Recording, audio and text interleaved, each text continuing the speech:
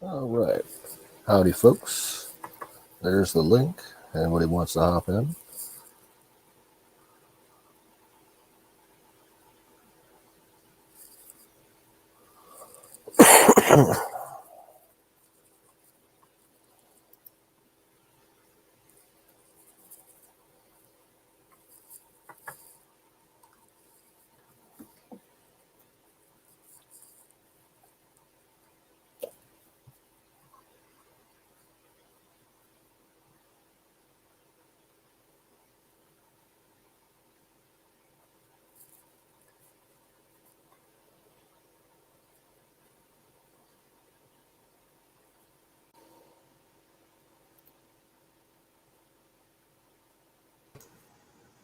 What's up? Happy St. Paddy's Day. Happy Easter. Oh, wait. No. Halloween? Nah, that ain't it.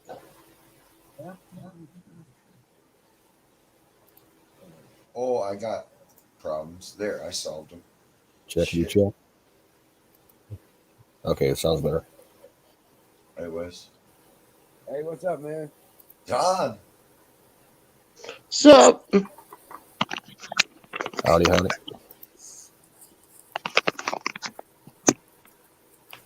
Hey, guess what, man?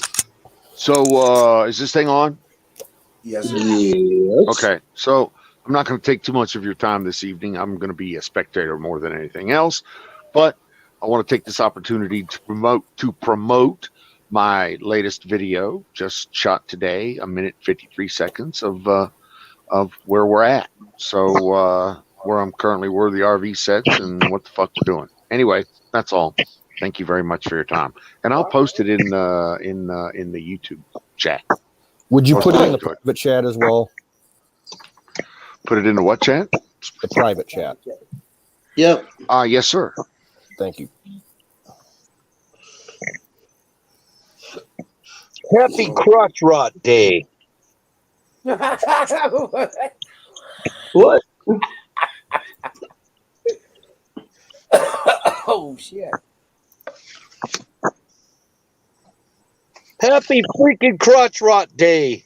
Welcome in, everybody. Right? For It the is that day. Zoom, Claude Balls. Deb, how you doing? Thanks for hitting the button for us, Deb. Hello, everybody. Huckleberry, there's my Huckleberry. Good Lord. Ooh, there it is. Where's your girlfriend, Ranger? Very young. Girlfriend's over there in bed. Oh, can we see? Come on. I can't get the camera over Refreshing it over here, boss. there. And she won't come over here. She's really shy. Is she comfortable or whatever? Are they Yeah, they sniffing get butts? They're sniffing butts and growling at each other. They were talking earlier. It was all funny. Laying down the house rules. Right. Oh man, she's a princess. They were calling her sister when we picked her up. So I was like, okay. Yeah, you can't have that name if they're boyfriend girlfriend. No. So I was like, that's just not gonna happen. I figured sis and princess would, be close enough. She'll recognize in what we call her. So calling her princess. And she's 10 years old, and she's adorable. I like that, Don. Does she listen up pretty good? Is she kind of trained? No, she's not trained at all. Oh, so Ranger has guidance. Yeah, we gotta train her up. So, and She, I don't know. What does she do? Eat canned food or what? I mean, no, she hunts. it's like one. Oh wow, She's a farm Don, dog. that's an awesome view out there. Sausage gravy. I like it. That's an awesome view. Is that the video, or I was gonna play the video? I think that's live. That's Yeah, my that's live, I gift. believe. Oh, That's wow. live. Wow. look- But you can play the video, yes, sir. But that's live. It looks just like my desert up here. Oh, that's crazy blue. Man, Yeah. Yo, Don, you know what you're gonna have to do, right? You're gonna have to set up the 24-hour stream that films the skyline. Yeah, both day and night. You know what? You're absolutely right. You're absolutely right. And as a matter of fact, I ordered 5 cameras today to do that very thing. Nice. So you're See, genius. like I said earlier, great minds think alike. Great minds, baby. That's exactly it. Yep. I'd be doing the same thing if I were out there. So the sunsets out here are absolutely phenomenal. But it's you're facing east, so west is out the back window, and I can't look out there right now. I thought that was kind of funny when I watched your what did you call it? Yeah. Afternoon? That Don, how did you know that? How did you know that was facing west This is facing east. or whatever? How do I know that? Is because I know that my current road is an east-west layout, and my current direction is at 090. Oh, I thought you were psychic or something because literally I'm facing the east as well currently. I had to think about it because the sun rises from where in front of me where I'm at currently. What's in the distance? There's a mountain range there. There's really not much except for just a bunch of flat plain. We're in some UFO pieces, some Air Force bases out there that can't be named. A mountain range. Exactly. If you let me see what I can do here. So if you look up here, yeah. right? If you look up there, you'll see that mountain range right there. I see a blinking light. Blinking lights, skyline. There's a mountain range there, and that mountain range is between us and Area 51. Oh, is that what's the name of it? Lookout or whatever? I don't know about that, but that's just the other side of that hill is Area 51. Oh wow! Could you actually drive to that mountain or no? I could, yes. Is that what's up? Yes, I could go there easily. You just It's just up the road, actually. You just got to get on the sausage highway there, and we've got 2. Go ahead. How did the road get so wide? Why is it freaking 8 lanes wide, Don? Why is the road 8 lanes wide? That's a good question. Let me show you. Let's look at the road here. So most of the road is easement and ditch, and it's all gravel. So why is it 8 lanes wide? Jeez, looks like an Autobahn, man. I mean, you'd think there'd be a cow path out in the middle of the desert or something, you know? Well, I mean, look, so if you look at the road, you can actually see bushes and weeds growing up out of the road. Yup. Okay, so to the left there, you've got that ditch. That's an easement. And the right side has exactly the same thing. So is it 8 lanes? It's probably 2 lanes wide. It's still gravel, but it's 2 lanes wide. Oh, okay. It's a country 2 lanes wide.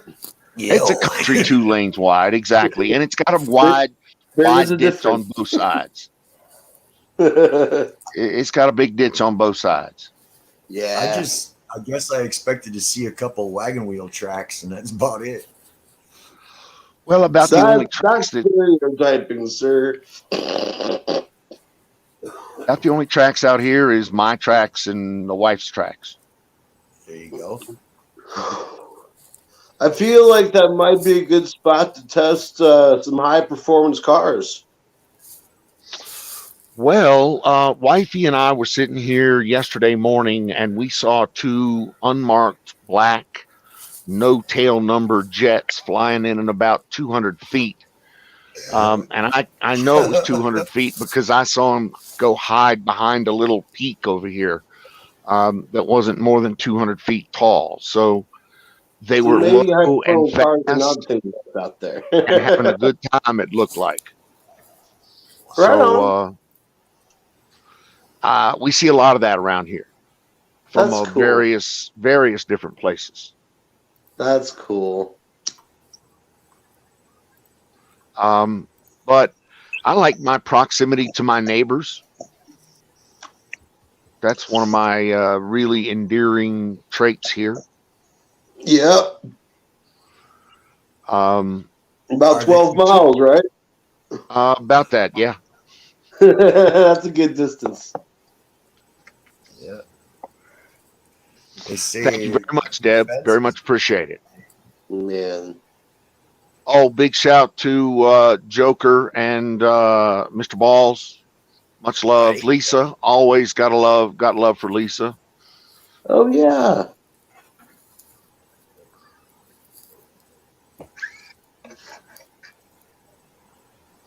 So yeah, I'm just trying to do what everybody else is trying to do, dude. That's all. This is my version of what Wiz is doing over in Missouri. That's all. Nice. So I'm sure somebody else got their own versions of the same thing. And if they don't, they should, right? Yes, they should. You just only have the truss work, or do you have the whole frame for your structure there? Right now, we only have the trusses delivered. What happened was he ordered the trusses, and the trusses were delivered on time, and the bank pushed the closing back 2.5 weeks. So here the trusses sit. The trusses were delivered to the property, but nobody's, and we can't close. Well, I got the closure papers, the 72-hour notice pre-closure papers on Tuesday, signed those, and it will be closed on Friday. The loan will be closed on Friday, and builder says he'll have an excavator here Monday or Tuesday of next week to start turning over dirt. So that's where I'm at. Nice. You're gonna, I don't know.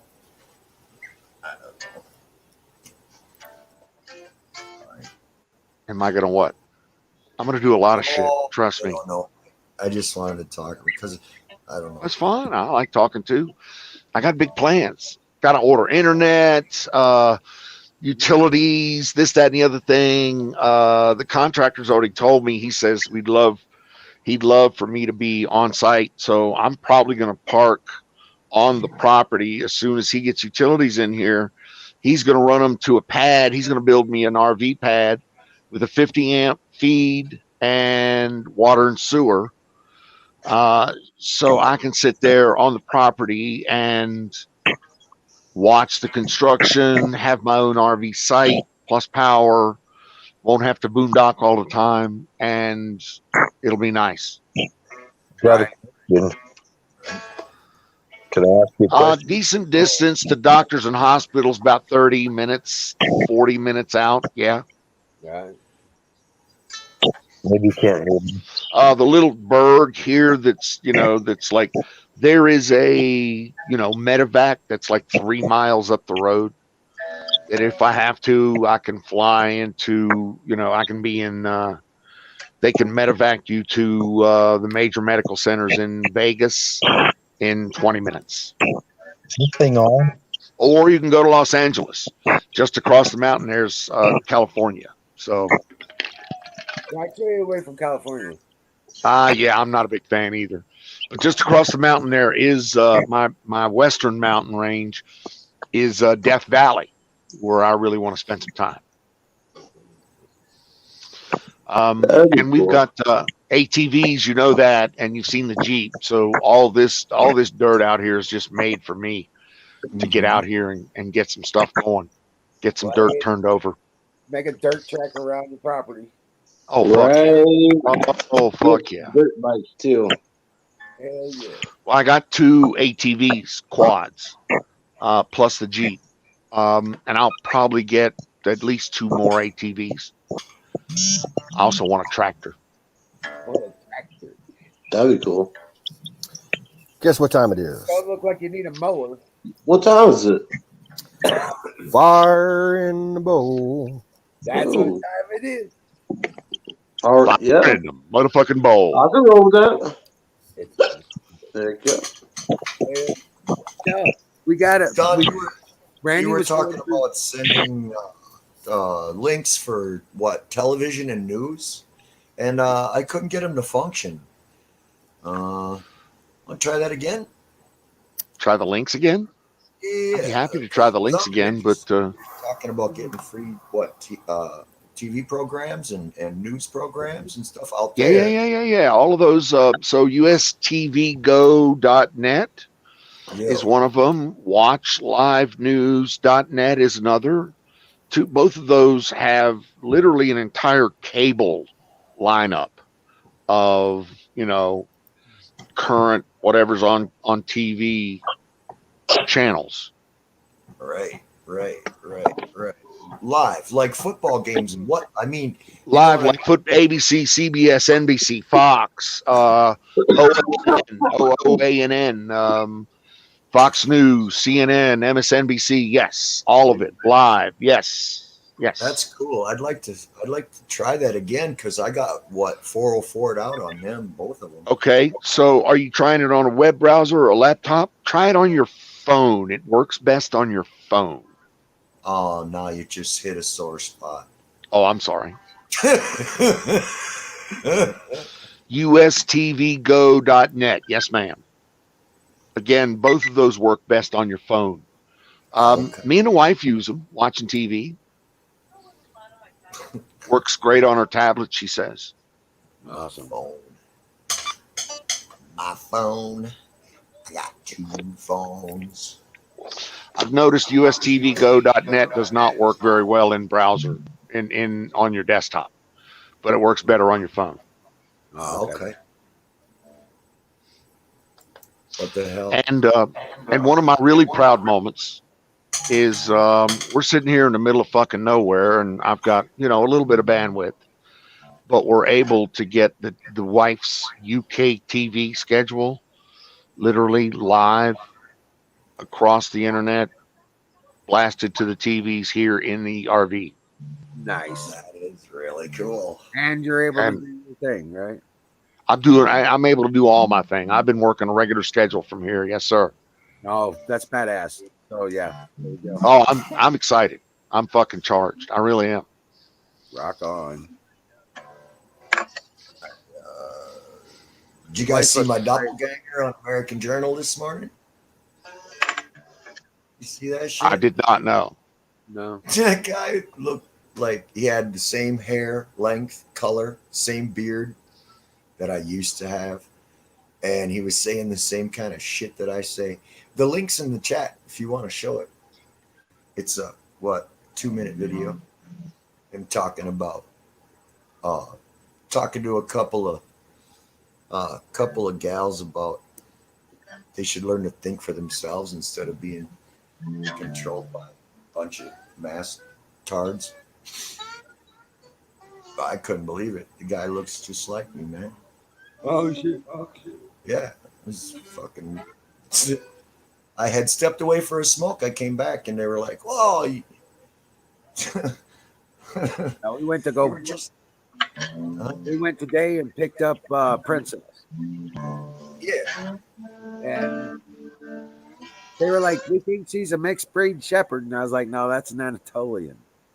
That's a straight dog. She's straight up Anatolian, dude." And it's like she looks so much like Ranger, it's not even funny.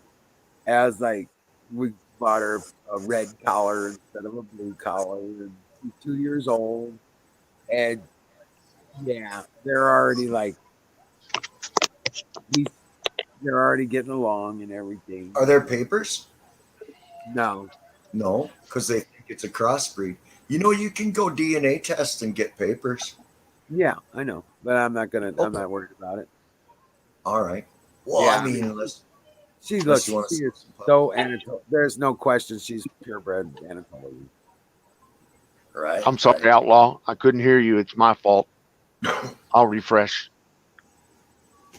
Oh, Come in, Bill. If you come in after Don T comes in, he can't hear you for whatever reason. It's the way things work with his internet. it's all weird and fucky. So come in, and then Don can refresh, and then he'll be able to hear you. I had that happen with Michelle before, and I just thought she was just stepping on me. But I'm sorry, sir. If I was stepping on somebody, I apologize. No, you're good. Who knew? Who knew, right? Mhm. Deb's gonna lick, but now Ranger's got a girlfriend, and I expect we'll have puppies, or at least she'll be pregnant by the end of the year. And so, 2 white Anatolian shepherds are probably gonna have white puppies. Yeah. Yeah. Puppies for Christmas. Isn't that difficult timing though?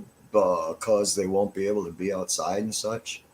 Oh, I'm from Minnesota. We don't want to have puppies in the winter where they have to be in the house and Not great idea. No, it's not great idea. But puppies don't take up a lot of space. And not every place is freaking 30 below zero for 6 months out of the fucking year. Sorry. That's great. Deb, come up to panel. You know what the other thing is about having that many puppies, having a bunch of puppies around? They will heat up the room. Oh yeah, sure, yeah. More puppies. You got to be able to contain them. Now these aren't little. They don't stay little long. You gotta get one of those kid playpens, like the fold out ring. Well, you got to remember, they don't stay little long. She's like 85, 90 pounds. He's 110, 120, going on 120 right now. He's only half grown, about 2/3 grown. So his daddy was damn near 200 pounds. So yeah. So he's gonna get bigger, and like I said, the puppies don't stay long. Right. You're saying keep the house warm like that. I use chicks for that. That's a problem because they do have disease.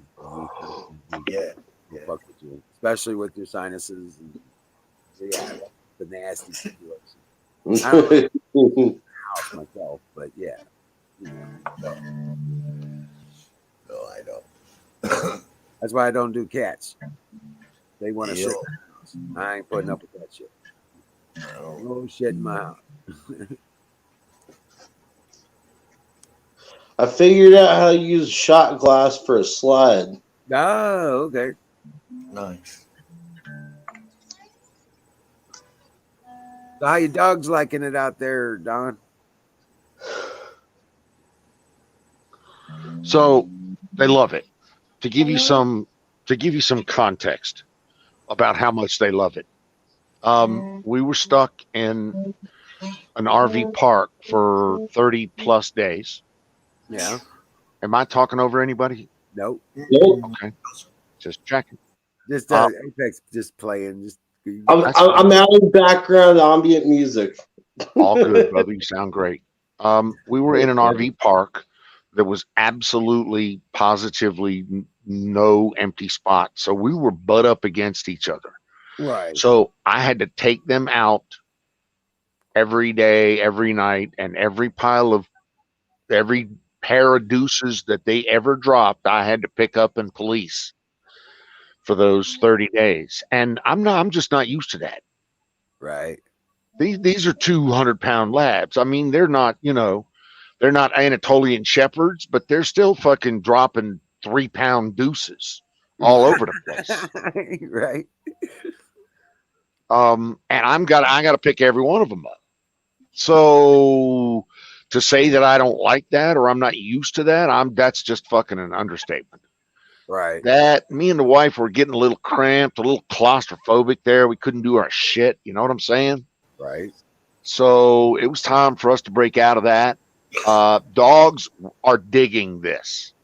So the dogs are spending most of the day outside of the RV. I've got a little patio action going there. So, and I got some sheep fleeces from New Zealand that they lay on that they really dig. So they spend a lot of time outside. They spend all their time, all day. Today, most of the day outside, doing their thing, whatever that is. And they're not on a rope or a leash or anything. They're just laying there, or they're out looking at sticks, or whatever the fuck dogs do, being dogs, right? Right. She got a stick. That's all she needs. Well, I mean, the one Lila, you're right. She's got a stick. That's all she needs. As long as she's got a stick, say the word stick to her, and she's on it. It's that's her thing. Right. Tara, on the other hand, lays there. Give me a cookie. Just give me a cookie. Just give me a cookie. Give me a cookie. So I mean, but yeah, they're both digging it.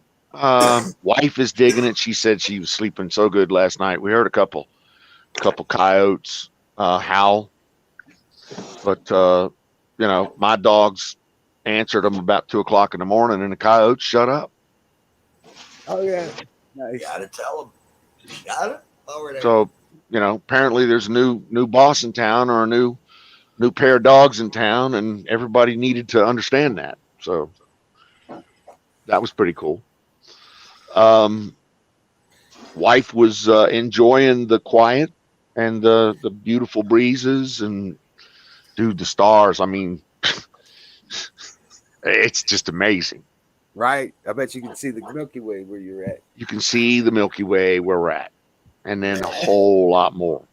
Again, I'm going to try to set up some cameras to take advantage of some of these views around here. Her stick is better than bacon. Her stick is better than bacon. I never knew she had a stick.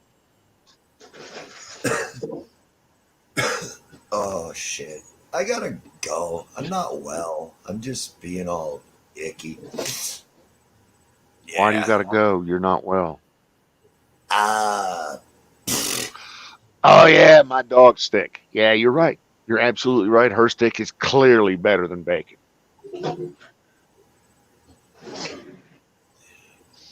Dude, why you gotta go, tow truck? Somebody pissing you off? No, I'm just miserable. Oh, I ain't feeling it. Yes, I am going to get a nice telescope. I figure I can drop a couple $100 on a nice telescope, maybe get it online, maybe have it, remote control kind of thing from a laptop. I know they got that shit today. So yeah, I'll be all up in that. I bought one of those for my nephew last year. If you're looking for a place to get a telescope, opticsplanet.com. And what's a good one going to send me back? Oh, I got him a real nice one that hooks up to his iPad for like $60. Oh, they got me. They got base models like that, and then you could go and spend a couple $100, I'm sure. But yeah. Oh well, fuck yeah, I'll be all up on that. Yeah, check out opticsplanet.com. Opticsplanet.com.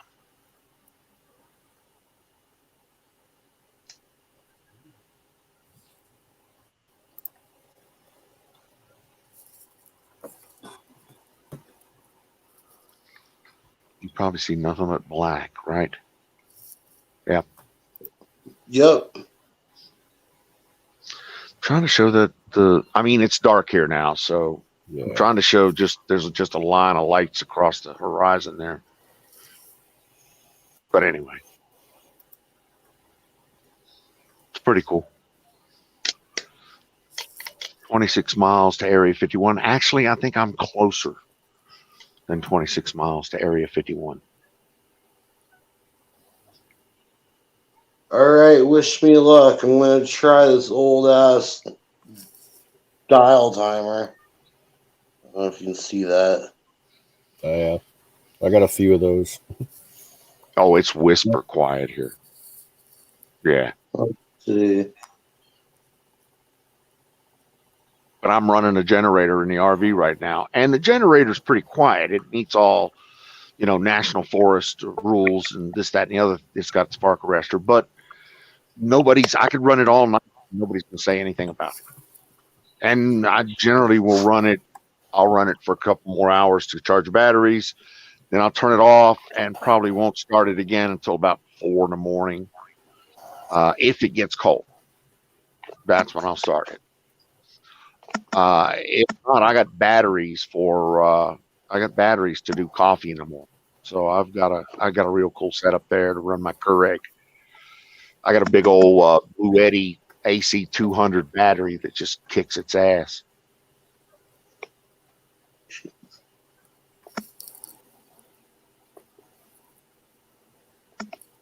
Am I talking over somebody again? Nope, you're good. No, if you're hearing me, I'm sorry. No, dude. I'm just double checking, triple checking, making sure I'm not stomping all over it. This is a little Jackery power station, can charge your solar. Yeah, I got a Jackery too. I got a Jackery 500 also. Those Jackeries are badass. They really are. Yep. You can charge them with the solar panels. Same thing with the Blue Eddies. Yep. They're awesome. Absolutely awesome. I love them. I got a Jackery in the Jeep. So I got 500 watts there of whatever I need to run. Nice.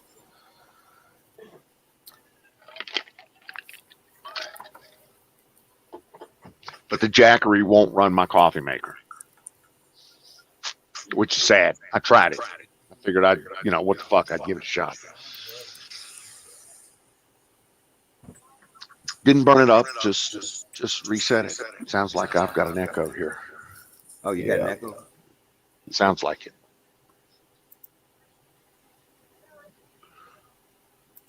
Yep. Things that heat and compressors.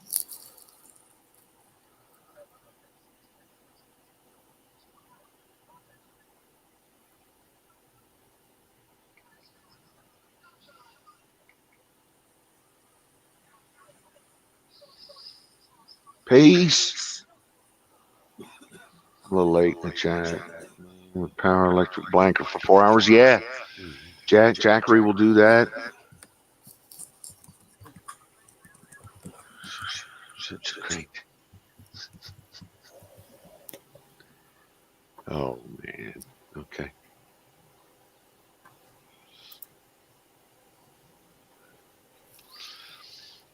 It's been years in the making, Mr. Outlaw. I've been planning this for years. Years. It's called retirement planning. It's the whole retirement thing. Exactly. This is mine. Get the fuck out of the East Coast.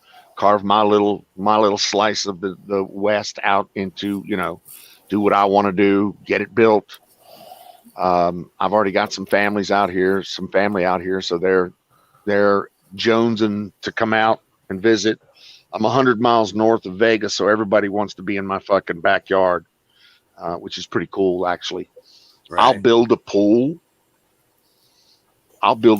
just to get the family that I want to visit, and for the wife. She wants a pool. Hold on a second. I need to go manage puppies, and I'll be right back. Okay? Roger that. Okay. We got to get her to go outside. It's raining and stuff, and Randy's having a tough time with it. She's so fresh. So, trying not to make her, trying to lead her out. Okay, there you go. All right, good deal. Cool. You did it. All right. All right, I'm back. Rock on. Randy got her out there. Glad to have you back. Well, thank you. Jeez, I appreciate it. It's the world to me. So yeah, Wiz, tell me our network is running great down there. Fucking jamming, dude. Just Love jamming. It's Love it. bad. It's awesome. Beats DSL, eh? Fuck yeah. Is that what I'm hearing? Yeah. Oh yeah. Yeah. In fact, I'm so low latency and stuff like that, dude. I'm like having to unload shit. You know what I'm saying? I got everything turned down to the lowest latency and all that jazz. Yep. Well, you should probably easily be getting a 20 to 40 millisecond ping time. I'll be right back. I'm gonna go plug this in. Actually, let me run quick while we're on.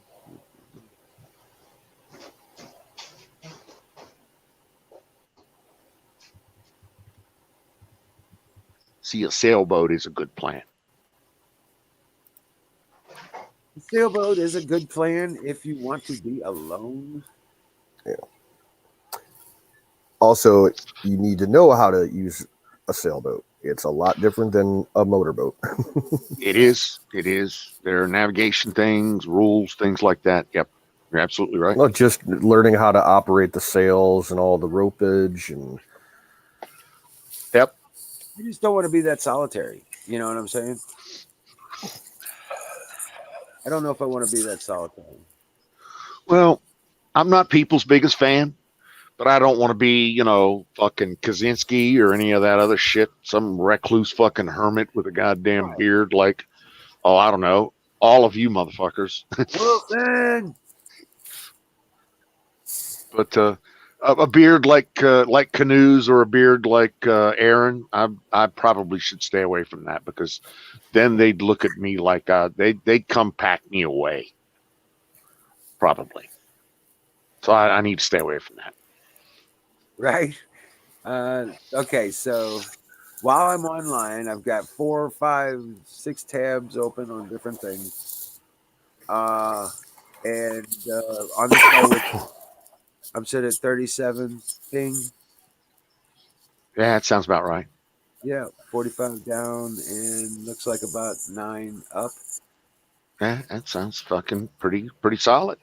Right. When I'm not and there's nothing on the screen, this sumbitch goes down. Ping gets down to like 10, 9. And no shit. Download hits a positive of 70, and upload goes anywhere from 15 to 20. Oh well, I'm jealous as fuck then, because Yeah. I ain't getting nothing close to that. I may get 25 on a fucking with the wind at my back here. Yeah. You know the DSL carrier that we have here? Yeah. Wouldn't let me go to speedtest.net. You're kidding me. That's funny. That is funny as shit. That's very funny. I had to go to an alternative site.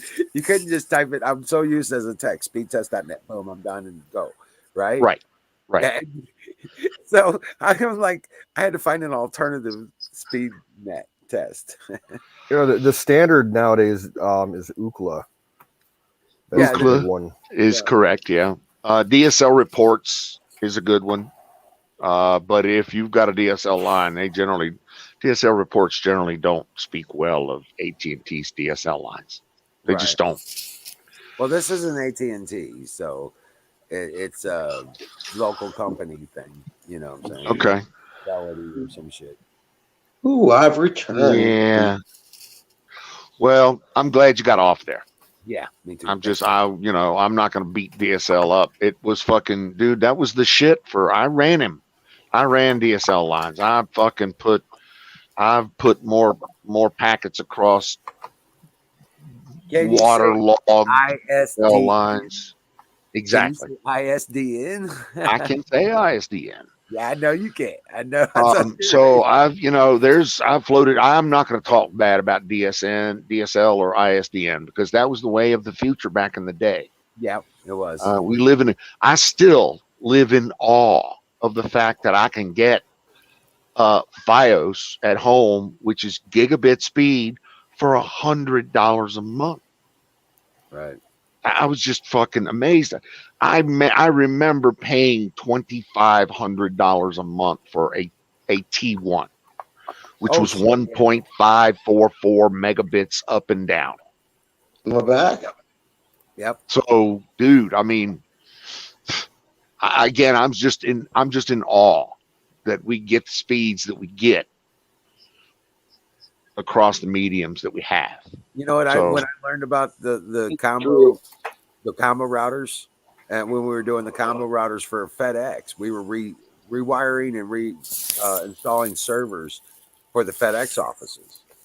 Yep. Okay, and they put in these combination routers, and we're like, "What the hell is this?" And we found out anybody could buy them. You know what I'm saying? They were about $200 a piece. You hook on your USB connect. Yep. For like WiMAX and like Clear. Remember, you know about They're like multi-mode routers, is right. what You they hook up your cable line to it. Yep. Okay. You hook up your it had a cell modem capability and a USB capability. Yep. Yep. And there was other they had them so you could do multiples of each. Are we losing chat? Chat people don't look very stimulated. Uh-oh. Oh. Get some stimulus into those people. Well, I don't want to bore anybody with all of my crap. Tonight's smokeout strain is Yeah, I mean, that's kind of the thing. I kind of thought the same thing as Oddball in the yacht thing, where he can have the ocean as his backyard and he can wake up to a new morning every morning, or a new vision every morning, or a new scene every morning. I can do the same thing with the RV, and that's kind of my vision.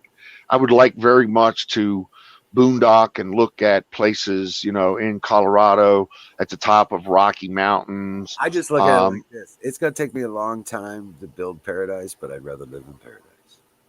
Okay. amen. I spent most of my formative years seeing other countries. Yeah. Oh, yeah. I spent 72. I spent most of my years in 72 different countries. Lived there, worked there, did this, and I didn't get to see the United States. So that's what I'm trying to do now, is There get you to go. see the United States. Hey, can't fault you on Land that. yacht with a Jeep dinghy. Exactly. That you're all dead. Exactly fucking it, Oddball. That is exactly it. Yeah, land yacht with a fucking Jeep dinghy. You know how I did it, Don? When How's I that? got done traveling, is I became a truck driver. Dude, That's that what I was supposed. always wanted to be a truck driver. He does cross country trucking. Always wanted to be a truck driver. That's why I know about Hawk Point and snowstorms. That's why I know about the hills past Reno. Anytime, Man, it's always raining up there at the top. You know, it is. It is. Yeah. Traveling to Flagstaff, get a jacket because you're gonna need it once you hit pine trees. You're gonna need a jacket. Okay, if you stop. That kind of stuff. I love those pine trees, though. I know, right? So yeah, let's go, Diesel. Let's roll. Where are we rolling to, brother? Dude, I love Colorado. As a matter of fact, I got a niece in the Springs, and she's gonna go buy some land, 10 or 15 acres down south of Pueblo. That she says I can get on anytime I want. Well, I gave her the down payment for it, so I better be able to go down there on it. But well, I mean, you know, she's family, so why not? But if she's going to open up a place, if she's going to buy fucking 10 to 15 acres in Colorado, all I want is the ability to sit in my RV there for a couple of weeks out of the year. That's all. Right. And I just need 200 other of those places all over the planet, all over the United States. Then I'm set. I don't have to worry about anything. Just the gas to get between A and B. Donner Pass is a fucking crusher. It absolutely crusher. Yes, it is. But those Sierra Nevadas and that fucking route, that Interstate 80 pass through there is just, it's so beautiful. Absolutely the most incredible views. And I'm a fan of the Truckee River. Sorry, I'm just a big fan. Somewhere south of Pueblo, in the hills there, apparently right on the border with Colorado and New Mexico, I believe it is. And they sell a lot of scrub land there. That it's kind of high plains, but there's some stuff around it.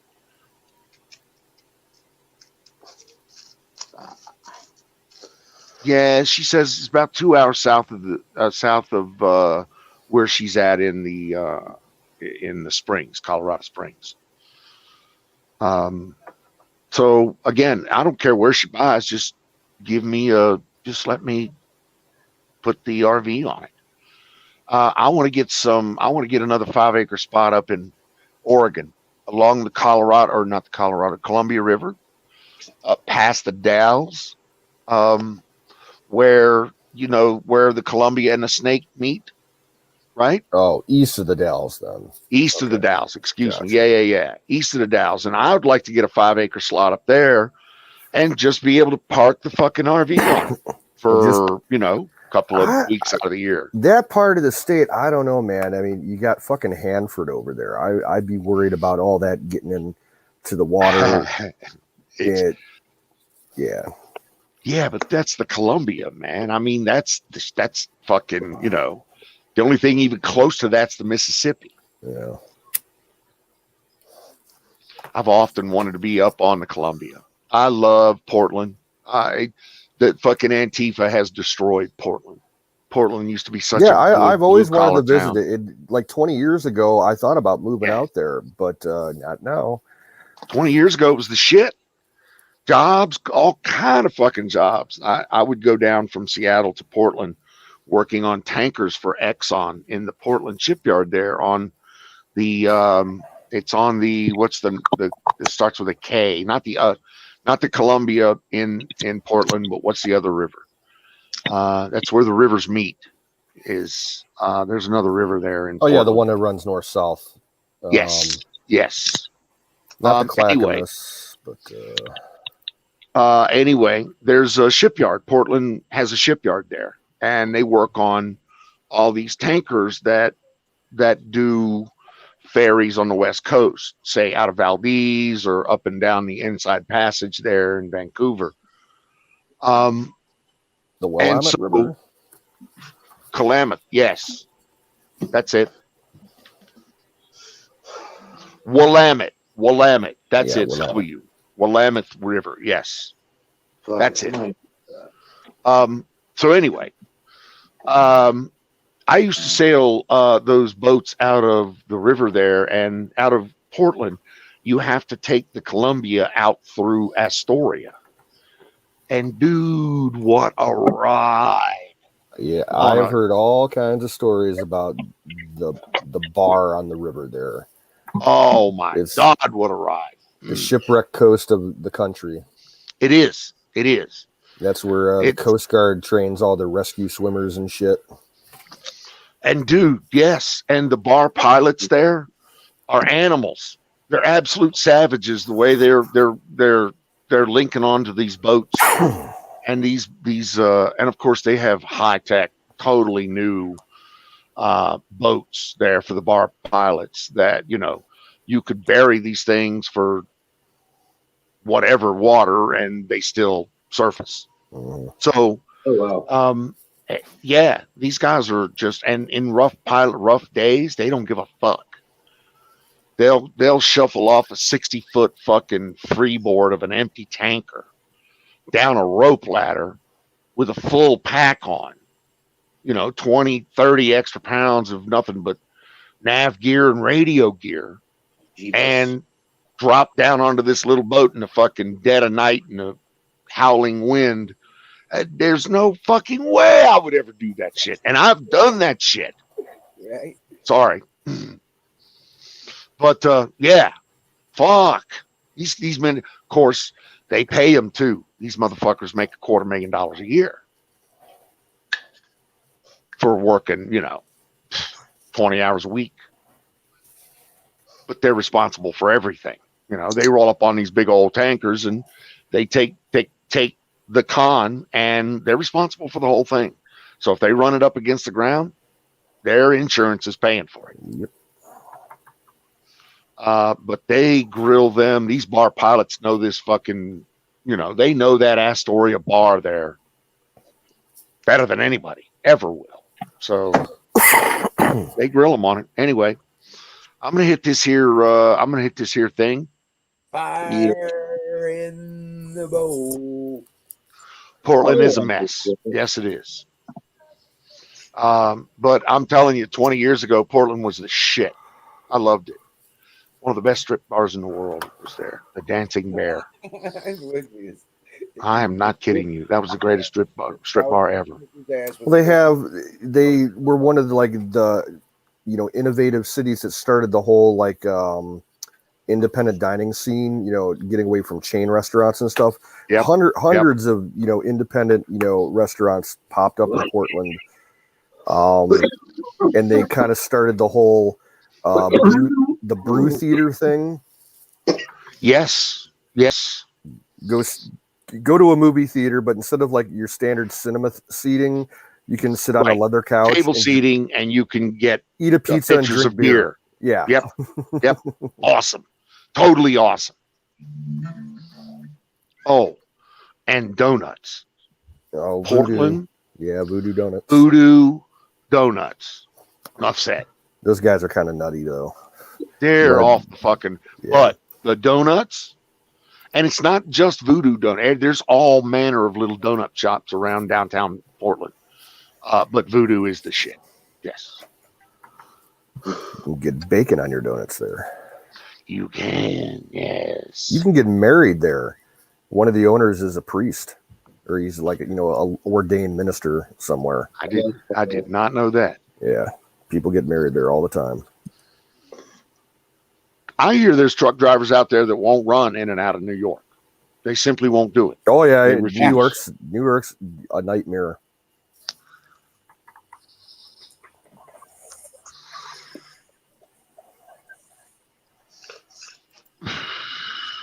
Yeah, I don't blame them. I wouldn't do it either. I got nothing. Right. I mean, listen, New York's a wonderful place. Everybody should see it. Everybody should eat there.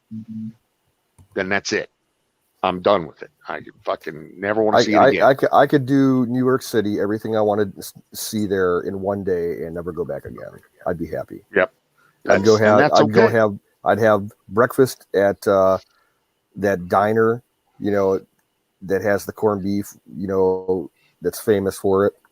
Oh yeah, yeah. Where what's her name had the orgasm in the movie? Katz's Diner. Absolutely. And then I'd go to the USS Intrepid, the aircraft carrier museum they have there. And then I'd go to the Natural History Museum. And then I'd go to Peter Luger's and have a steak for dinner. And then I'd leave. That's all I want to do. There's only one restaurant. Probably never to return again, unless something cool happened. There's only my one wife wants to go restaurant to that I want to try. to the New Year's Eve deal there, Okay. and she wants to go down to New York City and shop during Christmas. Shopping during Christmas, no problem. Going to the New Year's Eve thing, Fuck that. never going to happen. I love her to death, and I'll do anything for her, but not that. Okay. Hey, guys, I want to ask you a question. I want you to go to this link and tell me what you see. Seriously. I did work on getting products and stuff put together and stuff. Check it out. Tell me what you see. Tell me what you Put it in the private chat, too. Okay. Well, yeah, the link's not really a link there. It's just a... Yeah, toss it in a private chat. There we go. I'm not sure I got the right link, though, either. I'm just... Great American Experience Apparel featured products. Dude. Ooh. Looks like a fucking store to me. Right? Coming up here. I like it. refuse to comply. Drink Damn where? right. That's right. You better have a coffee cup when it's all over. I had a tumbler, a drink bottle, and a coffee cup designed with that eagle on it. And they told me they pulled it because they couldn't verify copyright on the image. Ah, So they won't let us use the eagle. Okay. Well, I mean, you don't need the eagle. Just make I'll a do the black refuse to coffee cup comply. that says "I refuse to comply." You got it. You got it. That's what I'll do. I can do that. I'll have one, if not two of those. right. Yeah, I got it. I Post got haste. T-shirts in there that are different if you read them. I You do. see them? Yep. One that says, "I refuse to participate." Participate in your madness or acknowledge psychopaths as leaders. So you kind of got really creative with the whole refusal thing. Yes, I did. It's That's kind of fine. yeah. That's what weed will do for you. It gets you fucking.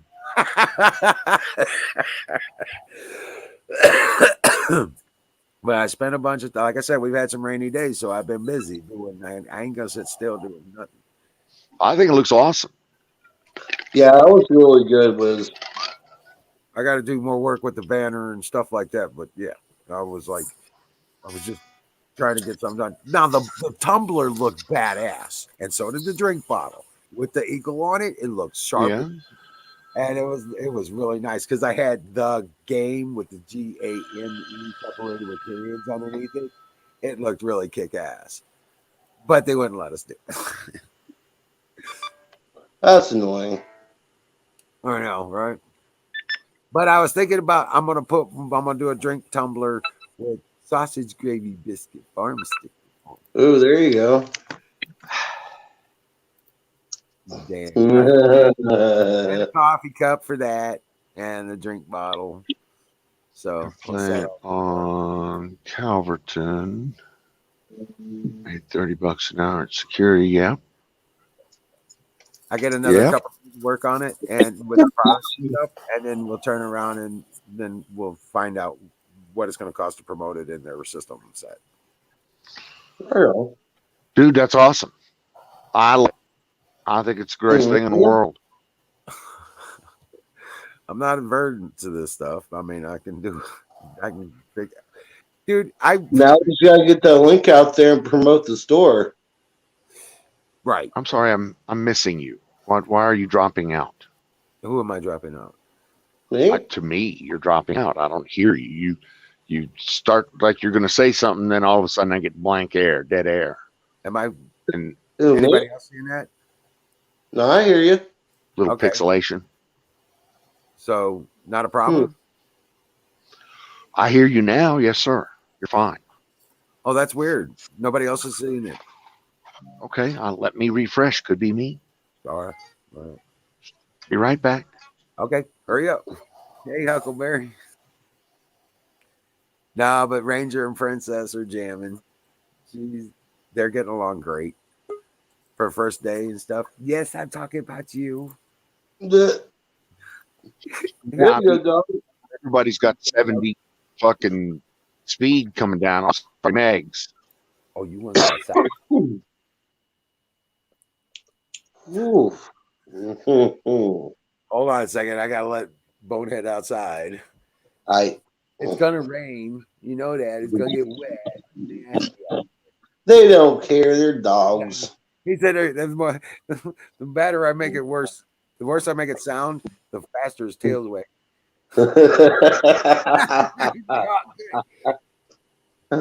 They're dogs. Buddy.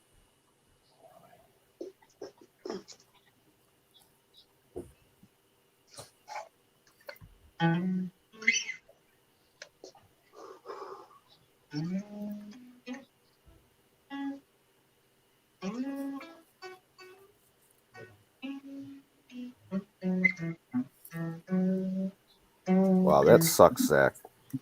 I hope you feel better soon.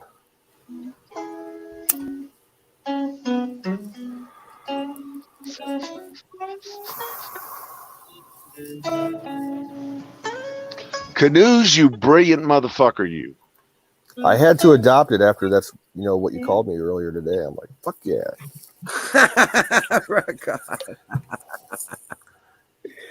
It's my nom de guerre.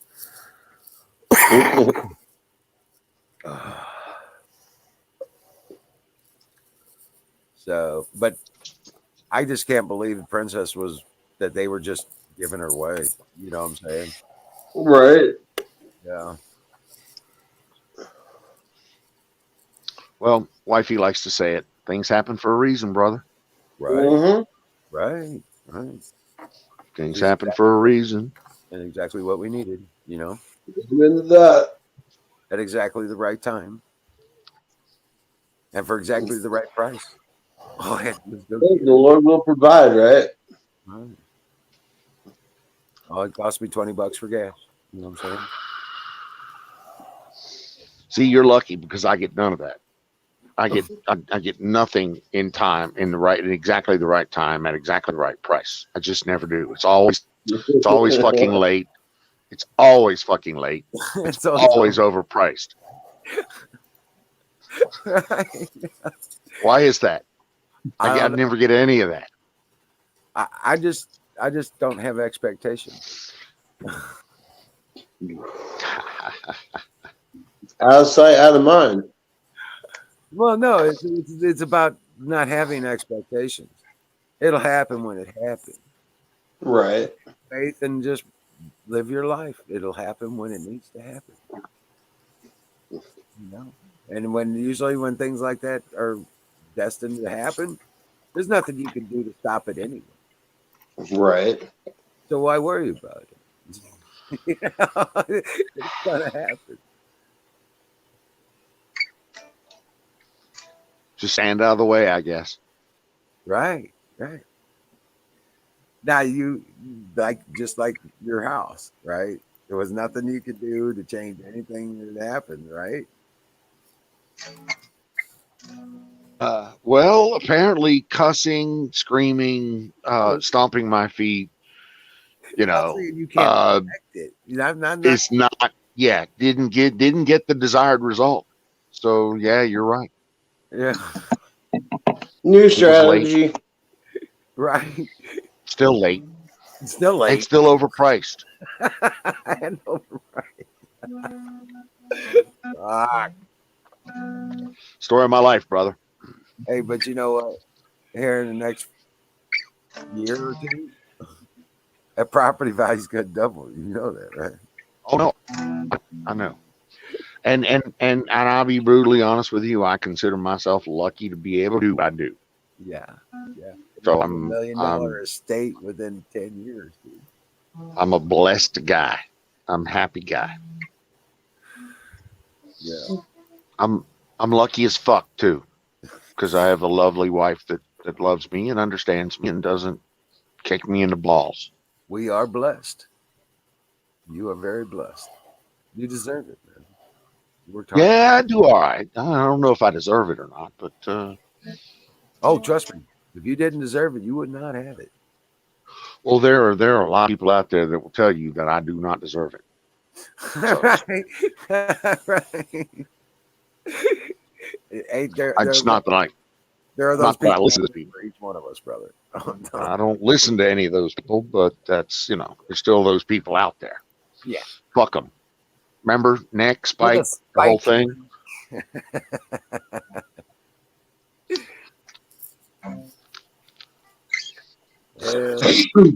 What the hell is smoking in here? Oh God, that's hot. I'm burning like freaking ashes in here or something. He's spontaneously I didn't know my combusting. ashtray was that full. That's why it's burning.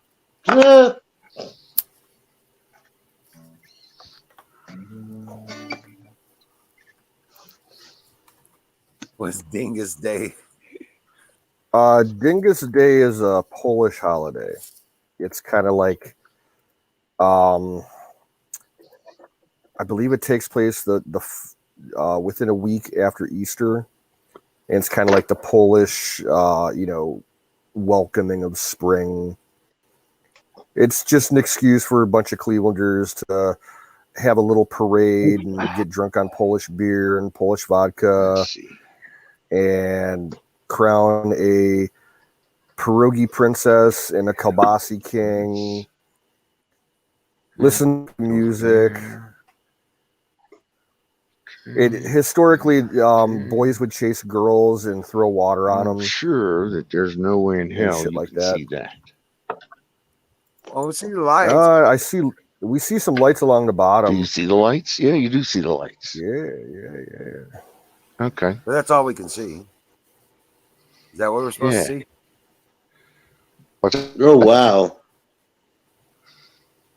What is that's that? cool.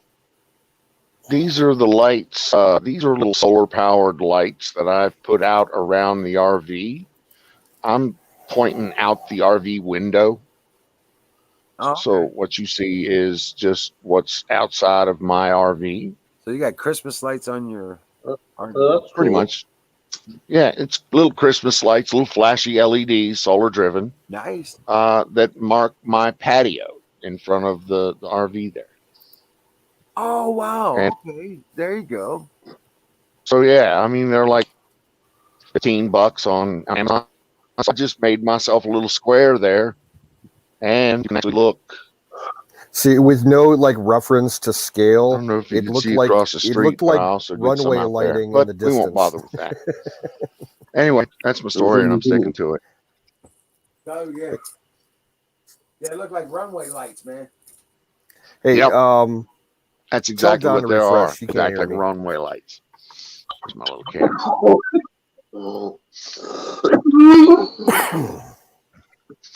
So yeah, I'm just happy. That's all.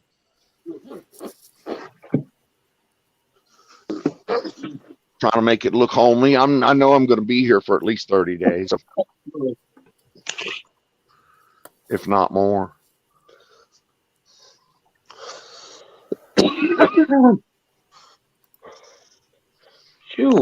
For when the RV takes off, exactly. For when the RV takes off. Gay. So I'm about 100 miles north of Vegas on 95, on US 95. Yeah. See, I told you. He's like, I know, Dad. No, I'm wet. You're gonna dry me off. You spoiled dog. Hold on, I'll be right back. He wants me to dry him off. Good grief! I'll be right back. Just outside of Akron, baby. Akron for the win. Yeah, maybe that's not far from me. That's not even an hour drive. I'm 20 miles west of Cleveland. Can you hear me, Don? Water? Got it. Nah, you can't hear me. Apex, tell Don to refresh. No. What's up? Tell Don, hey, Don to refresh. really quick.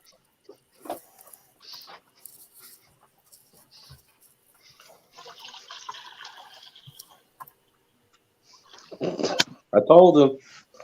All right. He's probably in the other room real quick.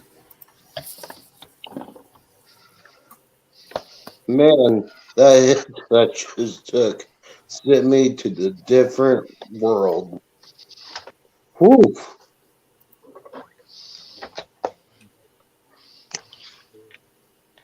I honestly thought I was about to black out for a second. That would have been bad. Blacking out on camera. I got my tote set up outside, finally.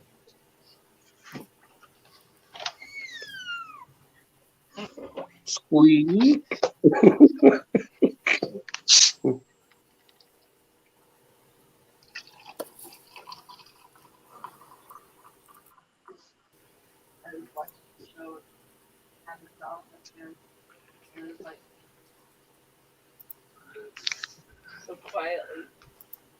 Oh, that was the back pop that I needed.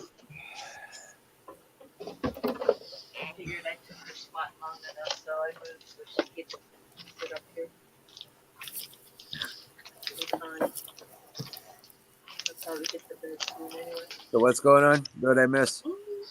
I took a really huge hit, and I thought I was about to like black out. Channels and nothing on. Right? I was starting to do the tuna.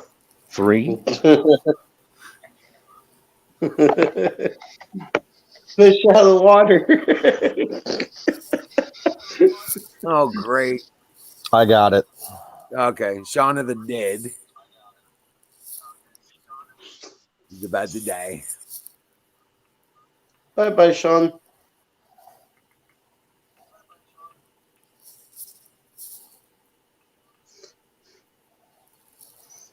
So, but yeah, no shit, man. Been raining all day, setting those seeds I planted yesterday. The rainy days, setting those seeds I planted yesterday. Yes, sir. Soaking it in. It's gonna be awesome. I can't wait.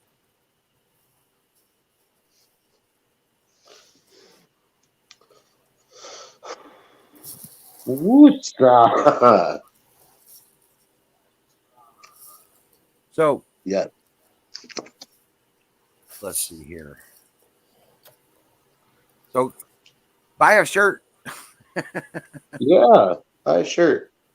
Yeah, buy a shirt. I got them all reduced to like they wanted them to sell for like $39 or something. I was like, give me a break. Yeah, that's crazy. Right. So I moved them all down to where it's just a few bucks. You know what I'm saying? What up, Bill? Wow, Bill, what's happening? Hello. Don's gonna need to refresh again. Yeah. Sorry. But I'm thinking I want to get one of these hoodies myself though. Yeah, I see Zach was down in the chat, and he sounds like he's really suffering a lot with his. He's having a lot of pain. I hope they gave him Good. something. Oh, weather. Yeah, he had some oral surgery today, and he woke up during the surgery. Oh no, that sucks. Yeah. Oh, that's like a nightmare setting.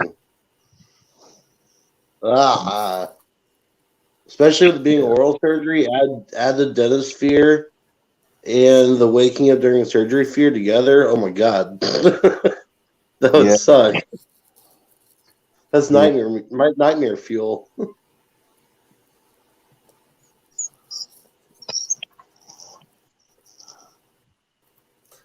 Well, like we always say here, Zach, get some turmeric to fight the inflammation.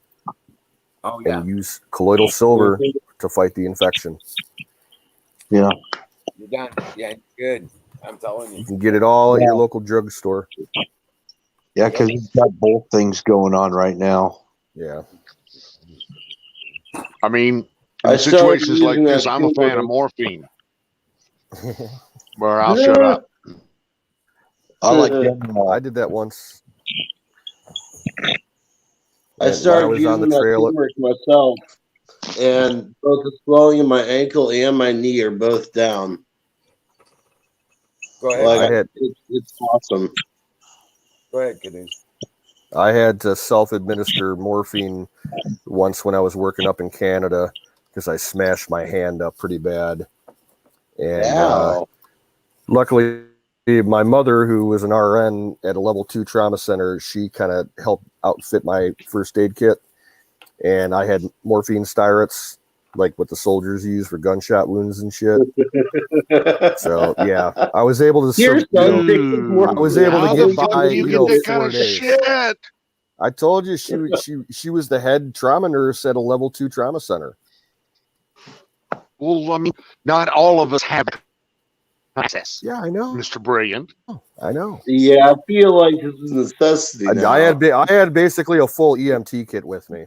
That was my first aid kit. It was basically an EMT kit. Mr. Prepared. I had everything short of a defibrillator. Man. And nowadays you can get those. They're super portable and small. Right. But 20 years ago, no. Well, Man. I was a licensed EMT, and I never could administer morphine. I was just an EMT basic.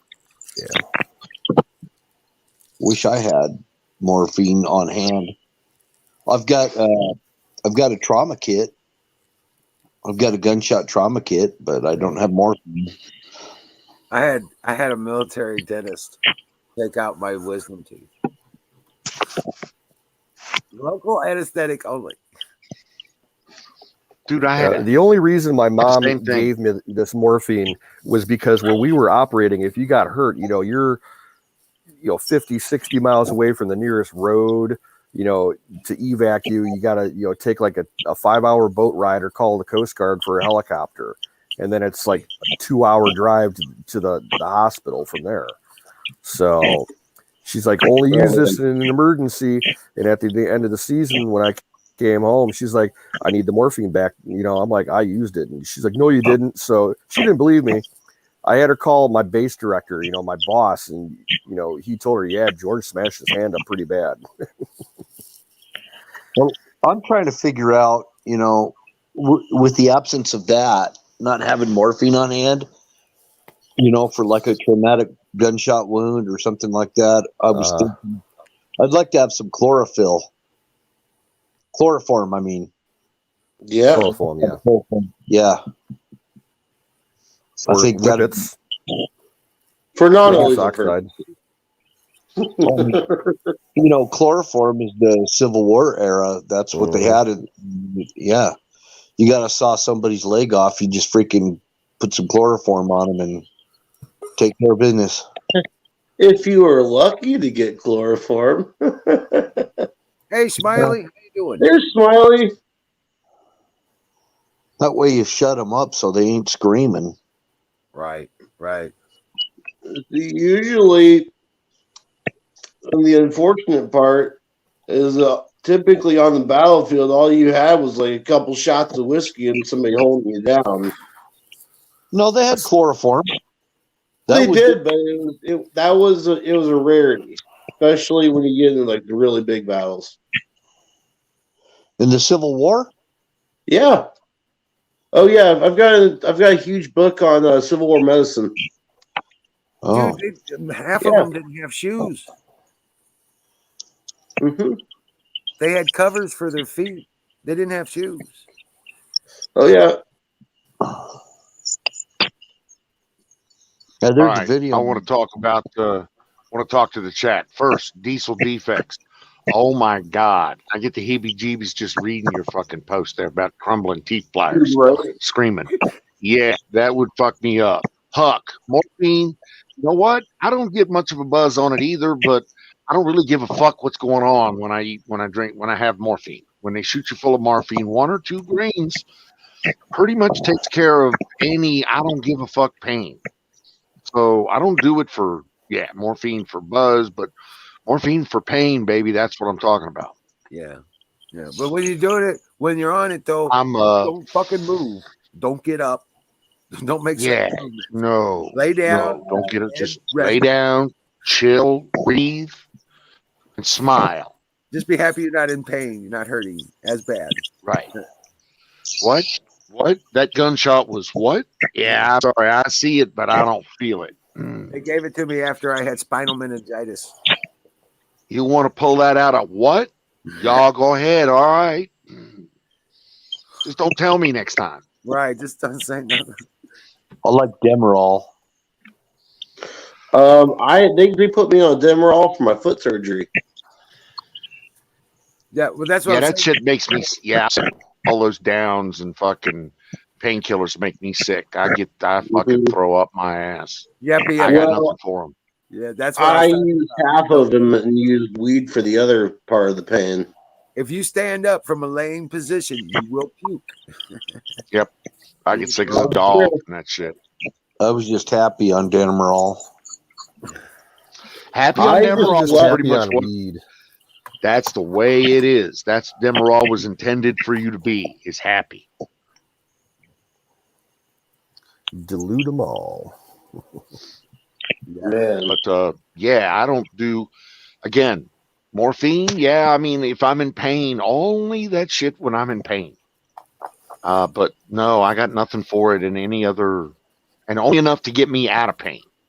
I figure if you got a screaming soldier that's had a part of his body half blown off or whatever, I think it'd be nice to have some chloroform on hand. Oh yeah, that was. I mean, that would been awesome. I've been shot in the leg, active duty, and I didn't scream. Shit, Oh, BFE BAM is TRO, man. The Real Outdoors. Oh, okay. What's up, bro? Out in Georgia, yeah. Hey, what's up, bro? BFE BAM, what's up, brah? Who's this? That's the Real Outdoors. BFE Oh. BAM. Yeah. Oh, what's up? PBDH20. Yeah, I was sane. Gas for pulling all four. Military.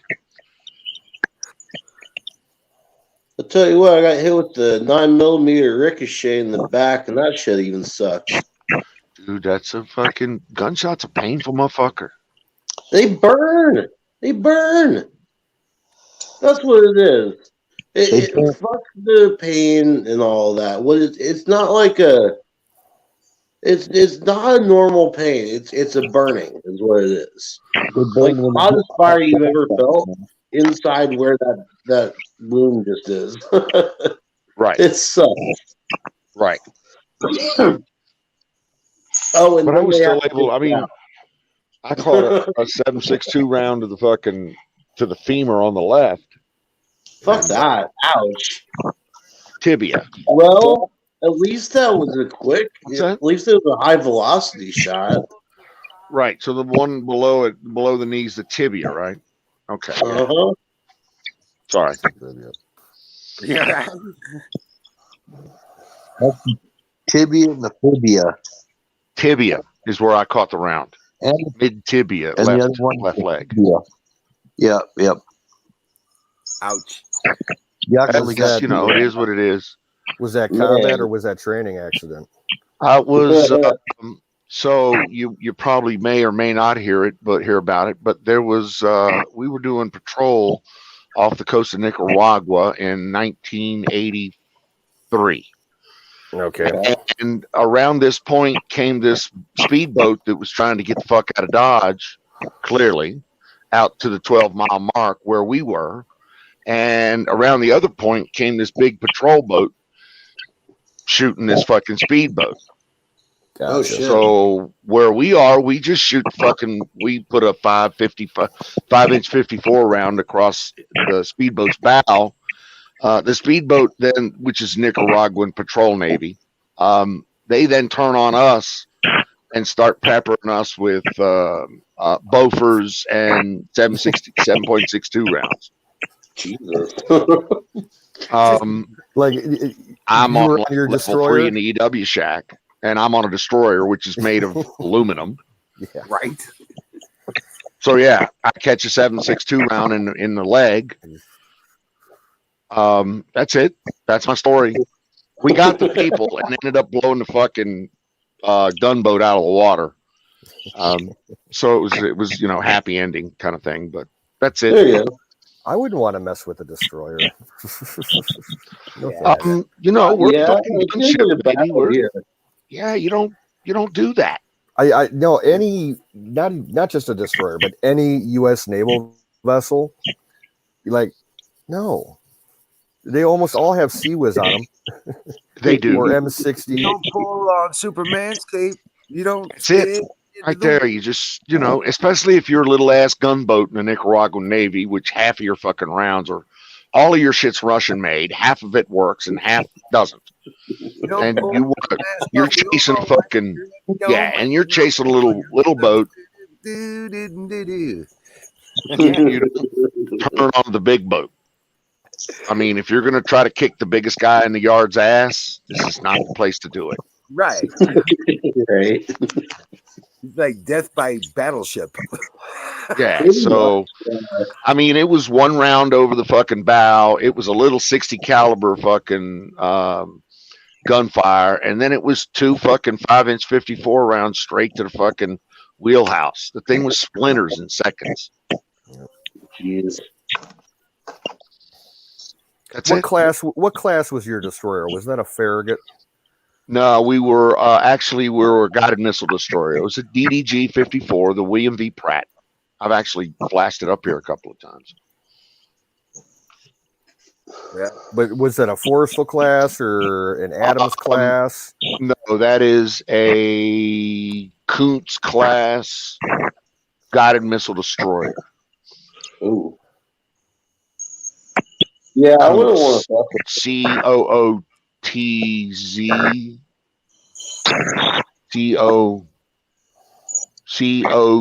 COONTZ Kuntz class, I believe.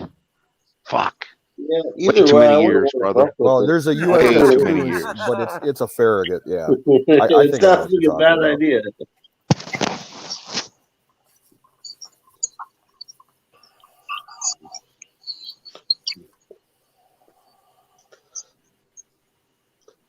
That last joint kind of got me high.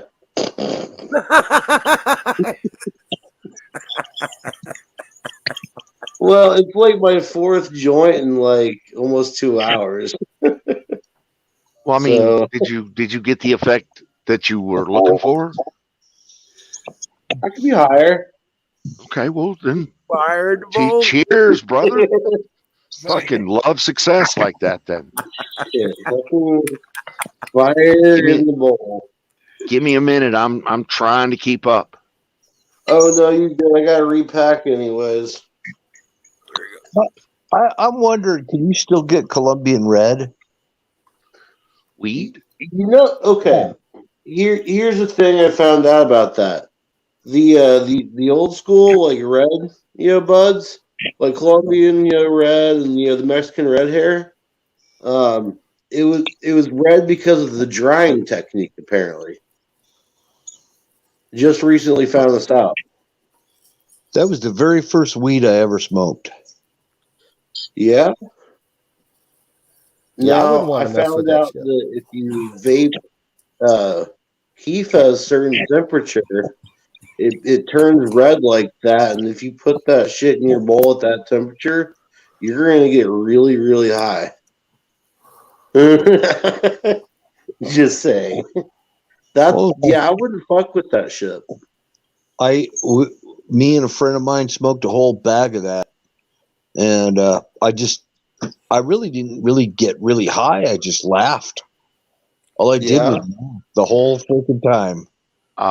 Last time I looked, that's kind of what high is. Yeah. Hungry, happy, sleepy. Okay, sometimes you get sleepy, But most of the time when I'm stoned, I'm laughing my balls off. Oh man, last night I took that bomb rip and I was just couch locked. Like I legit could not even feel my face. And that's the ship. Yep, that's the ship. Yeah, I wouldn't fuck with that shit. Yeah. I feel like that ranks on the top 3 of don't fuck with. And it had an ASRock launcher on it. Yep. Yeah. Fire nukes out of that. Yeah. I wouldn't do that in a little bass boat. Mark 46, I believe it was, torpedo. 5-inch 54 on the front, ASRock on the front. It had a SM2 and an SM2 long range on the back on a dual arm surface to air launcher. Yep. And also had another 5-inch 54 in the back with 2 fire control radars for the missiles, a Sea-Whiz front and back, a Mark 40 long range 2D radar, and a Mark 48 long range 3D radar. Let's see, Mark 10 navigation radar, and the EW suite was Slick 32 V3, which I installed the V3 mods. Bus. And a helicopter to boot. A helo. We didn't have a helo stationed with a helo pad. Oh, okay. Yeah, I don't see the hanger on the back end. That's right. Nope. A lot of that lingo doesn't register with me. Sorry. You're not Navy. Just Most know that is that all thing just has a rote. lot of fucking technology and a lot of fucking firepower. Yeah, you generally don't want to fuck with it. Yeah. Yeah. And that's old Top school. 3 don't fuck with. It's a bee waiting to sting you. That's old school. The newer school shit is just totally is new level stuff. Right. Insane. Have you ever been in a Zumwalt? A Sounds Zumwalt? German. A Zumwalt class vessel? No, those are brand new. Yeah, those are brand I new. think he was. I know they're pretty new. I didn't know. I don't know how long you've been out of the Navy. Yeah, I don't think he was still in the Navy when by then. This? Excuse me. No, it's the Pratt razor blade now. I was on a couple of ships. I took tours of them. I took a tour on a submarine, a diesel sub. We got one here in Cleveland that I toured too. Yeah, Called the USS Salmon. I was on the USS Salmon. I was on the Midway and on the Enterprise. See, Man, I just about watched a submarines documentary freaks me yesterday out. about the fire on the Enterprise. That was a long time ago. Yep. This is the sub that we have docked in Cleveland. It's an old World War II Gatto class sub. It's called the USS Cod. The engines still work. They fire them up a couple of times a year. The gun, I think, 5-inch gun. Yeah, they fire it. They run blanks through it for salutes when they're celebrating 4th of July and shit. We used to be able to get into. There was a Google Earth thing. I don't remember how to do it, but it had the locations of all the sunken U-boats. Oh, that's kind of cool. Yeah. We're not just Navy and Marines. There's a bunch of Army. I mean, Wiz is Army. And I'm sure there's some Air Force. I think Bill is Air Force. Batteries Air Force. I'm Army. Batteries Air Force. I tried to go Air Force. I'm sorry. I didn't mean to offend you, Bill. No offense at all, man. He's Army. Yes, sir. Well, I mean, if someone's Army and you say that they're Air Force, that's kind of offensive. That's like saying, that I'm Army. I hear you. But I'm Navy. But my dad was Air Force. I've got a son-in-law. Okay, well that's fair. I've got a lot of respect for Air Force. Hey, There you go. Then you got the Space Cadets. Yeah. Right? Um, All I know is to sign up even for that. Bubba was Coast Guard. Yeah. Don't even get me started about puddle pirates in the knee-high Navy, baby. Right. Well, he wasn't just Coast Guard; he was Coast Guard Auxiliary. So, Okay, yeah, okay. I'm not gonna go there. I won't. yeah. My grandfather, he started out in the Merchant Marine and the Armed Guard, and then he got subscripted into the Navy. After things lit up. Back in that day, though, the fucking Merchant Marine was the real deal. Those motherfuckers were hardcore. They made sailors look weak and cheap. Yeah. Still kind of that way to this day, though.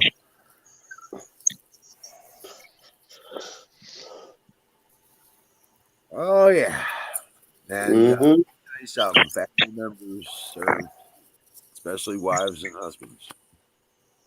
So yeah, there's a bunch of service here. Yep. Nobody's particular about any particular branch. We all respect each other most of the time. Most of the time. Sometimes I get a little offensive. And I'll apologize up front. But Well, hey, sometimes you just need to have that brawl. yeah, sometimes I just need to have somebody smack me in my teeth. But Oh shit! I know that there was a lot of Marines like that. They just wanted to be smacked in the teeth so bad they made you do it. yeah, I know. Yeah. There was a time in my life, where that's where all my learning came from, was getting smacked in the teeth. Yeah, I kept waiting to hear some Marine tell the story about his ass getting kicked in a Yellow Rose down in San Antonio bar off the boardwalk. That never happened. So I guess he learned his lesson.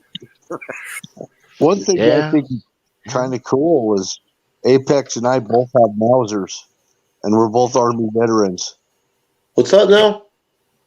I said one thing I think is pretty cool is that we're both veterans and we both own Mausers. Yes, sir.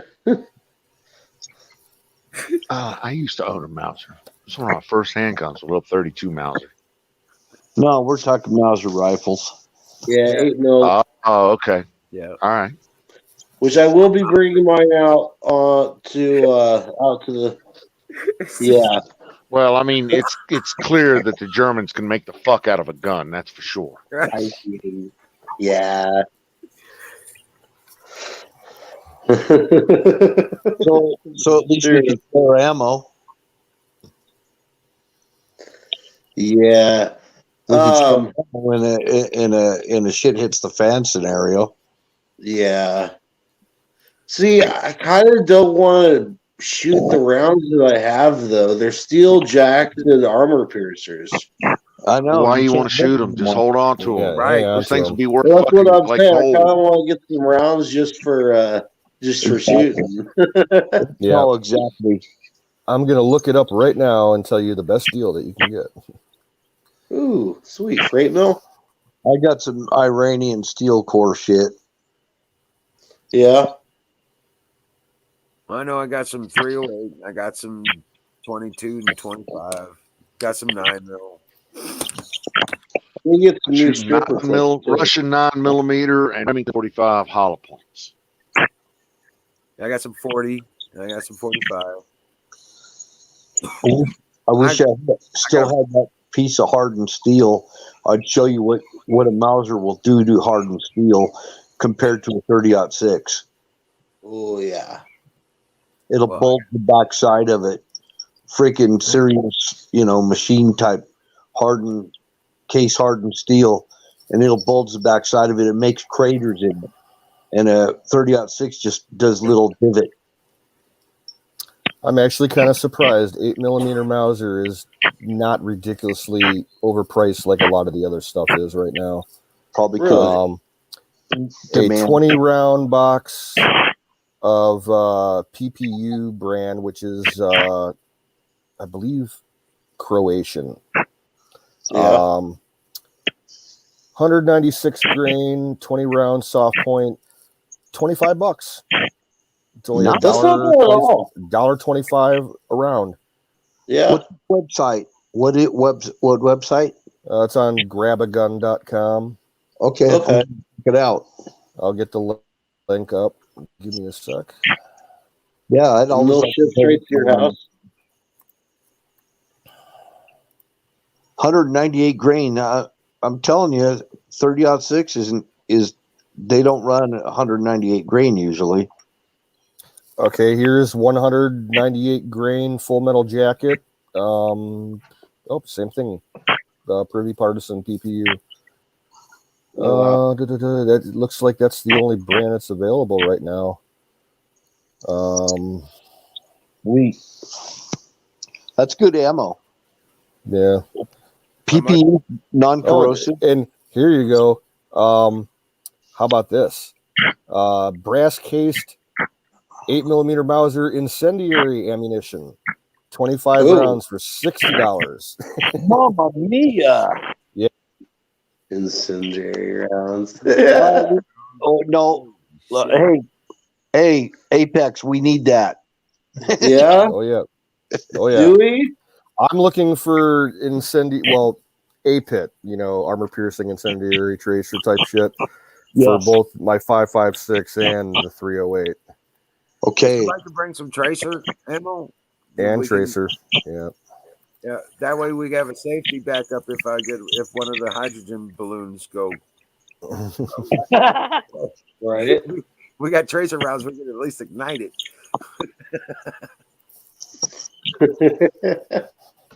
Yeah. That is true. Yeah, because if the wick doesn't take it out, man, we're gonna have problems. Would be kind of nice on a drone. No, you just make a balloon out of it, man. It's lighter than air.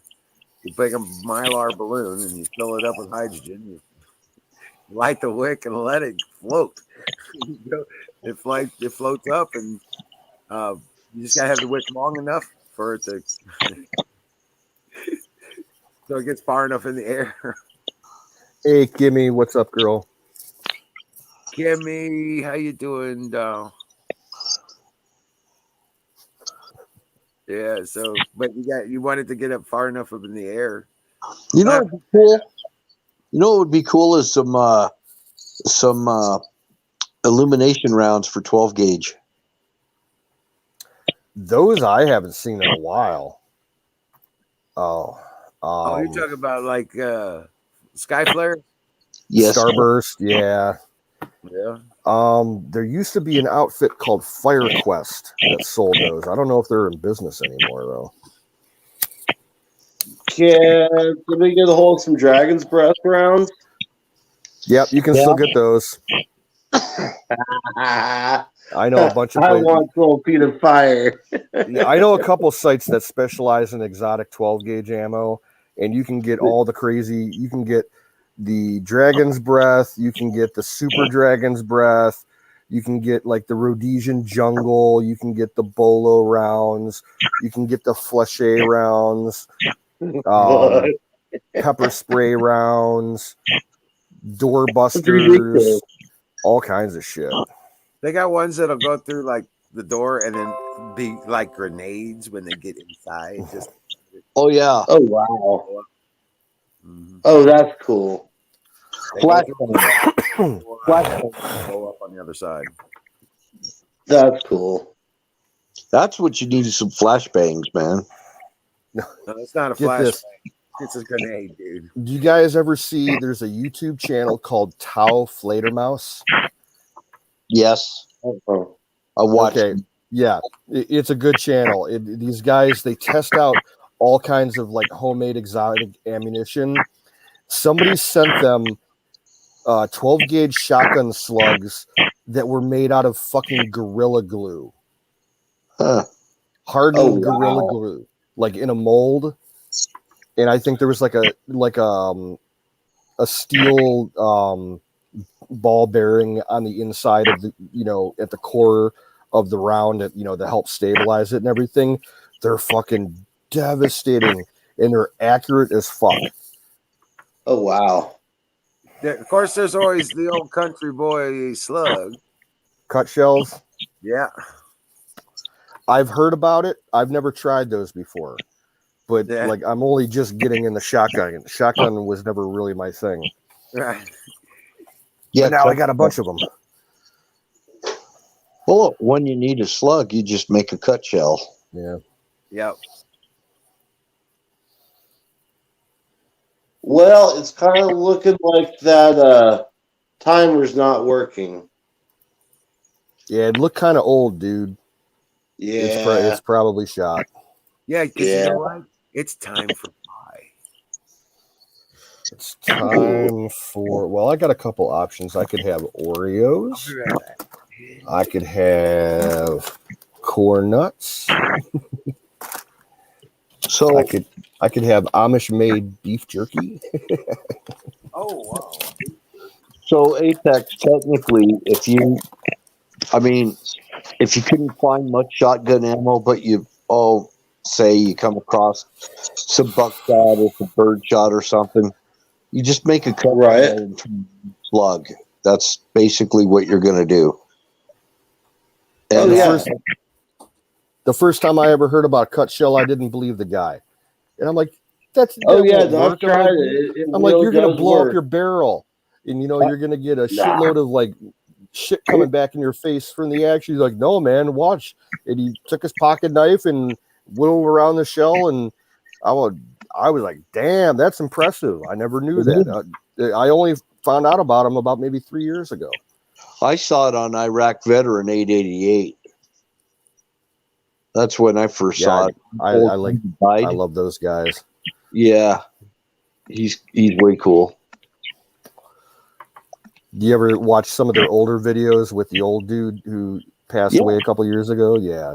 Yeah, he's the one that showed Iraq Veteran how to make the cut shells. Cool. Yeah, way cool. What was that guy's name? Like Moss? Yeah, he had that pawn shop, Moss's Pawn Shop. Moss Pawn, Moss Pawn. But see, I think his brother's name is Chad. Yeah. I didn't even know they were brothers up until about a year ago. They don't look that much alike. Well, they kind of do. I don't know. Yeah, but that's a great channel. I would recommend anybody subscribe to him. Yeah. Same with Paul Harrell. Yeah. Deuce and Guns. Mix Up 98. Big Daddy Hoffman. Subscribe to Daddy Hoffman. He experiments with all kinds of crazy guns that come in. Hickok 45. And y'all know some shit, don't you? Yeah, he's cool. Demolition Ranch is cool too. Yeah, he's a good guy. I like him too. Grand Thumb. Yep. Grand Thumb is a little too egotistical, though. I don't know. Yeah, well, I think that's just his personality, like, because you can tell he's like hardcore operator type guy. He's the real deal. Yeah. You know who I miss is FPS Russia. He was cool. Hello, my friends. I am FPS Russia, and this is a really big gun. I fucking love that dude. He wasn't even Russian, though. There's this guy that started up this channel about a year ago. He's a Ukrainian guy. I can't think of his name right now, but he does just like these short little 2-minute videos. And it's like basically just him dressed up all in combat gear, sitting in his apartment, and he has a pet Russian. He has like a Russian dude that like acts like his little dog, but he likes to play with guns and shit. Oh, it's fucking hilarious. That's great.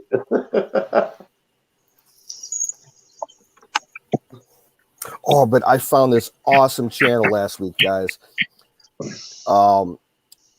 It's an Azerbaijani couple, an old lady and an old dude, and they're living like outside of a little village in the mountains, like somewhere out in Azerbaijan, and they do all kind, like they totally live off the land. They have a little hut that they live in, a little bit of livestock, and they do cooking streams with like old-fashioned, just like old-fashioned style cooking and everything. Mm-hmm. Oh, they make some awesome looking food. Nice. But the thing is like they don't really talk. They just like stream themselves doing the stuff, and it's real low key, but they have like professional grade equipment. Their cameras like super high definition. The country they're in is beautiful. Oh, nice. They made like the other day they barbecued up an entire lamb. Oh wow! Like over an open fire with like a big ass like wok type cooking implement. Sounds Mongolian. Hey Don, I saw you. Yep. Dawn. Your mic's Just muted. telling the chat I'm still alive. Looks like Zoom is Okay. wondering where I went, if I fell off the earth or something. No, I'm just sitting here grabbing a bag of chips. That's all. Snap, baby. These are the thing. They're shit. I like them. Yeah. For Snapped. Cool. Jesus. Yeah.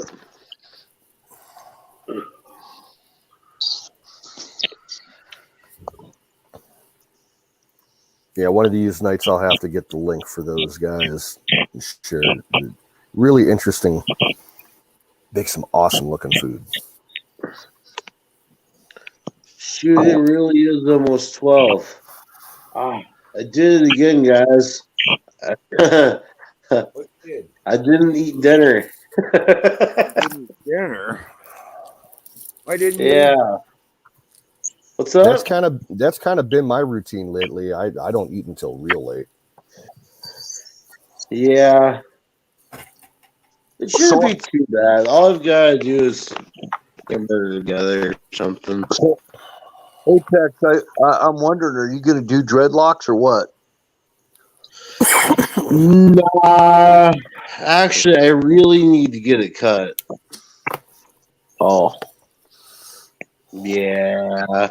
I really need to get it cut. I'm getting sick of having long hair. Finally. you got? Yeah, I'm the same way. Do you have clippers? Yeah, I got I clippers. do not. I'm ready to shave I've my been head. tempted to take scissors to it, but I think I'm just going to go get it professionally done. Right? Yeah, I'm I gonna might pull be a doing Don that T. tomorrow. I feel like a hippie.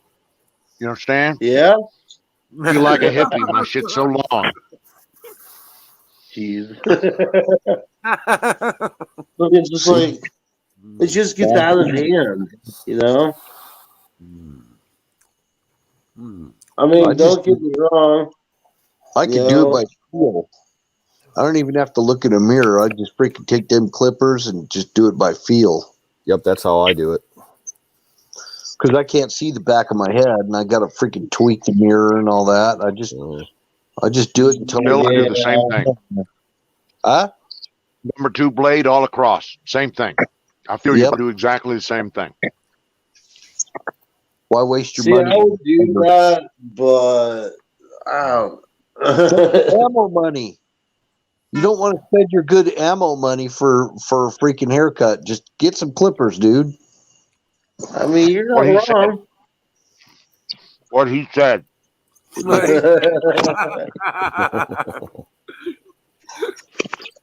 like I mean, you're definitely not wrong. It's a priority thing.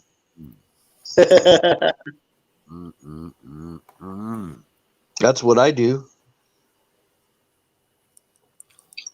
Yeah. And then for the fine details, you get one of those pubic clippers. Oh, what, the Manscaped The ones? Manscaped. Yeah. The Manscaped thing.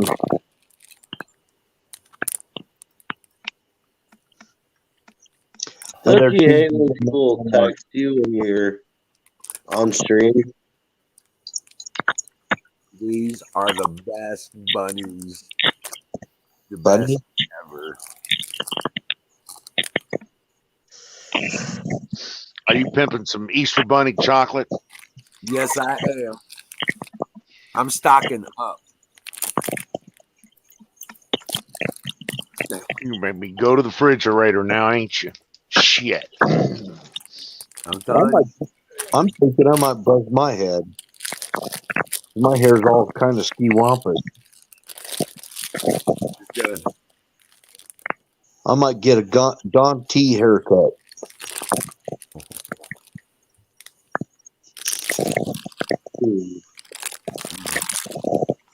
Man, all It's y'all a low got vanity, munchies, low I don't. maintenance, low drag option. Just my opinion. No, it's a low maintenance, low drag option. And then just let it grow out and do it again, like 2 months later. There you go. That's what my son does. It's a thought. I mean, when mine gets this long, it's kind of like a San Francisco hippie. So I need to go to my guy or go to the wife over here and have her give me a buzz, and I give her a $20 bill. What? See, I just kind of feel like Cousin It partially. Cousin It. Yeah, okay. I mean, dude, is that what you're going for? I mean, not really. But It's all about what you want. Hold up, I got this. Where's the stuff? That's not hair. Those are normal. I'm going to go grab another drink. I'll be right back. Back on. I kind of like the beard and the buzz cut look for myself. For me, it's all about simplicity. Number 2 blade over my head. Exactly. I buzz it right down to the bare nubbins.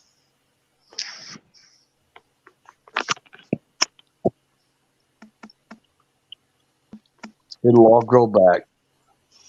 Save money on that crap. Hey, Smiley, are you there? Yeah, he's like incognito. Couldn't hear you, bro. Nope. Can't hear you. Negative, sir. Smiley, we can't hear you, man. Yeah, it's like your mic is turned off. He's muted. Now, I see him unmute himself, but he could be getting a sandwich.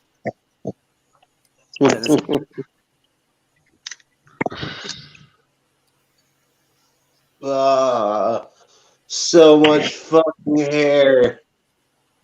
You know what sucks the most is when I wake up in the middle of the night and like run my hands through my hair and it's all knotted up.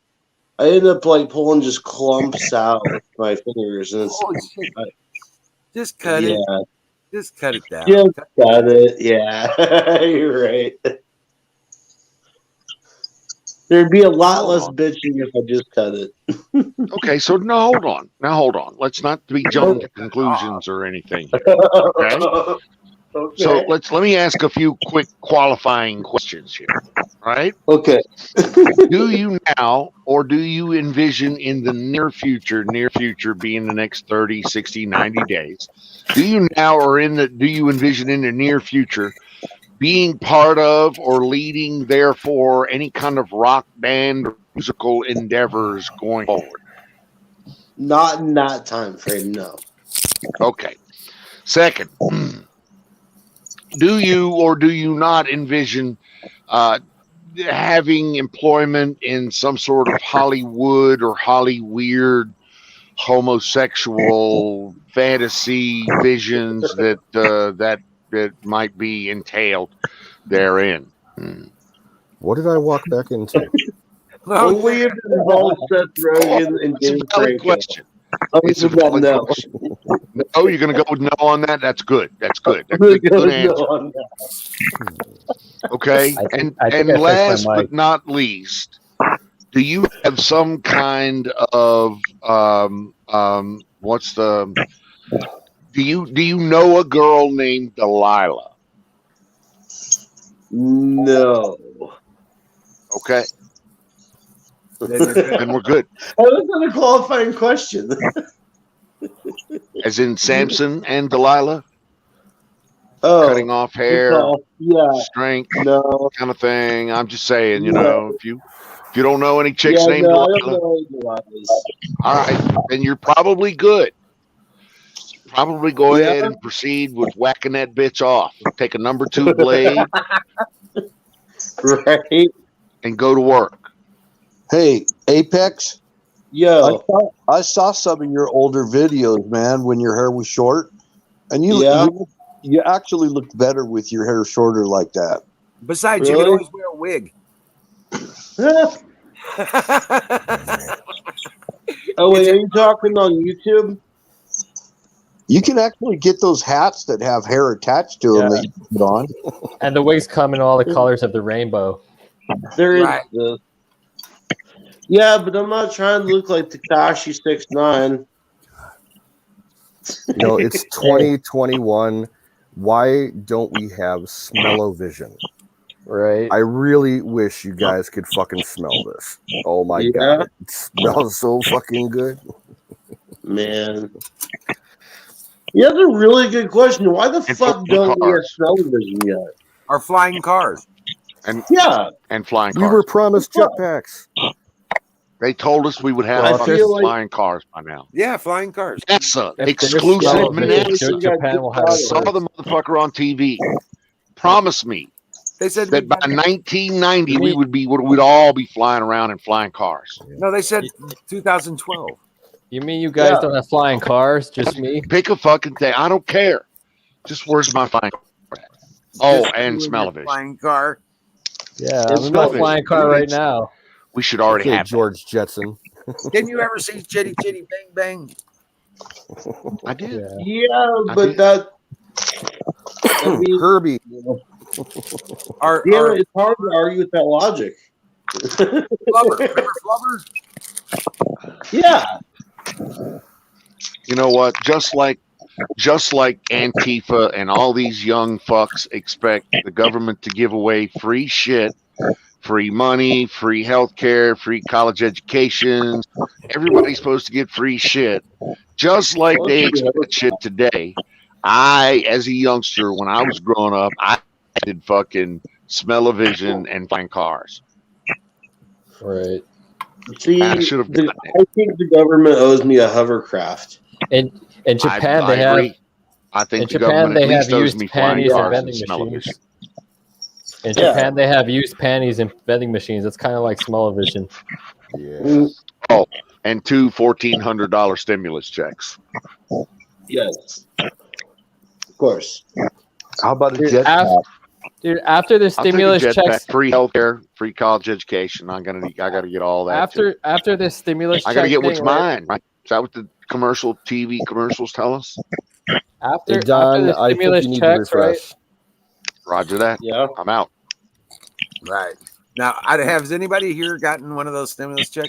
No, Nope. but look, Nope. after the I got the stimulus very check, first one last year, but that was but it. after the stimulus checks, all the PS5 sold out as soon as they came out. They're still sold out, and most of the gaming graphics cards are sold out still. And that's right after the stimulus checks, yeah.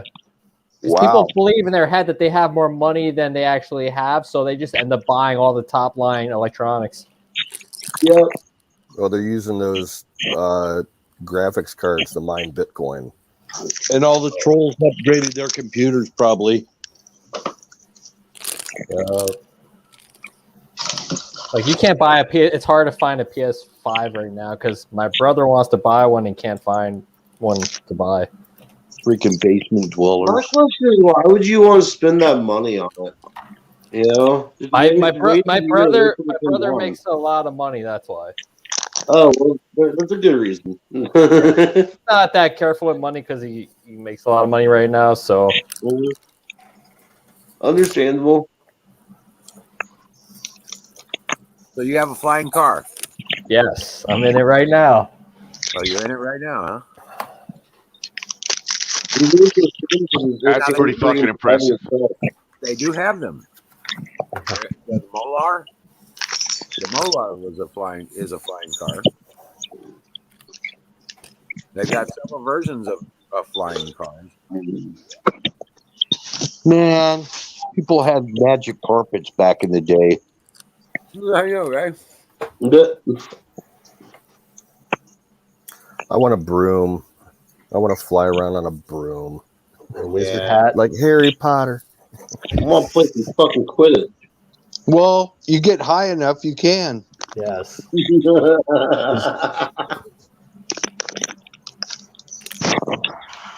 So you get high enough, and we see you around your house with a broom, just running around making noises like you're flying. I'm a little too self-conscious for that. Well, with the camera I off, only let obviously. my imagination run away from me so far. I can only imagine I did something like that with a little thing with a horse head on it, like I was riding a pony when I was 5. I'll try. I wouldn't mind like anti-gravity boots. Yeah, that'd be cool. The secret squirrel. I want a gyrocopter. I used to have these reoccurring dreams when I was younger that I could alter my own personal gravity and I could like moon bounce around the neighborhood and jump over houses and shit. Oh, that'd be cool. You need a jetpack. Well, jetpacks are real. There's that dude in fucking LA who's got one. Yeah. They sell jet engines for hobby RC planes, right? Uh-huh. So you could, if you have enough of them, like let's say, I don't know, but if you have enough of them, you get enough thrust power, you could actually make yourself a jetpack. Yeah, people have actually blown up in those things too. Yeah, but Yeah, you could, if you put in more effort, you could probably make it a little bit safer. They could run on diesel or biodiesel, right? You don't necessarily have to use jet fuel, right? Jet fuel is so that when you get up to high altitudes, your fuel doesn't turn into gel. But since we're not going to fly that high, we just use diesel or biodiesel. Actually, jet fuel is almost the exact same thing as kerosene. Right. Very But very close. At very low temperatures, it starts to turn into gel and clogs the fuel lines. I mean, diesel does, so that's why they use jet fuel. The reason they use jet doesn't fuel clog. is the reason they use it is not because of the height, but because of the density and the BTUs that they can get out of the jet fuel versus a diesel or a biodiesel. They can't get that level of energy density as, say, a JP5 would give them. And I'll shut up now. Thank you. But yeah, you could run a small jet engine on biodiesel, so it's not too bad.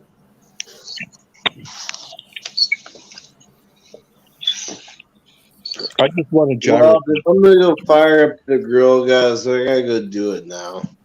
Alrighty. Yeah. Cook up something spicy. Yep. Have a good night, everyone. All right, take care, dude. Be careful, man. That could be dangerous. Yeah, you're right. All right, peace. Rock on. Yeah, Tex. No, you remember Mad Max, that little guy with the goggles? Yep. In the gyrocopter? I want one of those. I want the little micro Budweiser jet from the 80s and the 90s. You ever see that thing? Oh, it was a little experimental plane, one-seater jet plane. Right. I think the thing was so small that like you could only really fly it for about 5 minutes before you had to land again. But it was fast and super sweet. Well, they have a lot of guys that can't pass their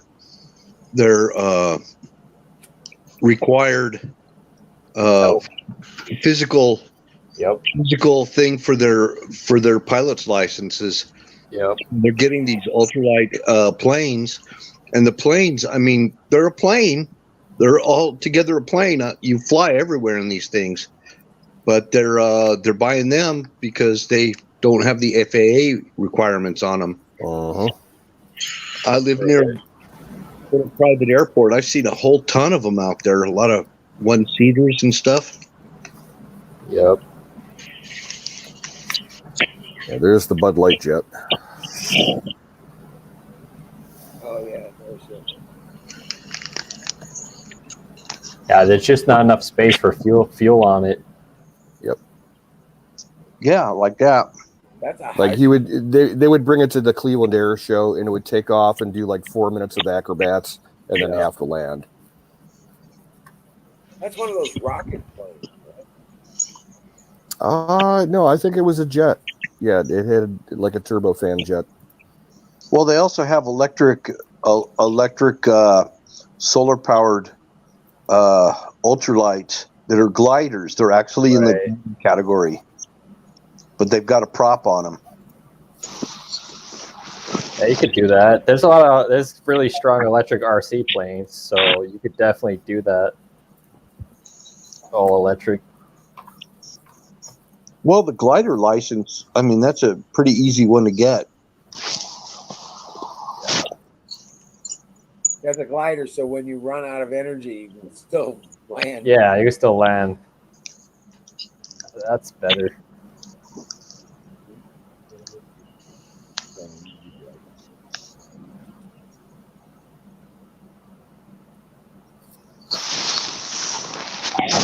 Oh, they do some pretty long distance flights with them. I'd like to go hang gliding sometime. I think that would be fun. Paraglider. Yep, that too. They actually have motor-driven paragliders too. Yep. Yeah, those are badass.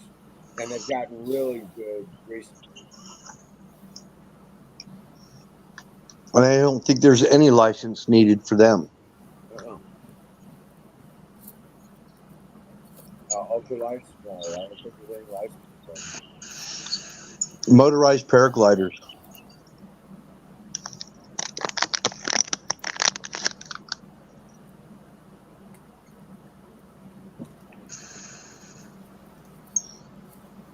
But I know people out here where I live that have actually got killed in those things. It doesn't take much of a mistake. Well, I don't know people, but I know of people that did. Mm-hmm. That's called lack of preparation.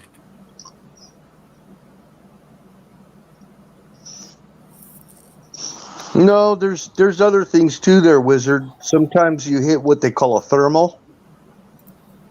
And some of these thermals are jet thermals, and they will just take you, I mean, they'll just flip you.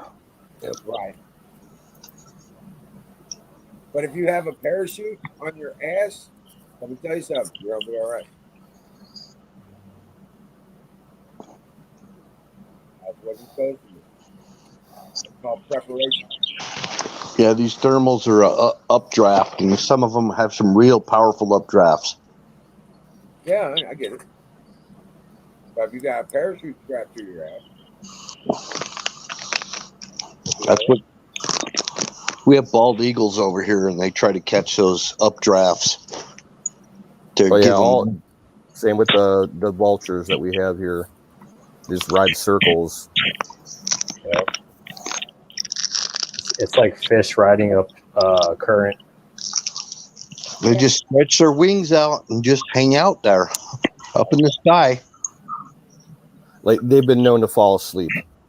I bet. While they're flying. Yeah, they like literally some research university like 20 years ago when they started getting like small spy-sized cameras, they, super glued like a GoPro onto the back of a vulture and, followed it around, and the damn thing was fucking asleep while it was cruising.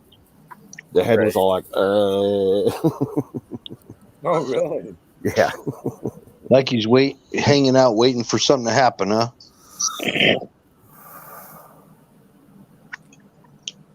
I think I'll take a nap.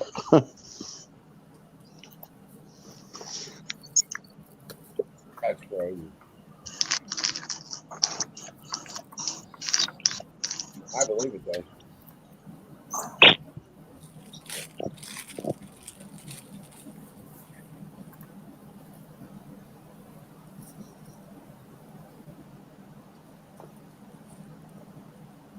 Yeah, Canyonlands would be a riot to go hang gliding out there.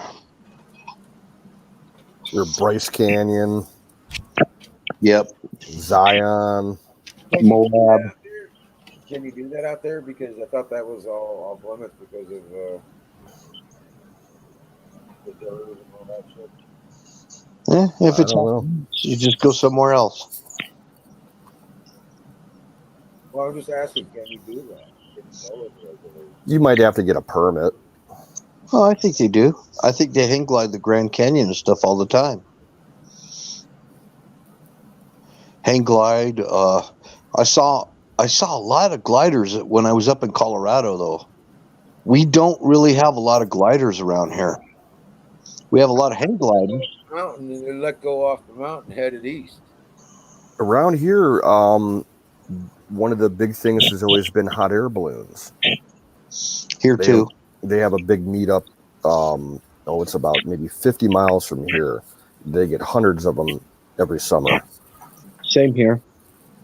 Actually, the ski resorts, they do a lot of hot air balloon rides up there in the summertime. Mm-hmm.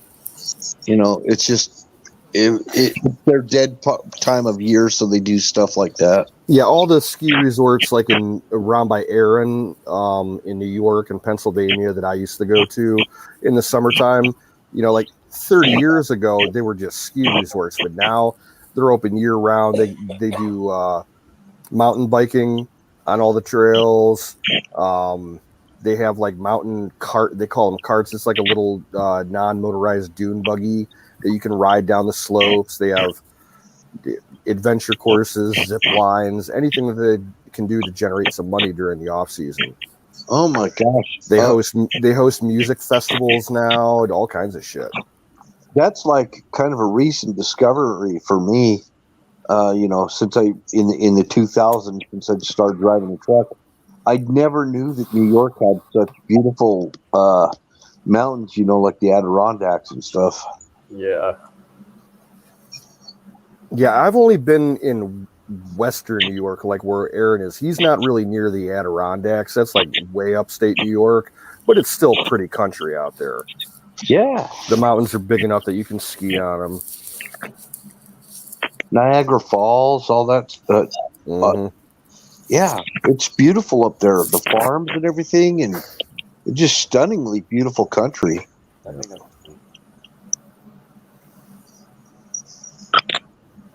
I was really impressed. Just like when you go like straight south of where he's at in Pennsylvania, that whole part of the Pennsylvania and down into West Virginia is real pretty. Lots of mountains and hills and shit. Well, my perception living out west here is that the whole East Coast up there is just a big concrete jungle. Yeah, that's all I thought it was. Well, I live in New York City. I can confirm that. Yeah, a concrete jungle here in you, the city, but out of it, it's not. You think of New York, you just think of New York City when you live out west here, Right. What borough are you in, Smiley? I live in the Bronx. Most people come to New York City to visit Lower Manhattan, so they have a weird perception of New York. They think it's Lower Manhattan, or what they see on TV is Lower Manhattan.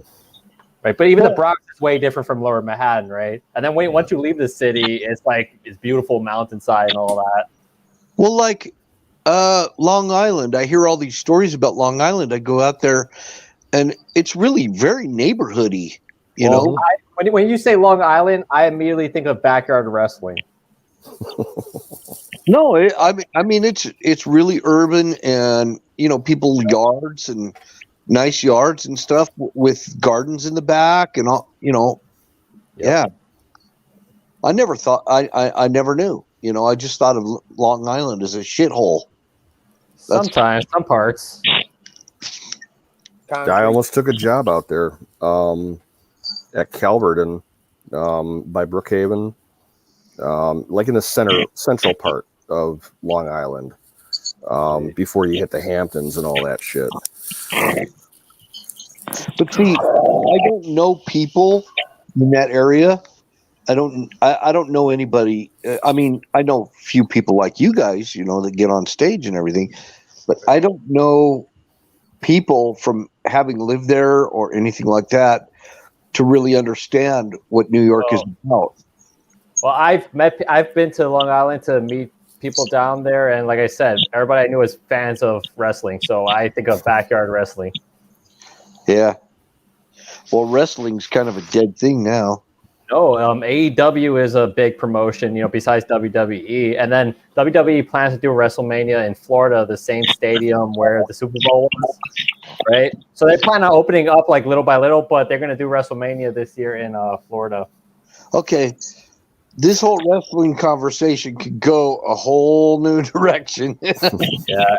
And then on YouTube, there's GTS wrestling and other promotions that are not like mainstream, WWE promotion. So there's a lot going on in wrestling still right now.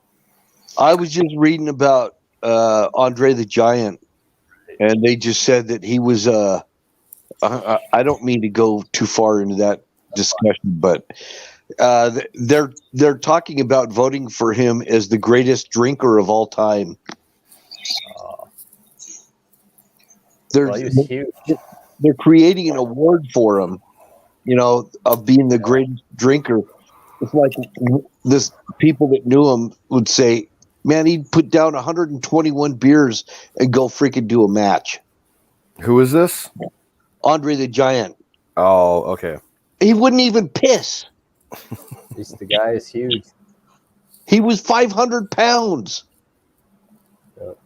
He was. Well, he's the not last that huge.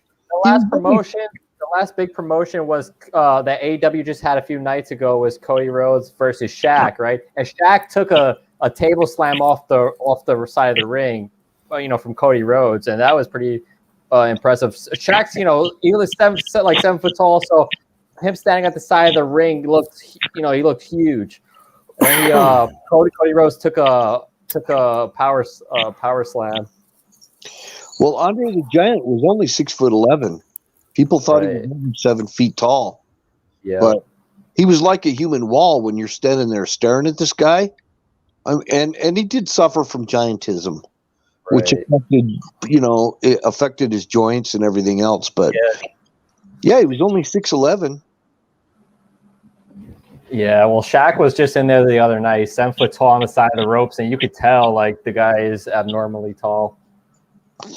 I know. You remember Karl Malone? I actually knew right where he lived and everything. Karl Malone.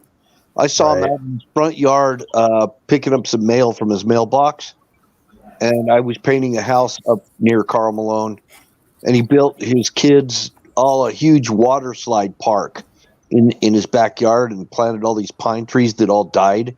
Right. All his pine trees died. It was kind of hilarious. He had good intentions. He was a real dude, He played for the Utah Jazz. Yeah. And then he went to what did he do? He went to LA, I think. But he actually was a really cool guy. He had his own trucking company and everything. Yeah. We got car lots all over the place. Stockton car lots that John Stockton was involved with. Right. The Jazz freaking played the Bulls, the Chicago Bulls. Well, I've only heard about some of this stuff because I'm probably much younger than you. Probably a wee bit. Yeah, I am 29. You're just a little bit younger. Yes, I don't. I've seen Chicago Bulls games and video and whatnot.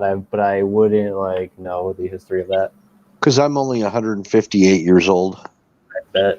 I'm a ghost. I bet.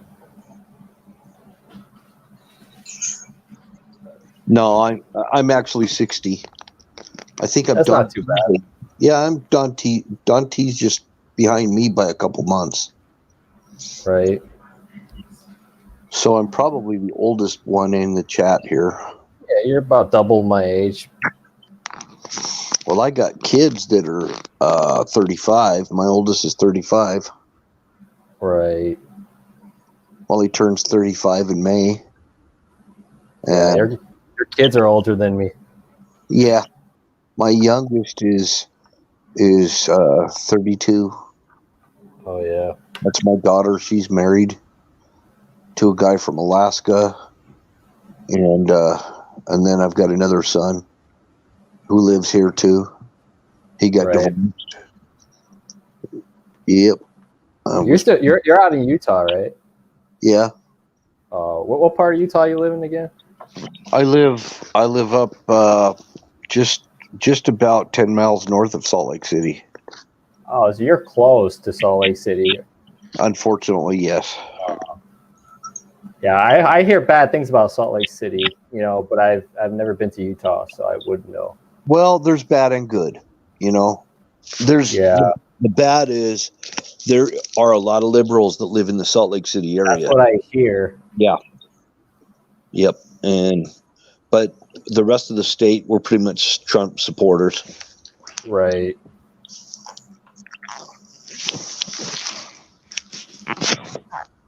It's a beautiful geographically.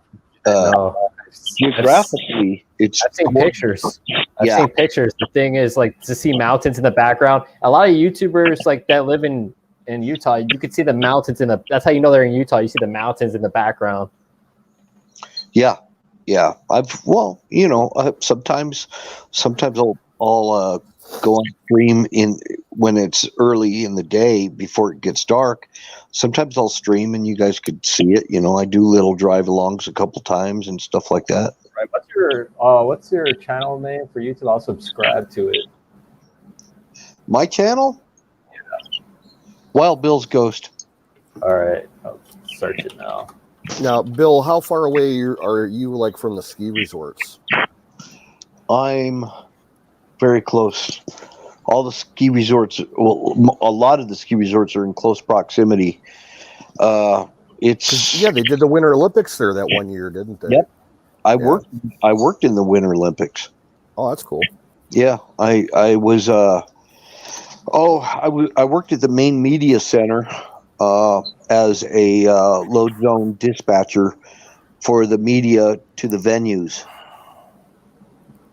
So I was a main media dispatcher, supervisor. Hey, Oddball in the chat has a question for you. He wants to know if there's restrictions on driving on the salt flats if you want to run your vehicle wide open. Yes. Okay. Yeah. Unless and actually, if you want to run on the salt flats, they have tracks out there, but I don't know. We have some race tracks out there. There are restrictions. And besides that, a lot of it is just a crust of salt, and there's a void between the crust and the mud down below. So you want to make sure that you're in an area where you can do that. And that would be really close to Wendover, Nevada. You get up that area out there. And it's flat as a freaking pancake, man. You can't see the curve. I'm telling you. Yeah, they got the old Air Force Base over there, Wendover. It was one of the first Strategic Air Command bases. Wendover Bombing Range. In fact, that's where the Enola Gay flew out of when it left to go over the Pacific to bomb Hiroshima. They were actually doing nuclear testing there, and they did other ordnance testing. There's craters and stuff out there. Dude, I subscribe to your channel, Buffalo. Oh, right on. Yeah, I just subscribed. Now you've got 40 subscribers? Yeah, and I haven't uploaded a single video yet. Well, me, I haven't either, so... that sometimes happens. Yeah. I was planning on making videos soon, but, it's hard to get up that courage. Probably half of those subscribers are government people. Who knows? Have you guys gotten on Odyssey yet? No. No.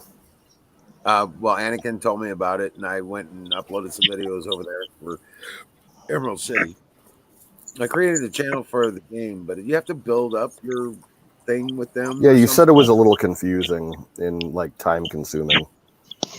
Yeah, it takes a number of days to get in, and then you got to upload so many videos and then get so many views, and then you can upload more, and then it becomes something you can do more often and stuff like that. But you see Smiley a couple of times. We've had kind of like everybody just make the decision to subscribe to each other's channels.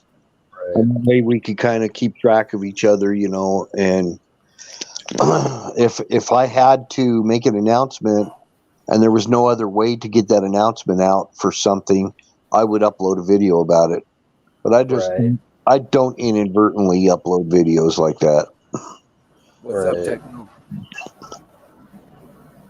I do a lot of aquarium stuff as a hobby, so I want to make an aquarium based channel because all my friends make aquarium videos and people wanted to donate to me. They're like, "Oh, but you don't have a donation link. You don't have, you're not making videos." But they for some reason they keep on pushing me, sending me messages to start making videos. So I might just start doing the aquarium videos and all that. I got all the parts for a new aquarium, right? A planted aquarium. Oh, So I'm gonna set it up soon. Freshwater or saltwater? Right now I'm doing freshwater. I used to do reef tanks, but right now I'm just gonna do planted tanks because I've never done planted aquariums before. Gotcha. Dude, you know what? We were talking about putting building some tanks for hydroponics. Right. Mm-hmm. Yeah. You build the tables above them, and you know what I'm saying. Right. Right now it's mostly for for the looks, like that, like the Japanese style planted tank look. Well, what would be wrong with that? Well, I'm doing small tanks. I'm not doing the like full on hydroponics, but I could throw like a plant or something in the back filter area. But Smiley, I'll have to show you guys like what the tank looks like. Smiley, you probably know a lot of stuff about tank heaters and oxygenating and stuff like that. Yes, I worked with reef tank, so I was growing coral, right? Oh wow. Yeah, so that's what I mostly did, but now I'm gonna start like planted tanks for the first time. I've never done that. Well, imagine your fish tanks being about 36 inches and then nearly 8 feet long. Right. And then you have a table above that with all the planting capabilities. Right. Yeah. Okay. Like a hydroponics table. Right. Aquaponics. No, it's just straight up hydroponics table with the cups and the media, and you have it all looks kick ass. It's all look, Yeah, I could do that. I would have to I would need a simple plant to start off with. Like I said, I've never grown plants like that. I've never done the freshwater thing, so. And then you could do a waterfall off the end of it that goes back into the fish tank. Yeah. Yeah. Oxygenate the water. Right, it reoxygenates the water. Yeah, the tank I have is a custom tank. It's a small tank, but it has a built-in filter, and the back section has a little overflow that looks like a waterfall in the back. And what it was used for was in the reef tank. I was growing a turf algae off of it, so it looks like a type of hair algae, but it grows off the end. It looks like a moss, but it's not because it's a saltwater tank. So that's what I was doing with it. But this time for freshwater, I'm gonna put little patches of moss on it to grow off of it like a waterfall. I like the idea of a biosphere. Yeah. Doing a biosphere where you've like what Wizard's talking about, where you've got the water and then you got the aquaponics, and then the aquaponics actually create a synergistic thing that feeds the fish, and then the fish feed that. So right, the plants feed the fish, and the fish feed the plants. Right. Yeah, I'm gonna set up some things. So, and I could always expand, get a more tank. So, I just gotta make that channel and start making those videos. I got all the parts for the new tank. I haven't put it together. Right. Wizard's got 80 acres to work with. Oh yeah, is that an offer? I can use your property. Well, we are going to be putting in a lake and about 3 ponds, and we're going to be putting in hydro energy stations on the way down to the lake. Right. We own the whole freaking valley. Okay. Yeah. And we own several nice ravines that go down into the valley. Yeah, you got a lot to work with there. Oh yeah, yeah. Wait till you see.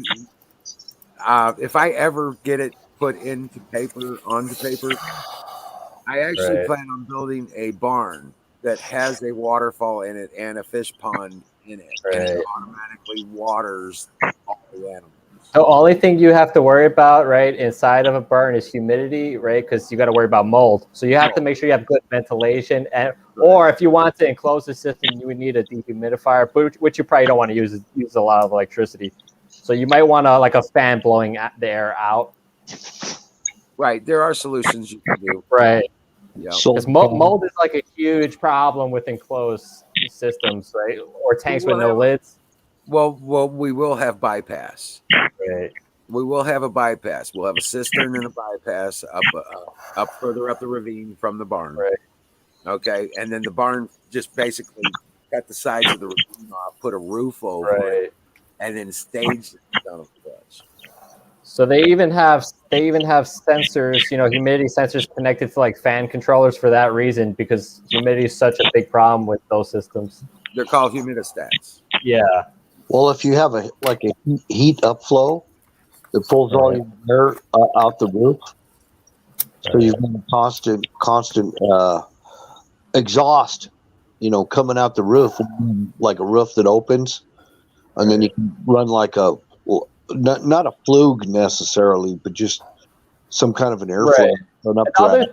The other thing I didn't consider that in your situation, you're probably going to be you're going to probably have cold water species, so you're probably not going to heat the water. So it's not that big of a deal with as much humidity. Correct. So that's not a big problem then. No, and the top section, the top 16 foot of the roof, is all skylight. Right.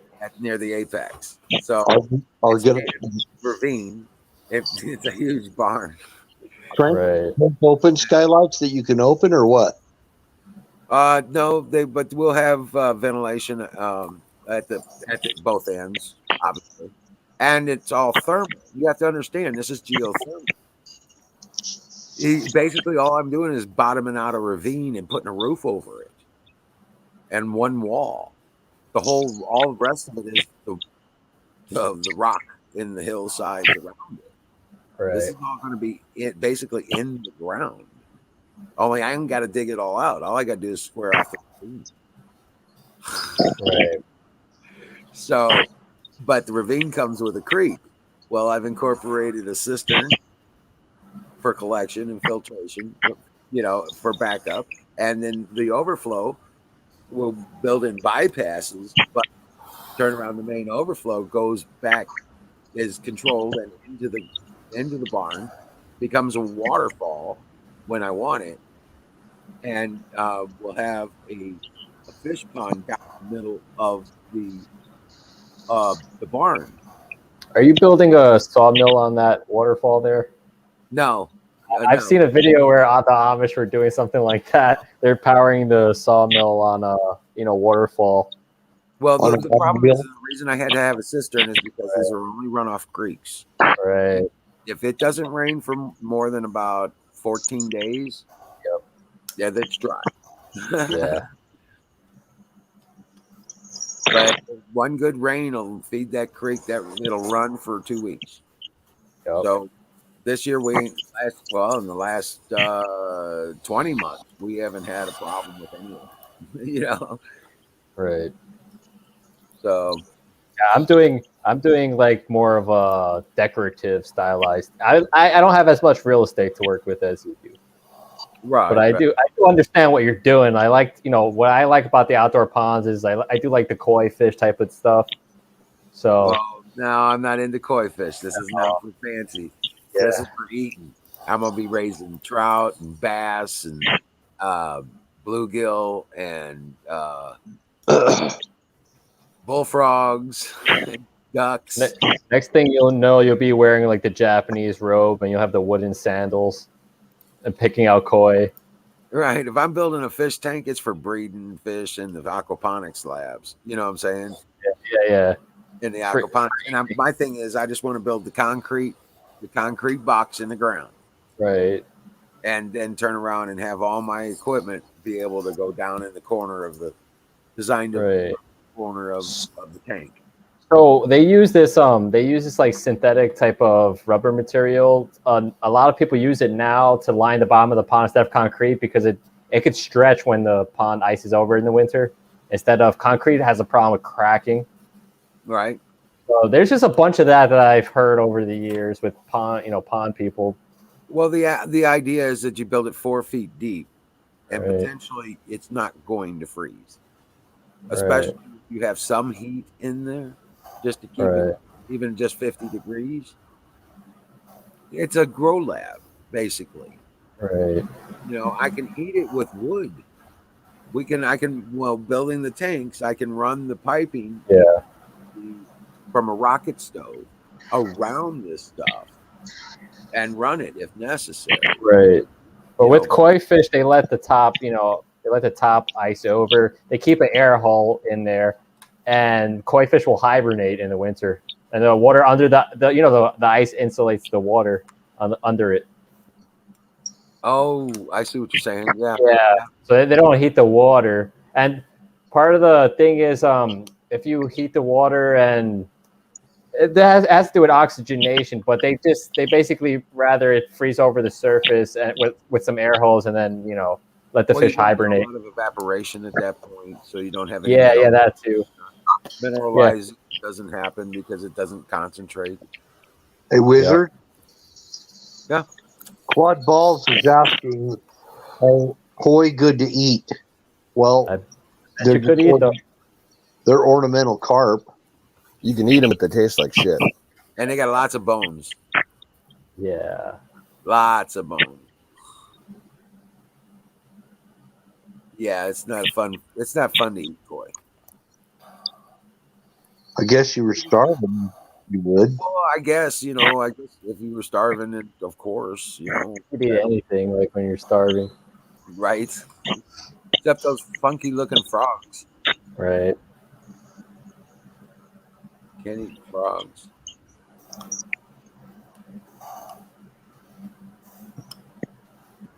Koi to me look deformed. Yeah. Like cats in water.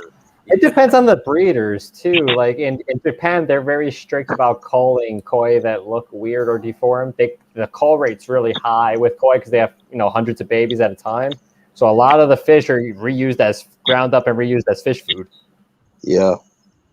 So the Japanese will, they're very aware of genetics, right? And they will breed for certain patterns, size, growth rates. Right. So if you have a good, responsible breeder, then you won't have the weird looking. You won't have a lot of the. Well, you won't see the weird genetic anomalies grow to like adulthood. I've seen some really weird looking koi that have like big growths and stuff on their heads, and Yeah, definitely. And those are like deformities, and that's just because they weren't cold. Right. Well, Techno, Godball says good prep and info. I haven't have a fish farm. Haven't heard that discussed yet, but that you're going to hear a lot more about that as I get to the point to where I can build the damn things. Right. Because I'm all about it. Once we get to it, I just got to get the greenhouse up. I got to get the mill finished. I got to get these cabins built. I got to get some stuff done for 4th of July too. So yeah, I think crappie would be pretty good in a aquaponic situation. Right. Sure. Well, bluegill. Yeah. Throw some bass in there. Always throw in a catfish because you always got the bottoms cleaned out with the catfish. Plecostomus. The blue channel cats, buddy. You bet. You could get some big old giant plecostomuses also. Yeah, but I don't know. Don't think I want to eat a plecostomus. No, they're just your tank cleaner. Well, yeah, for fish tank. Talking about, I want a bottom cleaner that's going to be edible. And catfish is a good choice. Tilapia does real good too. Right. We've got suckers up here. They call them Utah sucker. I had a crown Fuller Plecostomus. And these things are fucking beautiful. They're awesome, right? Yeah. I got it when it was like that big. And I had a 55-gallon tank. Right. And that son of a bitch got to be a foot long. Yeah, there's some species of Plecostomus that get huge, like especially coming out of like Brazil and those type of places. I had a black redfin shark that got a foot long. Right. And I took it back. I was like, he ate all my other fish. Fucking, I can't have nothing. Yeah. So I take him back. He got so damn big. I took him back in a cooler to the to That story. the pet store. Right. And turn around, and the guy's like, "Dude, I've never seen one that big." I was like, "Well, put him in a tank. It's got to be a big one, Yeah. and you'll make a bunch of money off of it." He's like, "Yeah, Will. Holy shit!" Ooh. He gave me like $400 worth of angelfish and tiger barbs and all the pictus cats. All Yeah, that. that was a good deal. Just don't put eels in there. I bought him for like $3, man. I had him for like Right. 2 years, and he got so big. I hate eels. I had a really aggressive tank, but it was well balanced until I got the Siamese fucking thing. Yeah. That was when it fucked up. So you don't keep a tank anymore? No, you're doing the complete survivalist aquatics thing now. Yes. Yeah, I understand. I'm doing biosphere shit. I want Right. crawdads and brine shrimp and the freshwater brine shrimp. Right. I want to build the whole ecosystem for that all the way up to the bullfrogs. Yeah, that makes sense. Okay, so Oh. I want my southern style. Well, I live in an apartment in New York City, so I'm going for the stylized tanks. Okay. And yeah, there you Yeah, go. the fancy stuff. Right, the fancy stuff, so you can sit it in the corner and it helps. Yes. Gotcha. But no, I'm going for the full biosphere kind of application. The ponds, the wildlife, all the way up through, right through the food chain. You know.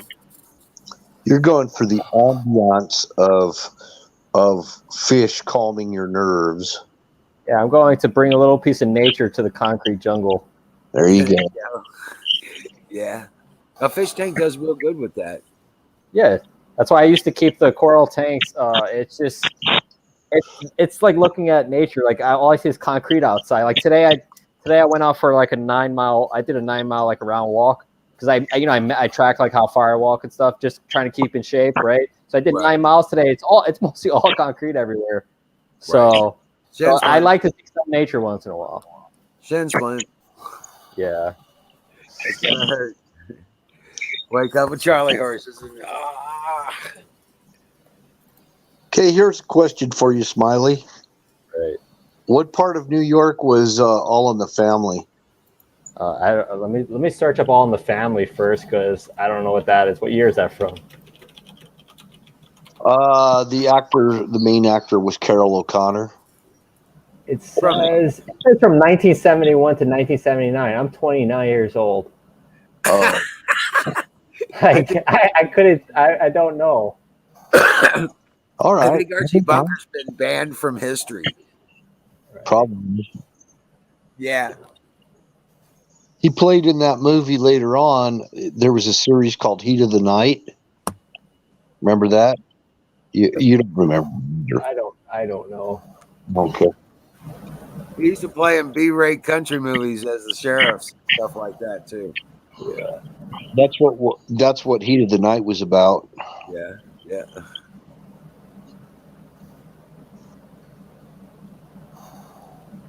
But yeah, that's old school stuff. Bill, holy shit. We're talking to this guy's a young guy. He's still, I don't know. I just thought I would bring that up. I don't know. Did you like that show? Yeah, I thought it was kind of interesting. It showed a lot of these older houses that were all like close together. I know it was in New York. He was a dock worker or something, supposedly. That was his persona. Those like townhouses. Yeah. No, they were more like row houses. Oh, is that what you call it? Yeah, they were more like row houses, like built back in the 40s. Yeah, because that was they got the stoop porches on them. They're not connected to each other, but they're individual houses, kind of thing, and they had the big porches on them. Yeah, here they probably. So I'm looking at it right now, and I kind of guessed that it would be Queens, right? Because Queens has areas like that. So yeah, it says it was filmed in Queens, but there was a show that I know that's King of Queens with Kevin James. That's also filmed in Queens, and it has a similar type of background with those houses. Yeah. So I don't go to Queens often, but I do know like it does. There's areas of Queens that have those like what I call them townhouses, but that's what they look like in those areas. Yeah, I Well, call them townhouses. Townhouses specifically mean they're connected together too. Yeah, They're usually like in 4 or 6 at a time. right. But individual houses, they're still built like townhouses, but they're just individual pieces. Yeah, so they have the individual ones, but we mostly see the townhouse, connected houses. That's the style we see in the city. Yeah. Well, somebody from out of like not from New York City, like somewhere from like another state. They once told me about like, oh, is there like, so you live in a flat? I'm like, we don't call it flats. Like these are apartments. You could either call it an apartment or co-op, right? But it's still an apartment. We don't call them flats, and I have a feeling it's because they watch it on TV, and a lot of the people on TV call apartments flats, and they're not from these neighborhoods. They're from like the East Village. Right. Nobody in these neighborhoods calls these places flats. Or a loft. Right. I got a loft. Yeah. What? Like, no, this is not a loft. This is not a flat. None of that. Go back to the village. Yeah, I just go downstairs and I ask my butler to help me with my bags. Like that. No, that's from TV. That's not how we live. You don't have a butler? No, I don't. I don't live in Lower Manhattan. All right. Right. There's no doorman here. There's nobody. There's a door with a lock on it. Right. Oh shit. I thought everybody had a butler. No. Nope. Mr. Belvedere. I remember Mr. Belvedere.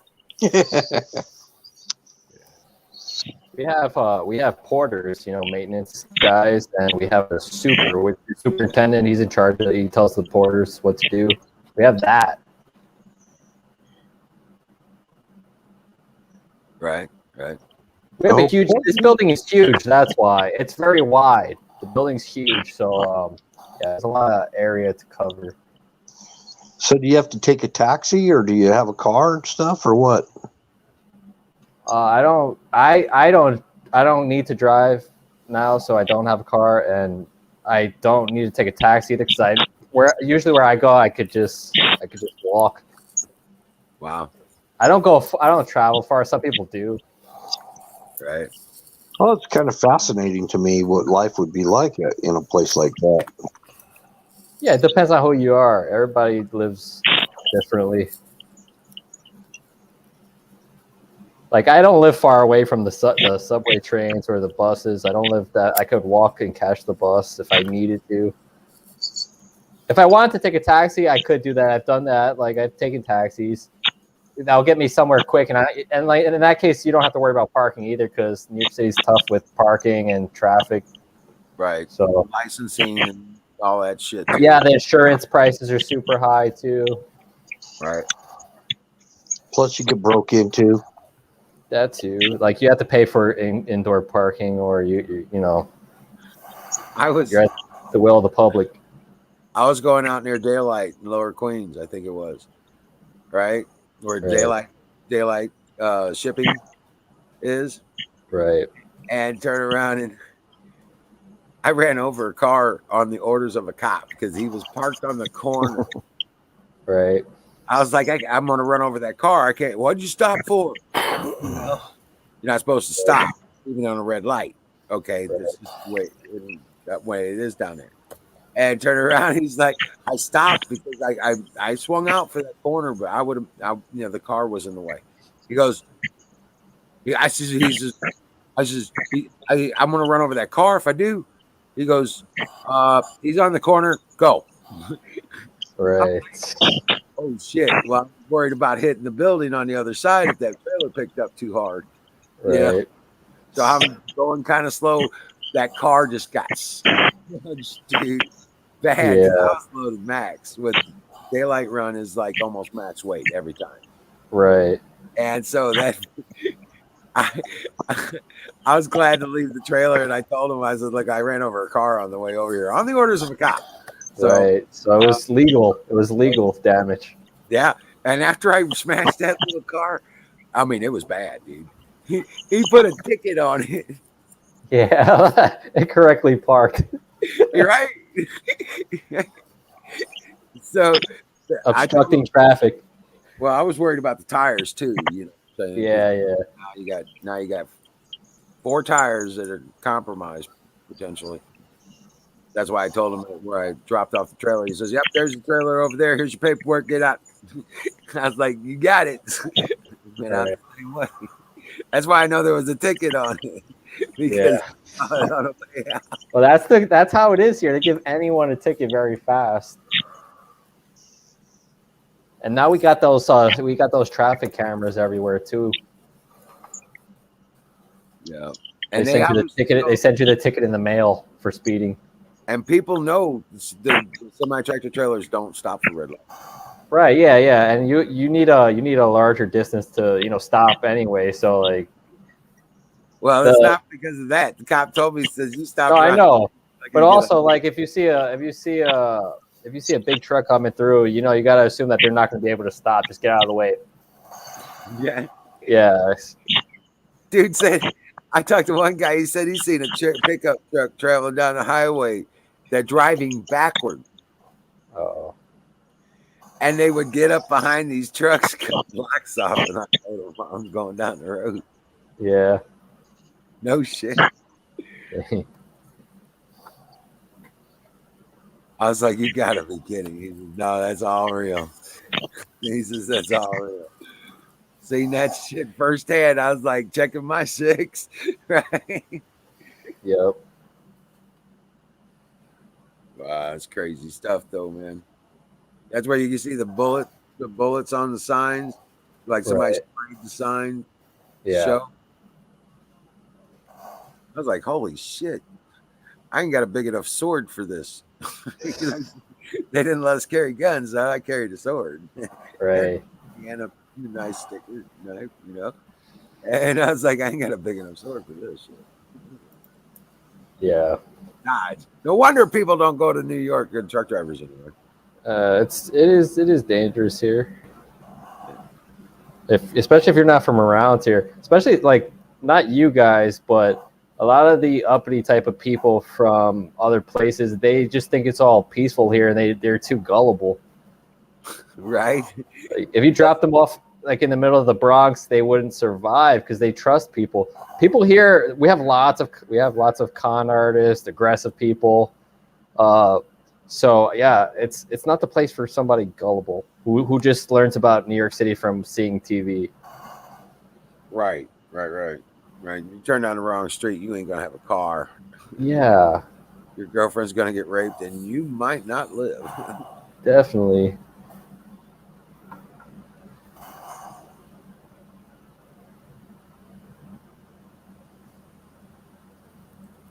But yeah, man. Oh, guys. It's going to be raining all day tomorrow. Oh, yeah? That's going to be here later today. Let me see if it's going to rain tomorrow here.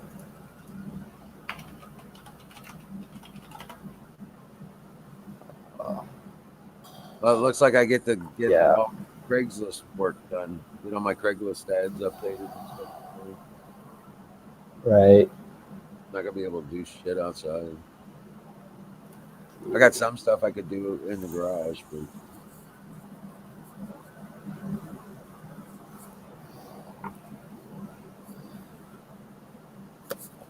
well, I'll be cleaning the house. It says it's not going to rain here tomorrow. It says it's going to rain here on Friday. I mean, well, today, like since it's 1 a.m. here now. Later on today, it's not going to rain, but on Friday, it's going to rain. yeah. Well, it precludes me getting anything done outside. Yeah, I've just been going for walks, just trying to get my cardio as good as possible. I used to swim, but like after this whole lockdown thing, it's hard to get to the pool and all that. Like you have to jump through hoops to just work around that. So I just do long walks for exercise, and I do weightlifting stuff too, but I do long walks. So I've been walking 9 miles a day. So recently 9 miles every day. So that's what I plan on doing tomorrow and the day after. I just hope the rain's not too bad on Friday. Are you having to take the vaccine? I'm not taking it. Okay. Okay. No, Good. but I pass by. So where I walk, I pass by a place where they're giving away. They have a line for people to go Don't get get it. vaccines. It's a lot of old people and a lot of Asians. Yeah. Don't get it. No, I'm not. I'm not. I don't plan on it. Don't get But it. I see the type of people getting it, and not everybody's getting it. There's a lot of people that are, aware now. So Smiley, you ever watch I Am Legend? yeah, I don't want to turn into a monster. Yeah, I'm not getting it. I'm not. I don't get flu shots. None of that. I don't do none of that stuff. So yeah, but a lot of people are gullible. You A watch lot what of people are gullible here. Yep. No, they'll be wishing they could die. Yeah, some of the effects are long term. Like we don't know the long term effects. They could develop weird types of cancers, tumors. Like we don't know, and that's scary. Yeah, big time. You know what's ironic? So I saw a guy with a Tuskegee, like airman jacket on. Remember, like the Tuskegee where they infected the pilots with syphilis, right? It was ironic. That dude with a Tuskegee jacket on was lined up to get a vaccine. I'm like, so gullible. Right. So gullible. And that's ironic that he was wearing that jacket. Like, yes, the government will experiment, the government, large companies, whatever, they will experiment on people. Well, guess what? They're doing it now under emergency orders. Yep. Yep, that's not a vaccine. The COVID Yeah, test I don't trust it. Corona antibodies. It doesn't test for coronavirus. It doesn't test for a specific virus. It tests. Yeah, I'm not getting tested either at all. I mean, I haven't been sick. I haven't caught anything so I'm not sick. I'm not getting tested. I'm not doing any of that. The people that make this thing admit that this is a synthetic gene therapy. Right. Right, but I understand why they're going to push it, because they're going to get crazy payoffs. Like they're getting these federal grants to produce it. They're going to do it, right? Right, they're getting billions of dollars, probably. Yes. Dollars so they're gonna do it. Every shot, they're getting hundreds of dollars for every shot. So I'm not trusting it. So around here, like they have the vaccine thing there. They're doing it at one of the high schools. They're basically, and they have a line that people were lined up to go get it. And then down the block from me, there's around my old college that I went to, the undergrad college. In the parking lot, they have I think they are Coast Guard, Coast Guard or something. They have military guys there. I'm not familiar because I was never in the military, but they have the military set up there of the testing and tents. They have like little tents in a parking lot, and everybody's going there to get tested. They have signs. See, in the middle of the day, you see the cars lined up to get tested. It's just, but I'm not having any part in that. I just walk right on by. Yeah, I refuse to participate in your madness. No, and I don't. When I go for walks, like I walk about 9 miles, right? And I don't wear a mask. A lot of people wear masks. Some people don't, but I don't, because I do that. Like I gotta let people know, like, look, I'm not dying, and I do this. I walk 9 miles every day. I'm not dying, so I'm fine. Right. Hey, so increase your vitamin D. Zinc, and use colloidal silver. Yeah, I haven't used that yet, but I gotta try that. I hear a lot about it. Let me tell you something. Put it in your nose, snort it up in your nose, coat your sinuses. Use it 3 eyedroppers in the mouth, swish it around, and then swallow it. That's not enough to affect your lower digestive tract, and you won't end up with the body problems. Don't guzzle any silver. Okay. Right. Okay. 30 parts per million for anything internal use, period. Right. You can use higher parts per million, but it needs to be topical. Like bug bites, cuts, scratches, anything that get infected. You put the silver on it and rub it till it dries off, so it's going into your skin, and then you turn around and put on aloe vera and the front. Right. So I'll try that for the what do you say? You could actually consume that. You could drink that stuff. Mm-hmm. Right, so I'll read up more about that and I'll try that because that's one thing I never tried. I do the vitamin C. You're I not do going to this. find I a do whole this. lot of great. You're not going to find a whole lot of good stuff out there anymore. They've been scrubbing the net. So what's a good source that I can get this at? You can actually canoes found on Amazon. You can get like 32 ounces or Right. like a big amount of it for like $30. Right. Okay, so don't go buy this Not little bad. 2-ounce bottle for 40. Yeah, let me $50. find the link for that. Give me a minute. Right, that's not bad. You So I'll break it try down. it.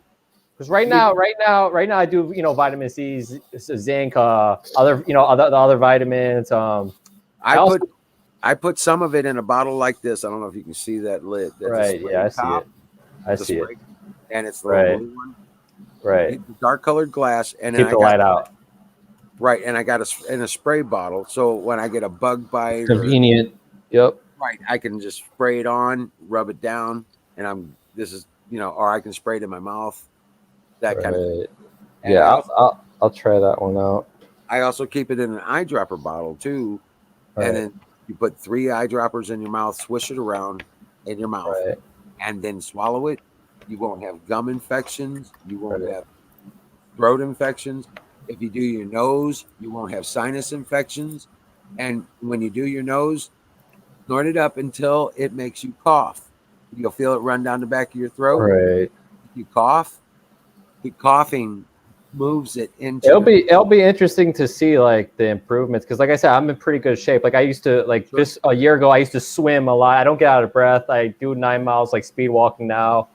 I don't get out of breath, so maybe there is some improvement I could still get from that. So that'll be interesting to try. Since I try other vitamins. I take a little bit of creatine and all that. It just helps with the muscle fatigue when I'm exercising. Mm-hmm. So yeah, I'll try that. I'll add that to the list. Silver inside the body, silver has the capability. It collects up the garbage, Right. and flushes it out of your system. Right. It has a way of attracting the stuff that your antibodies kill, the things that it fights on a regular basis. Right. So I'll probably feel improvement, like regardless if I'm healthy already. So correct. Also, another thing that I found amazingly, silver also kills fungus. Oh, yeah, I could probably use that because when I do especially in the summer, I get like foot fungus on my toes sometimes just because of the amount I walk and the heat. Dude, it was so crazy. I had foot fungus on my feet, and it would make the bottoms of my feet build up and crack. Yeah, one of my toenails fell off before, but it grew back, and that was from foot fungus. It didn't hurt; it fell off. Right. The toenail. Well, I started washing my feet down with the silver. Okay, that makes sense. Well, not on purpose. I didn't even know right. that. I've never heard this, but I had a bunch of bug bites on top of my foot. We get what do they call those? Not skeeters, but mites. Chiggers. Oh, okay, yeah. They had gotten into my sock and started biting the top of my foot. It all hurt because I was wearing like short socks and stuff. Right. And so they were getting infected, so I started spraying my feet down with the silver and rubbing it on my feet. That makes sense. And what I noticed was all that skin started scraping off that thick stuff you can never get never get worth, Right. And it starts getting thick and cracks and stuff like that, and then you got to use a stone or something. Right. Protect your skin. Dude, it started peeling off, so I started using it more. And next thing you know, I'm peeling this stuff off, and underneath it was good skin. That's not bad. So yeah, I probably gotta try that one out too. I was like, dude, this is crazy. I didn't know it could do fungus too.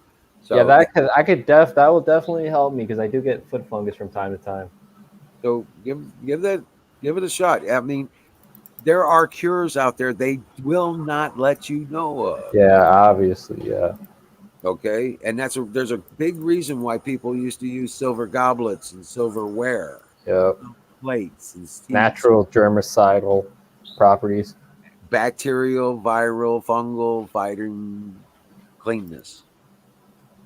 Yeah, I know iodine. Iodine helps with like killing bacteria. Even when I was growing coral, and the coral like would have rapid tissue necrosis, like you see the tissues dying back. You add more iodine, like Lugo solution, to the water, right? Yeah. And then the theory is that it kills bacteria on the surface of the coral, so that it could heal. But what I know, it healed. It healed like in some like when a lot of the tissue was dying off, it healed just by adding iodine. So like I know iodine and stuff like that does help. There you go. But yeah, the colloidal silver, and like I said, just keep your vitamins up. Yeah. All right, I put the take link in the vitamin. chat for the silver. Yeah. All right. Oh, you got it in the chat? Yeah. I'm gonna check it right now. But yeah, I take the vitamins and all that every day. Yeah. Well, I'm a big supplement guy. You know what I'm saying? Because I don't eat right. Right. Yeah. Nobody can like. Well, it's- I do. take a lot I of mean, time. once the gardens start coming in, Right. You'll have everything. I'm jamming once the gardens start coming in. Right. Dude, I like eggs. Eggs have like a lot of nutrients naturally in them. Right. Now we got chicken. I know eggs are good for you, like they're like brain food and some of the best shit you can eat, but I just don't care for them. You gotta mix them with something, then. I wonder if you can have pet chickens. In New York City, in my apartment. No. Yeah. Like, nah, it would be. I don't know. It would be too messy. Well, I mean, people have those fucking big ass Yeah. birds. And they're Yeah, I know what people do. Like, I remember people have pit bulls in their apartments, right? Little apartments, and they have like a big old pit bull. I've seen crazy stuff here. So yeah, I know they could do it, but I don't know if I want to live like that, you know? Well, they got those macaws and they've got those cockatoos. Tigers, Bengal tigers, you know? Well, I'm saying they got those bigger birds. Oh yeah, and yeah. nasty too. Or those.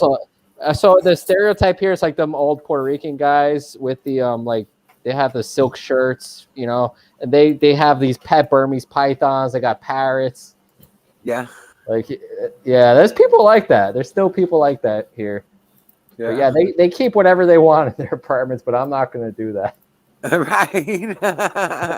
I was just saying, it'd be kind of crazy. Yeah, I know.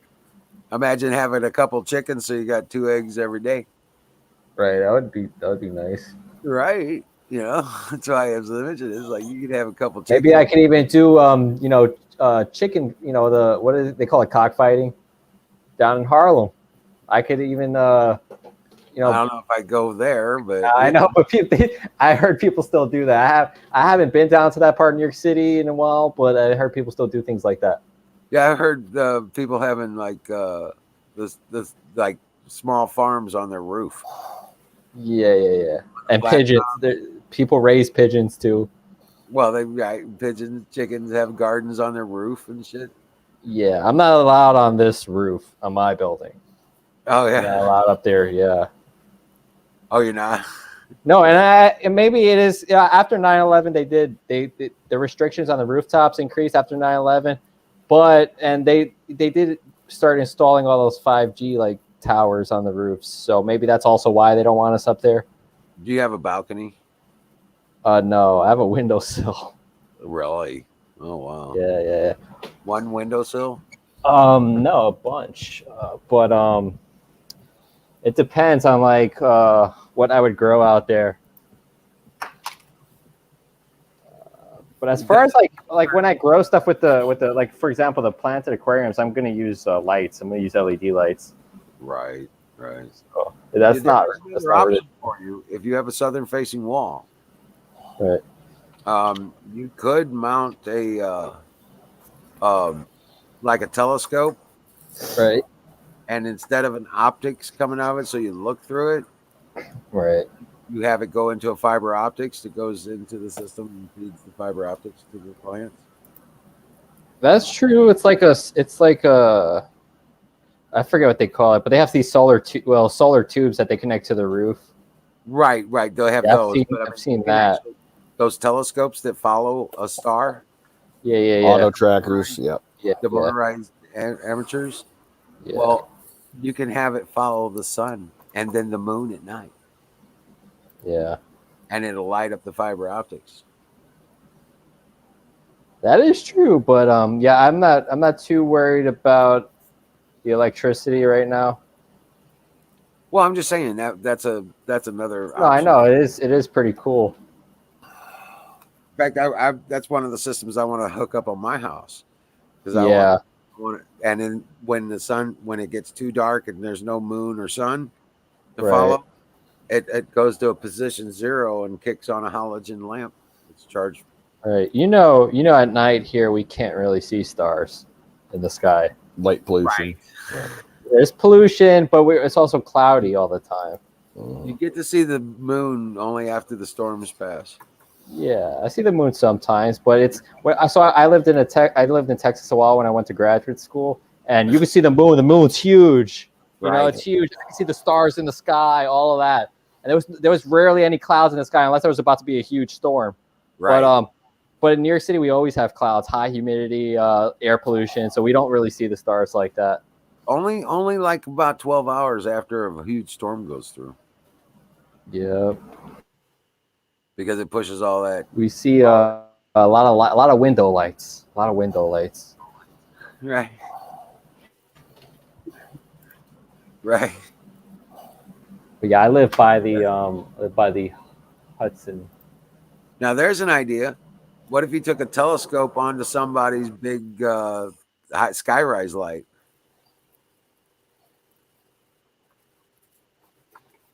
You know what I'm talking about? I wonder if that could work. If you have any really bright lights right around you, maybe you can make the telescope go to that and light up.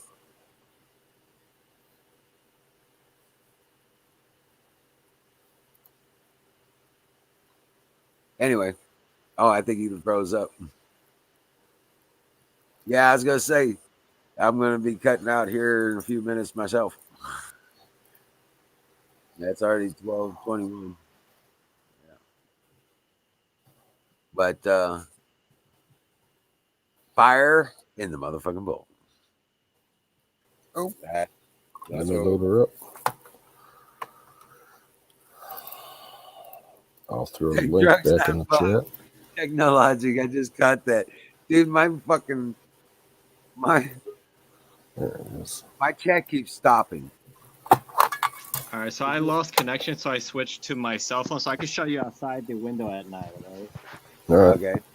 Did you hear what I was saying though? Oh wow.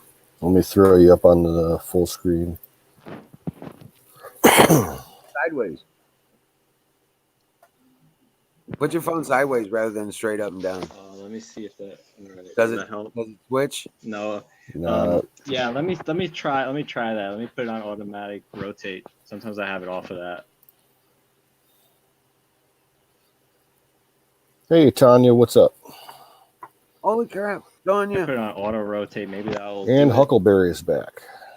Did that do it? Yeah, that worked. Yeah, there you go. Now you're talking. Look at that. So yeah, and so to the right, that's going like north, right? That's going to Yonkers to the right, right? That Okay. way. Gotcha. And then the other, you see, that's the Harlem River, the first river, and then across that that's the tip of Manhattan there, and then on the other side is the Hudson River. It's hard to see now because it's dark. Yeah, I can kind of make it out. Right, and then if you go to the left, right, you see the bricks. Yeah. If you go to the left of that, like if I was to put my hand out the window, you can see the Manhattan skyline. Like since I'm high up, you can see the Manhattan skyline to the left. Oh, Right, 'cause wow. I'm in the North Bronx, and that's the tip of Manhattan there. It's the north tip of Manhattan. So Bronx is north of Brooklyn, correct? I think so. I don't really go to Yeah, Brooklyn ever, okay. so it's like another country to me. Do you ever go to Staten Island? No, that's even more rare. When I wrestled in high school, that's the last time I went to Staten Island because we wrestled city championships there. Yeah, I got a friend who lives out in Staten Island. Yeah, so all I know, like a lot of the stories in my life relate to like wrestling. No, but I've only wrestled when I was in high school though. But like I've watched a lot of wrestling, so. Right. Let me see if I could do this here. Hold on. I'm gonna see if I could put the phone out the window. I just don't want to drop my phone. Right. Yeah, don't do that. Yeah, I don't want to drop my phone. Hold on, just bear with me. Don't jump. It's not worth it. Okay, yeah, just Yeah. We can see the end of the skyline there. Well, Yeah. it's hard to see because the building's so long that it blocks it on that side. Yeah. right. Well, at least you kind of like a waterfront view. That's kind of cool. Yeah, but that's the Harlem River connecting to the Hudson, so it's not like, yeah, it's not the most beautiful piece of water. I wouldn't want to eat any fish out of it. I've heard that like my dad is I haven't gone fishing around here, but my dad went fishing, but not close to here, but kind of. He says they catch a lot of horseshoe crabs and eels type of deal. Oh wow, eels. Okay. Yeah, a lot of eels. But you know, somebody told me, like, I don't really know, but where I live, it's brackish water becoming more salt water because I'm close to the ocean. Right. So if you would go upstate, the more north you would get, it would be a freshwater river, right? But where I'm at, it's more of salt water. Like I said before, I seen the Coast Guard drive through here. Right. Mm-hmm. Yeah. Yeah, because it's so close to the ocean. Right. Well, the New York metropolitan area has Coast Guard everywhere. That's right. Yeah, I see police boats. I see helicopters often. Even those tiny little Coast Guard boats, I would want to fuck with them because they usually have like fast. Have like an M60 machine gun on them. Yep. Or the firefighter boats. We got little Coast Guard boats in Cleveland. It's the same thing. Right. But yeah, so that's kind of where I live. That's what it looks like. It's kind of different from where you guys live. Cool. And FYI to everybody, Tanya will be streaming tomorrow night, later tonight, depending on where you're at. Her Thursday stream is a go. So watch for her on Twitch for spicy memes and lots of alcohol.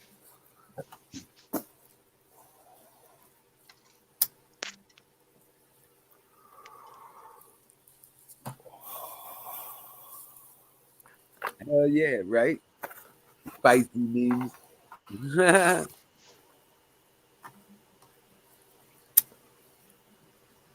Well, I'm real happy with Princess.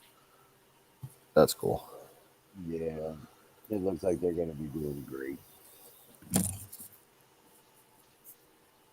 How old is she? She's just 2 years now. She's not fixed, is she? Nope. Okay. Nope. That was one of the things I asked. And she's old enough now to, easily have a batch of pups. So next time she goes in the heat, I surely expect that this gonna be puppy love. Puppy love will take place, and then puppies will come follow. All right, check this out. This is the tank that I'm going to be setting up. Hold on, let me turn the camera to rotate. Oh, okay. Yes, I figured since I was showing you the camera, I might as well show you. You see that white stuff, right? This is salt.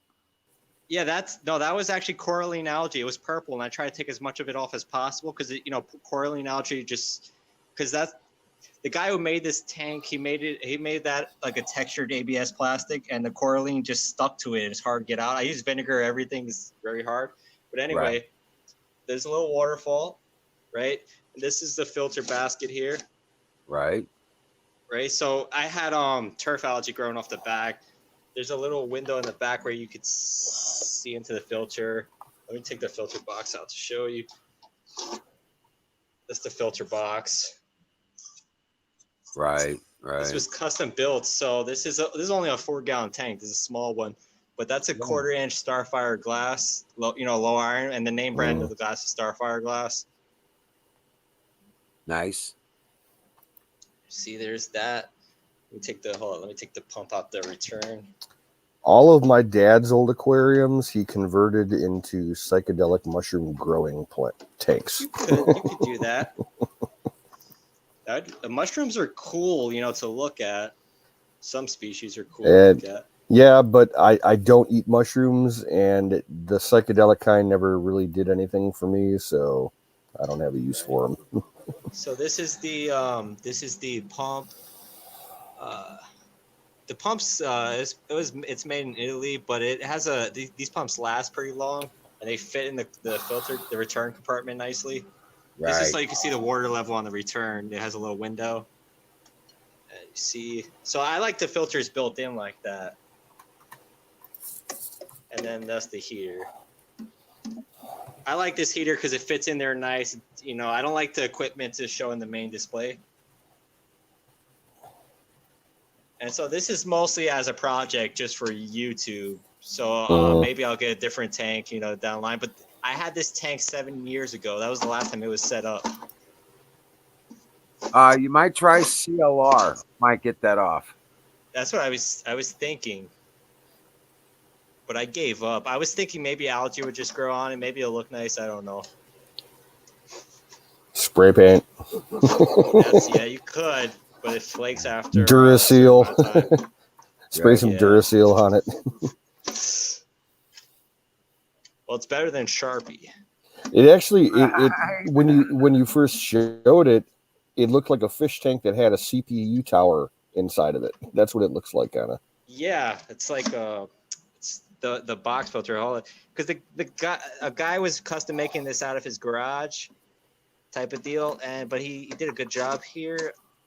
It's basically a ABS plastic built inside, like a filter box.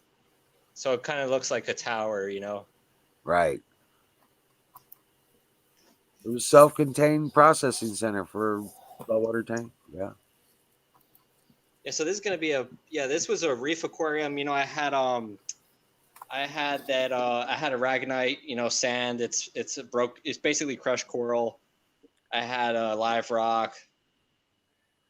And yeah, the filter, the water would flow through the back. It would flow over this waterfall here. It would grow turf algae, and that would get rid of some of the nutrients. And I would just clean out some of the turf algae off the top. But yeah, now I'm going to set it up as a planted tank. So it's going to be completely different. But I can always put plants in the back, Right. Like I could always do the hydroponics on the filter area, right? Not on the main display. But on the filter area, I could do hydroponics. Well, I mean, I'm just saying. I don't know if I'd do it. I guess you could do it that small, but you. No, I know what you mean. Yeah, I could. Down the line, I could get a bigger tank. But right now, this is mostly for the style, and this tank itself is not really that cheap, right? Well, you know what? You could actually do that with that. You could actually do it. You would have to make sure your levels are right. But let's say you did a seed tray, converted the seed tray into a hydroponics rack, and that thing pumped the water into the tray and took a return from the tray. Right. You know what I'm saying? And there you have your aquaponics if you had the fish. Even in salt water, like there's other tanks, there's other filter designs. Like sometimes they'll use a sump, right? They'll have the filter separate, and you don't need to do that. Yeah, you could just have a several bubbler rays, bubble. Right. And then you could have the hydroponic racks connected to that main sump. Yeah, right. And that's all you would need is a tube down with a dope stone in it. You know what I'm saying? Yeah. So I don't like to use air pumps. I like to use actual like sump pumps like this. Right. Well, you could use that. And I get oxygenation because the water's going to flow over the surface here, and that's where you get the oxygenation from the surface. So I don't like using bubblers. I don't like the sound of them. I don't like that, the amount of humidity they throw into the air. Sure. Right. No, I get you. It will still work with the sump pump too. Yeah. Especially like the design I have where it goes over the surface like that. Right. So I constantly have the surface turning over. just extend that tube off of the pump into the tank, into the seed tray. Yeah. Like I could And- easily Yeah. easily take a pump like this and then have a longer tube and connect it to anything. Yeah, and then have the return pipe coming back in. See, right where- now it's connected. Right now it connects into the inside of this tank with this lock line. I think this is lock line, the brand. Yeah, lock line outlet. Sure, just have the return from the seed tray coming back into where the pump is supposed to deliver it anyway. Yep. But yeah, I could definitely do that down the line though, There's Sure. another tank I like that I want to get, but it's another, low iron class type of tank, a nice display look, because it's going to be for YouTube, so it has to be a nice display looking piece. Oh, right. So this tank here, that's a 1/4 inch, even though it's a small tank, that's a 1/4 inch thick low iron glass. So it's expensive. Even a small tank like that's expensive, right? Right. And it's for the look, right? And the reason I like 1/4 inch, even if it's small, it's for the strength of the tank in general, especially since it doesn't have a rim on it. Right. Well, so it's a strong tank. I was thinking, like, you see those little rack seed planters that they grow the microgreens in? Oh yeah. Yeah, that would be. I could do that. I could definitely do that. Yeah. And then But I'm just starting with this whole freshwater thing, so I gotta learn it little by little, and then learn like what I would actually want to grow. Right, use the rock wool and just jam out some. You can keep reusing. Yeah, I have friends that do YouTube videos for planted tanks, and they recommend me some like underwater plants. So and then I'll learn more about the plants that grow on soil, or hydroponics. Yeah. Hey, Colonel Shaw's in the house. Good morning, sir. How are you? Shaw. But yeah, I go for I went for the style look before, especially with coral. Coral's not really, I'm not growing any of that to eat, but it's all for the style. So I care a lot about the look, right? Yeah. And the electronics too. I like to automate the system as much as possible. Yeah, I see what you're saying. Well, that's the idea, to make it as simple as possible, that the maintenance is simple. Yeah. And yeah, that's the whole point behind aquaponics. Exactly. That's what makes it enjoyable. Right. Because you don't have to if you don't have to keep changing out filters and checking pH levels, and once you got the tank established, you know what I'm saying, even with a aquaponics system, once you got it established, it'll stay. See, that's the light. That's the light for this tank. There you go. See how thin they are now? Right. I have the old light was a compact fluorescent light, and they were just much more bulkier. Right. Now they're LED. Now their LEDs are brighter. They're just better overall. Well, you see, that's how it looks on there. It's all for the look. Need to watch out for the what they call the color warmth, because it can affect your fish, just like it affects the plant. You said the color warmth. The K rating. Yeah. Yeah. So first, let me grab my old compact fluorescent to show you, because I know a lot about the spectrum for coral. So okay. All right. Plants, there you go. this is a plant. This light that I bought for the planted tank was designed for plants, and so I read other people's recommendations and reviews. But look, this is my old. This is some of the old lights that I had for solar. I don't use these bulbs, but I still have them. Right. See, 420 nm, 460 nm actinic. That's that blue spectrum, and then I have a daylight 6700K and 1000K. That's the color temperature there. This is good for growing plants, right? Plants and coral, right? Oh wow. The blue kind of simulates the deep sea, because the color the light's filtered through the deep water, and it's a bluer spectrum, and that's what helps with that. It makes the coral look better. Oh, wow. It makes it glow. Makes it glow, right? Almost a black light. So it's kind of like that. Yeah. But it helps. It adds to the growth too. But it does make everything look better, that blue spectrum. So yeah, I do watch the color temperature, but a lot of the stuff I get is made just for that. And then there's also lighting intensity, right? Some species of underwater plant they like Anubias can't be in direct sunlight, like bright. They'll just melt away and die. But there's other species that can grow at high intensity light. So I have to be careful what species I get, since it's a small tank. It doesn't vary much in intensity. Right. So I got to be careful. But I am talking to people who've been doing planted tanks for years, and they give me some advice, because I don't know anything about like keeping underwater plants. Right. So I got to try it, because I know a lot about coral, right, and saltwater species of stuff, but Well, that's cool. I don't That's know cool. about underwater plants. Right. There you go. That's always cool. And having multiple setups and stuff like that. And see, look, with coral, and I know about the different species, like with branching coral, like SPS, right? You need high flow, strong flow, and that helps them grow thicker. They build their skeleton thicker. I had high flow in there. That's why I had like a thick encrusting coralline algae all on the back, like that. So you have high flow and different color lights. But so now I'm working with in freshwater. I'm working with much slower flow. It's completely different. Absolutely, Right. Colonel. You can come to Emerald City. Yeah, I was just gonna say, I'm sure you'd be more than welcome, you and your family. You bet. Guaranteed. So yeah, that's what I'll be setting up soon. I just I'm gonna make a separate like YouTube channel just for the aquarium stuff, because like I used my main YouTube account for political stuff, and I did comment a lot on people's pages. I got all of that. I just want to separate my aquarium channel from my political stuff. Right. Oh yeah. No, I get that completely. Yeah. Yeah.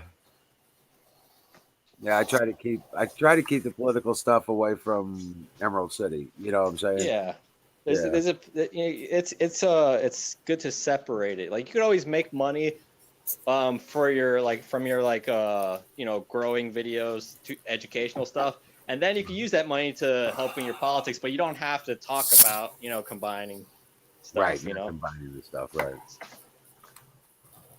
But that's what I'm gonna be doing, though. I'm gonna be doing the aquarium stuff, and I could also do I do some microcontroller stuff, but I didn't want to make videos about it too much unless I do like an aquarium make my own aquarium controller. Right. Because I could do the temperature probes and the water level probes, right? Just extra stuff and collect data. It's just for the video sake. I could do that if I wanted, because I do have microcontrollers and sensors and all that.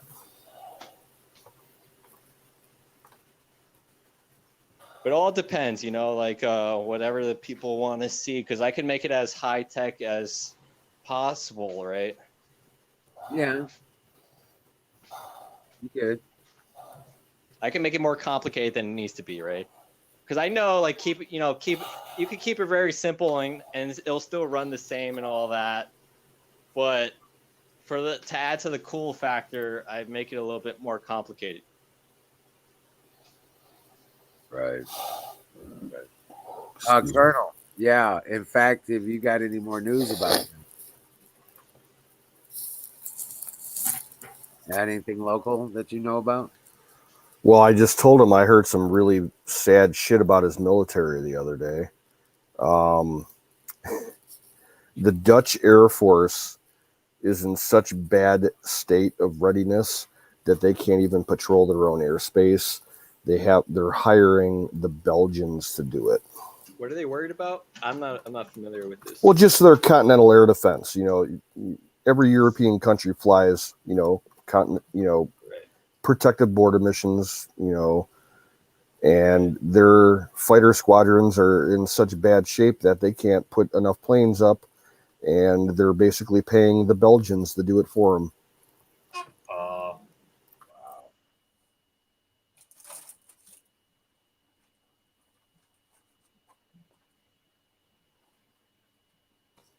Which is a really fucked up thing, considering that the U.S. still has a strategic agreement with the Netherlands, and we keep nuclear weapons over there for our European nuclear sharing operation.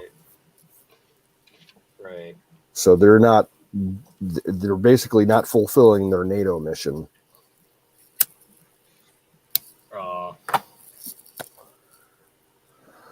Yeah, and there's that other thing about the military being, woke and all that here. So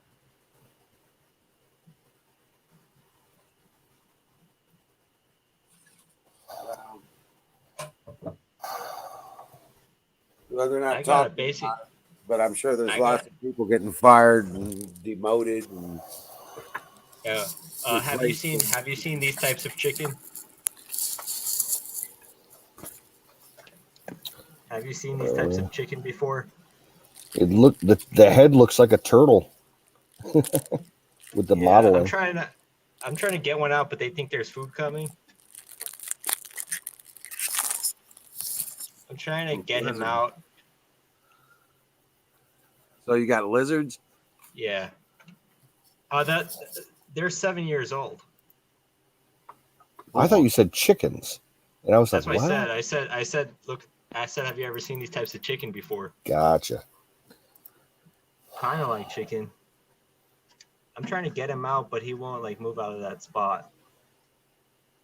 Are they geckos? Yeah, they're leopard geckos. Cool. I'm trying to get him out, but he's reaching. Mm-hmm. He can't really see. You have to basically pat him on the back of the head to let him know, and then you could grab him. But yeah, I can't really move them right now. Let's see what I can do here. Their bites don't even hurt, so I'm not too worried about that. I'm just trying to move him. See, just letting him know I'm here. Hold on. I got him.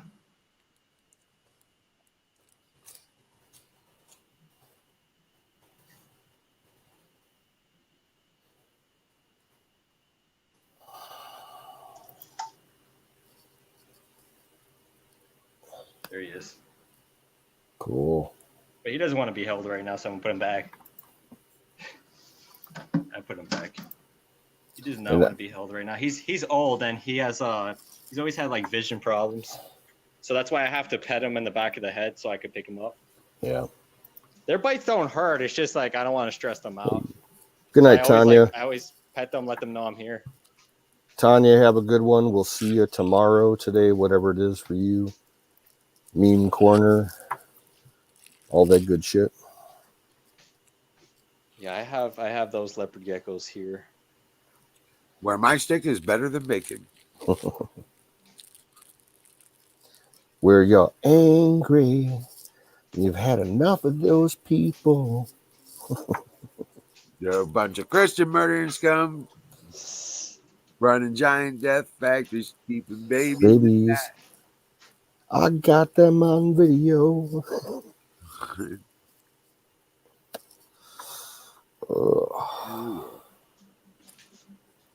I feed the lizards mealworms.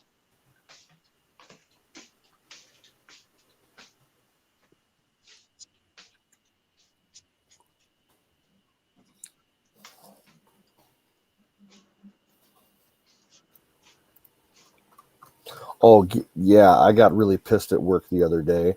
I came in to work. It would have been Tuesday. And we sell live bait at work. Right. We just got our first delivery of bait for the year on Monday. So we didn't even have it for a full fucking day. And the bait cooler died and no one noticed it the entire fucking day. So we got a bunch of cooked bait. So what was that? What kind of bait was that? Like Canadian night crawlers, red worms, and mealworms. Okay, so they smell bad, right? When they were. Oh god. Oh yeah. It was. Yeah, I had to take the cooler outside and set it out, That's behind the bad. building, get a backup cooler. Yeah, we lost about $70 worth of bait. That's not good. Yeah, Not it good was at all. foul. Yeah, worms could smell really bad if they're just dying. Yeah, they were cooked. It was like 85 degrees in there. Oh wow. Yeah, the compressor must have died because it was just pushing hot air in there all fucking day. Yeah, they don't like that. It was foul.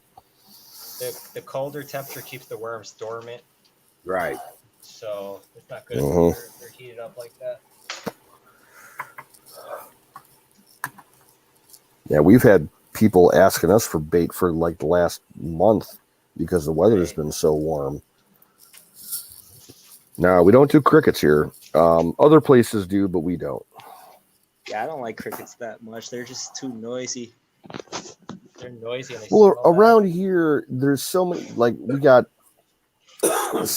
subdivisions, housing developments. They all got sidewalks. They all got asphalt roads. Anytime it fucking rains, we get earthworms and night crawlers that pop out because the soil gets too waterlogged, and they just cover the sidewalks. You'll see groups of kids walking the streets at night, This is what I got. picking worms up and down the streets and the sidewalks. This is what I got. Yeah. These are mealworms. Mm-hmm. They're not too bad. Like I don't really like crickets. Crickets are just annoying. They're loud and Yeah, I don't like that sound. It's annoying as fuck. yeah. So mealworms are fine though. I don't mind them too much, and then I'll coat them with like the calcium, the vitamin powder for the lizards.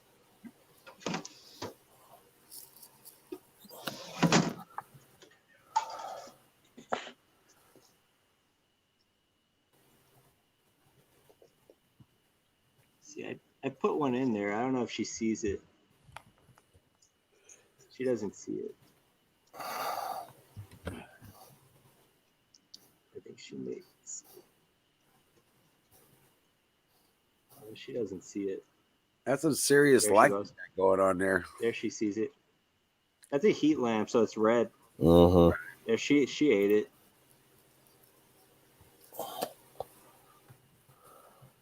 Yeah, she likes them.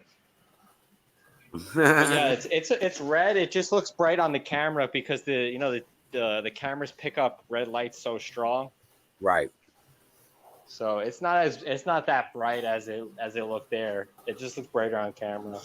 All right, guys. I prefer the red. I prefer the red heat lamps just because I don't like I don't like the daylight ones because they're too they're bright and leopard geckos are mostly nocturnal anyway. So it's either these, there's ceramic heat lamps, or the bluish looking ones. So I just go with the red. The red doesn't bother me too much at night. It's not as bright as it looks on camera, so I could sleep with that red light in the background, no problem. You taking off, brother? Yeah, I gotta hit it, man. I was All like trying to do it. Colonel, if you need to get out of there, you need a place to go, destination for a reason to travel or something, you got it, man. Just get a hold of me or Canoes and we'll get you hooked up, okay? He'll get a hold of me, whatever works. You know what I'm saying? So got your back, brother. I'll give you Yep. I'll do what I can. Promise you that. But all right, guys. Doing well, Patriots. I'll keep it going for a little bit. So okay, good deal. Yep. Rock on, man. Good night, guys. We'll see you later, bro. All right, man. Yeah, when I start up my other channel, I'll probably come through here and post the link. But I have to start setting. I gotta get it going. I gotta set this tank up already. I just keep on procrastinating with it.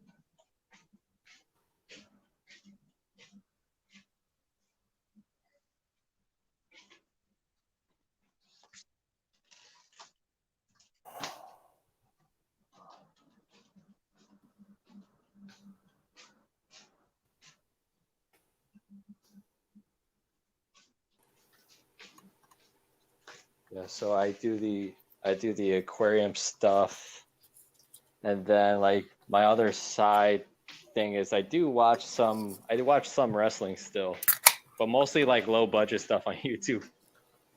I do like the gimmicky, funny kind of stuff.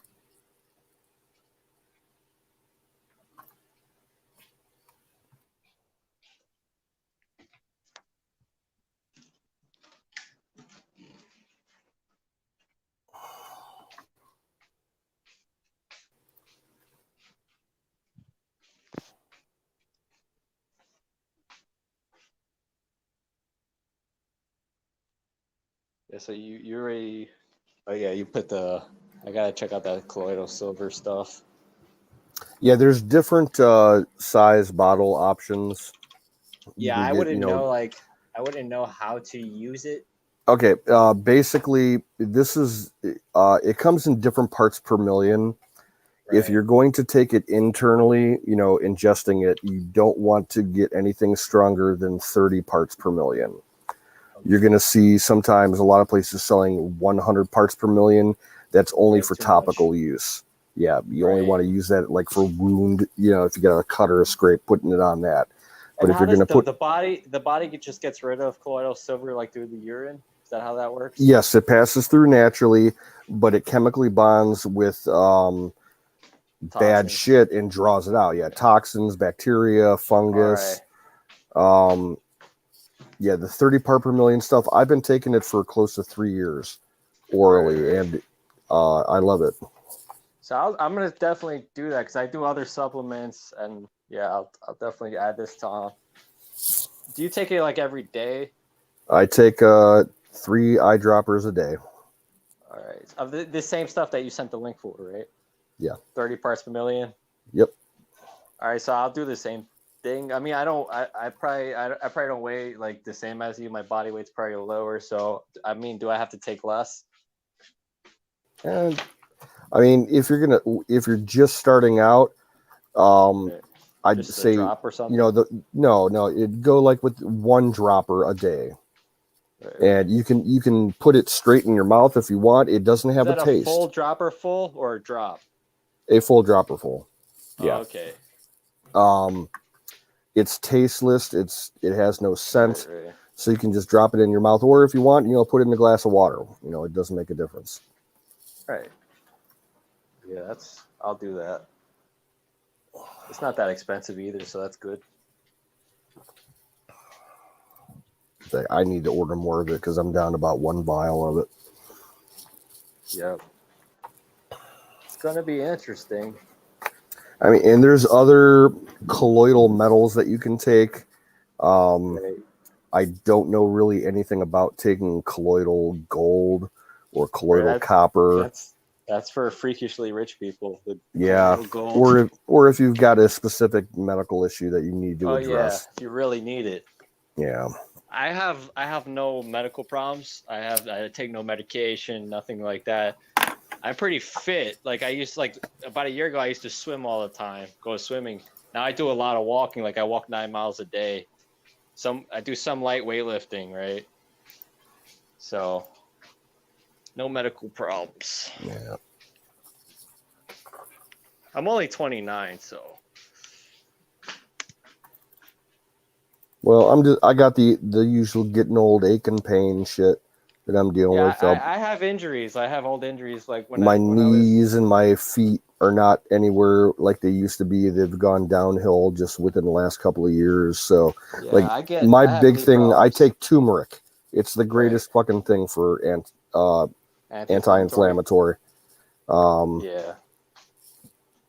Because I'll be turning 41 here at the end of the month, and like 5 years ago, I never would have thought that my knees and my feet would be so bad 5 years later. Right. And the turmeric really helped. And tart cherry extract is another good anti-inflammatory.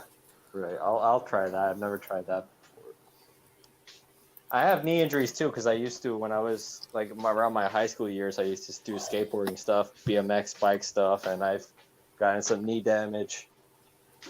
Well, I did a lot of long distance mountain biking. Yeah, that's high and impact. I did a lot of canoeing. So You know, probably because have I'm shoulder pain too. shoulder. They're not as Yep. bad as my knees, but I used to Right. kneel in the canoe, and that just kills Oh, your I knees. could imagine that. And playing baseball, yeah, Yeah, baseball. I'm for falling sure. apart. My family, the male side of my family, has a history of rheumatoid arthritis. I've been dealing with it since I was a teenager, so it's just catching up with Did you me. get you got the actual like the genetic testing for rheumatoid? Nah, but it's both my grandfather and my dad had it, So you I'm. kind of think it's like Oh, I know. confirmed. Yeah, Yeah. without a shadow of a doubt. Yeah, because they do like genetic tests. They could test you to see if you have the gene expression for that. But if you know it, you know it. You know. Yeah, There's no reason to get tested. yeah, just a waste of money. Yep. Well, some people get tested when they're trying to get some type of workers. I mean, some type of let's say disability pay or something. If somebody tries to go on disability, is what I'm saying. That's why they'll get tested. Yeah. Because That might be might be me in about 5 years if it keeps up like this. if you gotta do what you gotta do, and you would have to get tested to get disability based on that. Yeah.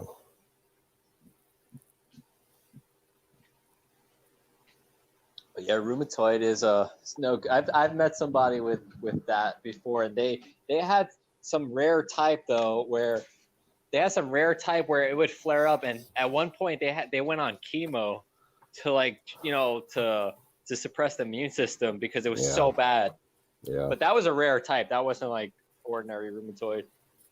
Well, I remember my grandfather when he was about 80 years old. He would get flare-ups on his knees and his wrists and his elbows, and like the joints would swell up to the size of like softballs.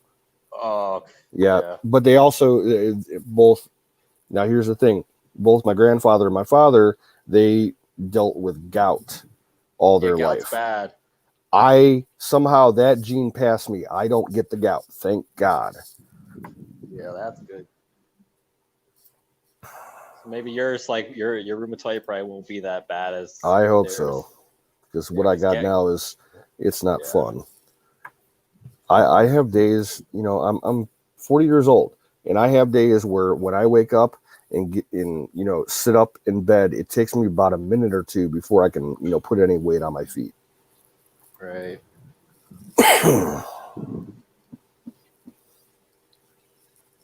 Yeah, sometimes you could try to increase circulation to the area, like with heat pads or whatever. I mean, when I have knee pain, that's when I'll do things like that.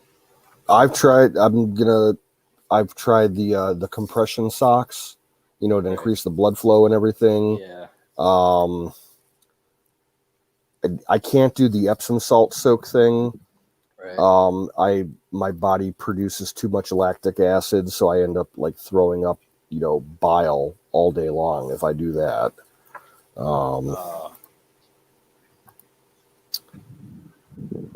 I've heard magnetics can work. They make like magnetic socks for diabetics.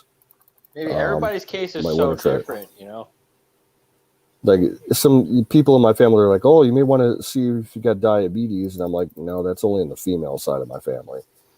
Right. Hey, Carpenter Patriots in the house, brother. You need to get your ass on screen. And my Get knees hurt more if I sit down too much, so I like to stand up a lot, walk around.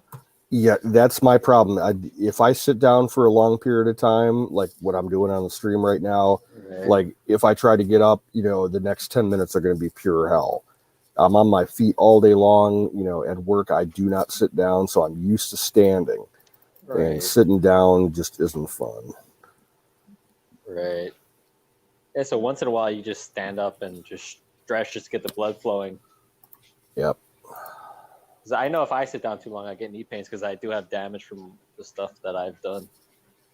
Not as bad as yours, but, I do feel it.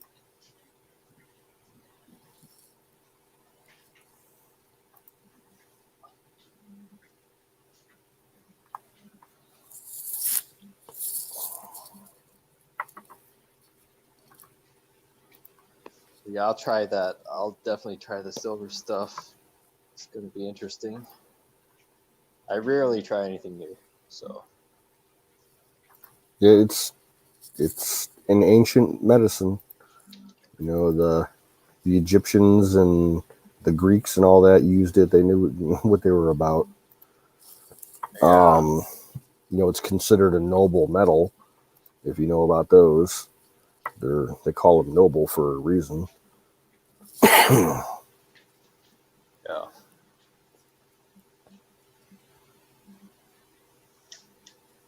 But yeah, like you see the stuff that's marketed, like I don't know if you're an InfoWars fan. Like I watch it sometimes. I like yeah. Alex Jones. Alex Jones sells his super silver type shit. Yeah. It's the stuff that you get on Amazon. It's half the Right. price. It's just as effective. Just as good. Yeah. Yes, I'm just gonna get the one that you sent the link for. It says $35. Yeah, and it is. Yeah, it and it's American made. It's lab tested. The only non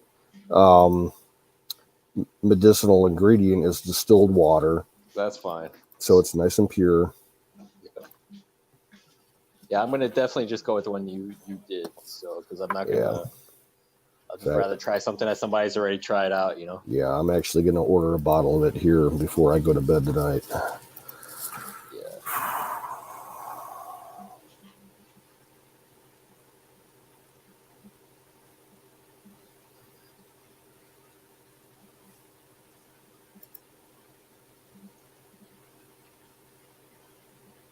Yeah, Colonel or Carpenter.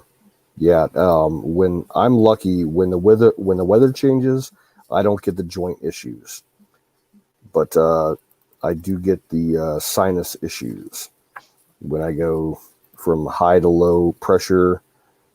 You know, in a day, if a weather front's moving through, I get the sinus migraines. But I'm glad it doesn't affect my joints. I have a brother who has sinus problems like that. I don't have any sinus problems. I never get out of breath. Nothing. Well, the male side of my family was prone to it as well. Yeah, my brother has just the way his septum is in the back of his nose is deviated and all that.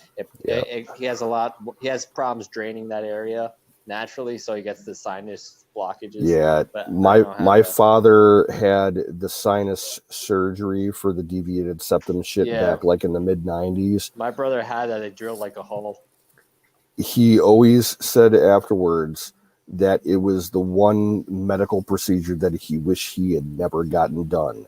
So it went bad in his case. Yeah, either they did a bad job of it, or his issues were just compounding and getting worse.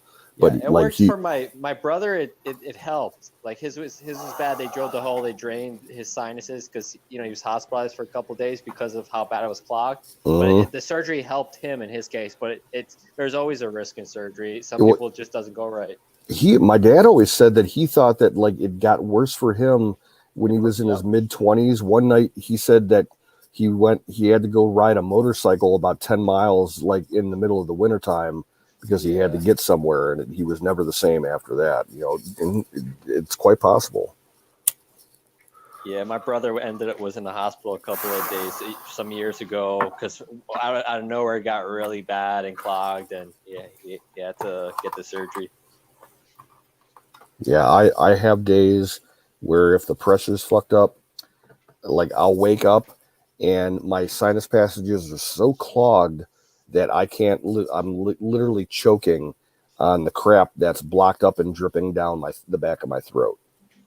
Right. And I try to hawk a loogie and spit it all out, and then blow my nose for 10, 15 minutes. It sucks. But it's probably the structure. It's probably the way that your sinuses are. Yeah, there's a medical procedure that's been around for about 10 or 15 years now. It's called balloon sinusplasty. And what they do is they insert a catheter up your nose and work it up into your sinus cavities on either side of your eye. And on the end of the catheter, there's a rubber balloon.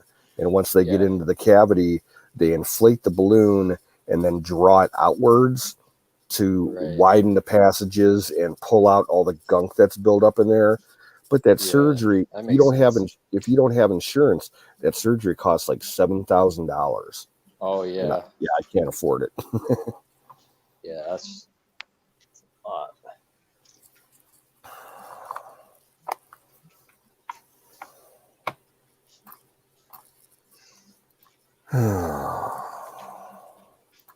Yeah, everybody has their unique problems, you know.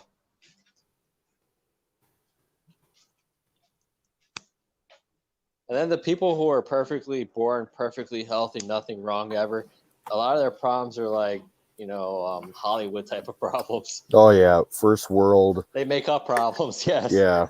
They create their problems. Pity me because I need to be pitied Yeah. for no other reason. And they learn about pain through reading books, right? They read about stories of people who experience pain. I deal with people like that every day just because I work in retail. Yeah, over here that would be like in Lower Manhattan. That's where those kind of people are. You know, the people who live in the flats and the studios. You know, The that's people Lower that Manhattan. their idea of fun is hanging out at Times Square. Yeah. Like they post pictures on like Instagram, you know, like perfect shot, perfect lighting and everything. But you see those people walking around, they look depressed and just they don't make eye contact, you know, they're weird in real life. They don't want to talk to you. Like I can't just stop and talk to somebody here, right? That's the people here are very aggressive, don't want to talk to you. Yeah. I have heard that about New Yorkers. Yep. It's like that scene. You ever see the movie Crocodile Dundee? No. Crocodile Dundee was this Australian guy from the outback who comes to New York City back in the 80s. And he's walking up and down like Fifth Avenue. And he's, you know, there's thousands of people on the sidewalk. And he's like trying to talk to every single one of them. Yeah, like, hi, how you right. doing? Good day. How you doing? Yeah, I can tell you that's not going to go well. It's still like that today, right?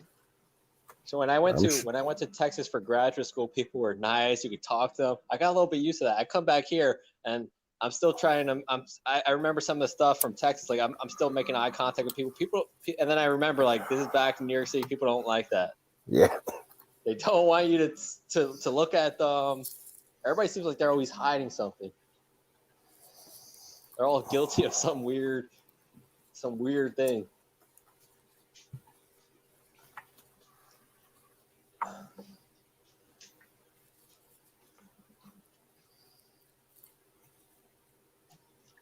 Even with politics, right? There are going to be some Trump supporters here, right? But they're not as obvious about it, right?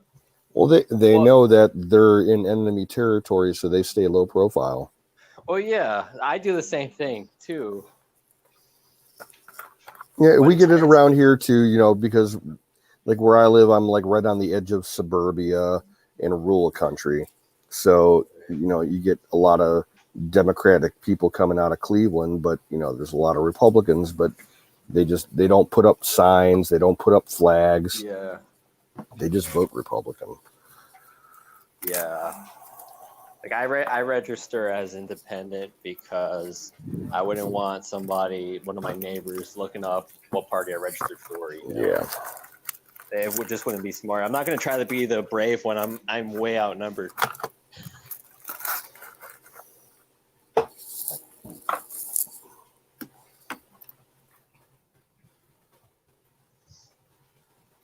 But yeah, it's hard, especially with the whole everybody's wearing masks thing. Not everybody, but a lot of people wearing masks and all that. It's hard to talk to new people outside. I mean, it's always has been in New York City, but I feel like even more so.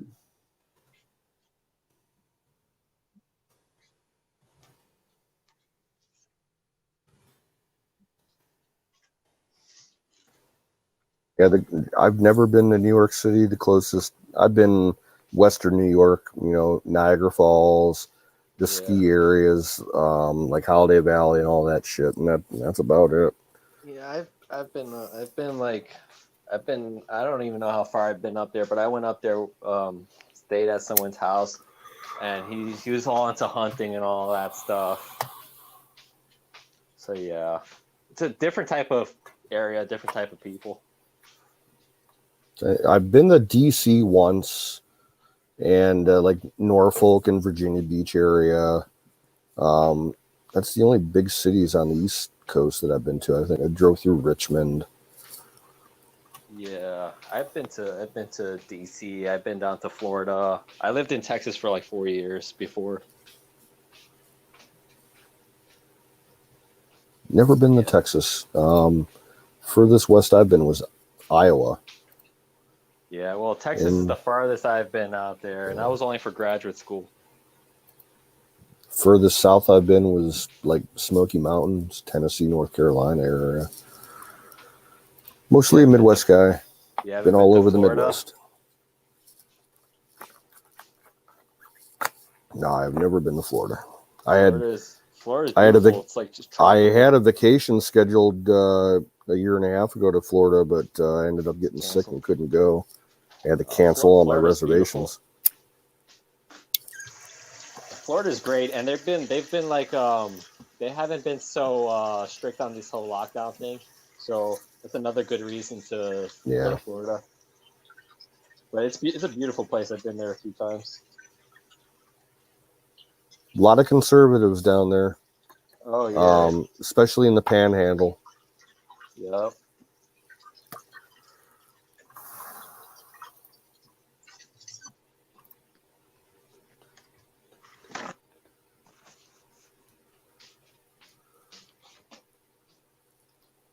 Where I was at in Texas, it was mostly conservative. Even the college students, because I went to graduate school in Texas, even the college students at the campus I was at were conservative. I even seen somebody have a Trump bumper sticker. Like it was out in the open conservative. Whereabouts in Texas? I was in Lubbock.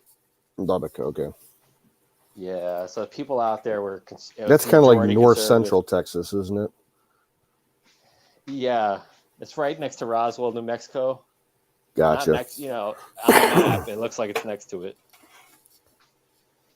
where the oil fields are at. Yeah, I used to have a coworker who lived in Odessa for a long time. That's close by. Yeah.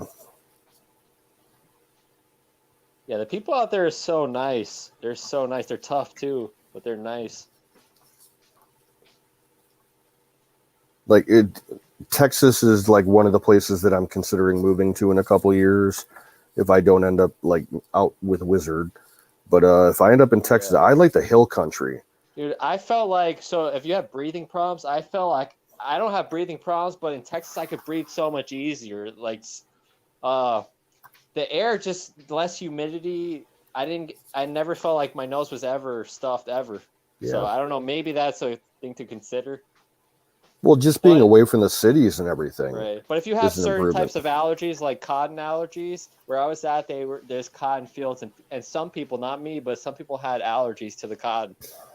Only allergy I have is maple pollen, and that's a problem so I don't around think here. They have maple out there where I was at. You might actually like it for that reason. Like the breathing is easier. And the airflow, like they have strong winds. So I've heard the same thing about the desert. Anywhere in the Southwest is good for people with breathing problems where and I whatnot. lived in Texas, it was desert, like everywhere outside of the oil field. So the air was so easy to breathe. Yeah.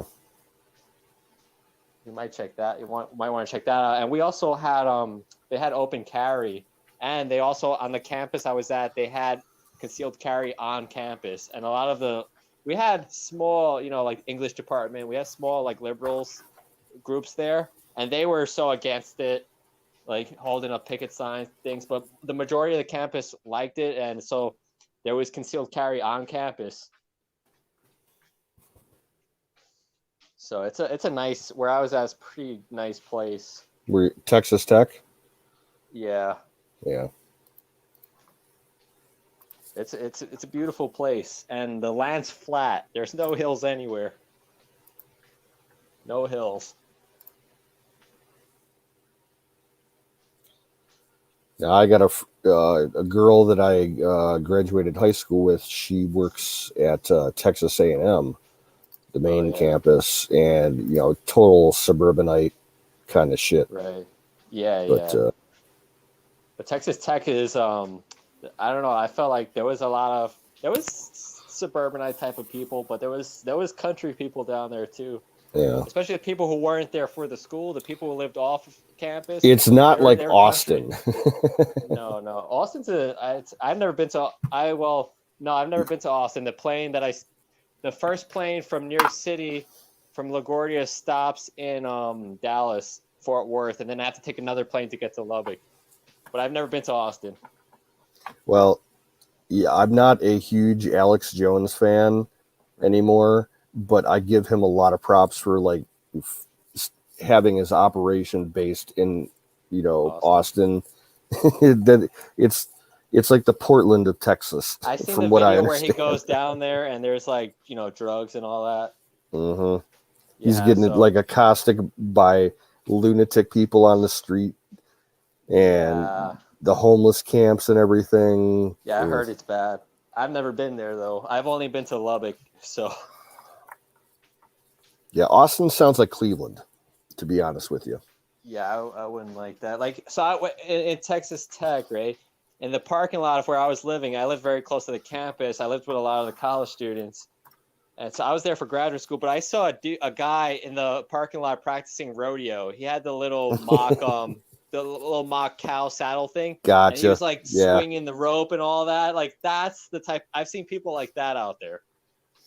Around here, occasionally you will see somebody in the parking lot at like the grocery store, in the evening when it's quiet and there's not that many cars, and they'll be practicing like casting their fishing rods in the parking lot. They're fishers.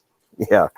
That's still pretty cool. But when I seen a guy with the rodeo thing, I was like, he had the boots on, the spurs, he had the hat. But I think he was showing off obviously to the girls. Obviously. Yeah. Because they do watch from their windows. So. Well, surprisingly, back here around in the 90s, country line dancing was big around here. So like everybody was dressing Western here in the Cleveland suburbs. It was kind of funny. Yeah, and in Lubbock you'll still find people dressing like that. I felt like I was in a time capsule in that part of Texas. So yeah, you might want to consider that area. I don't know, it depends on Well, yeah, I'm looking for. The only thing that matters to me is that it's gun friendly, has low taxes, and I don't have any neighbors within sight.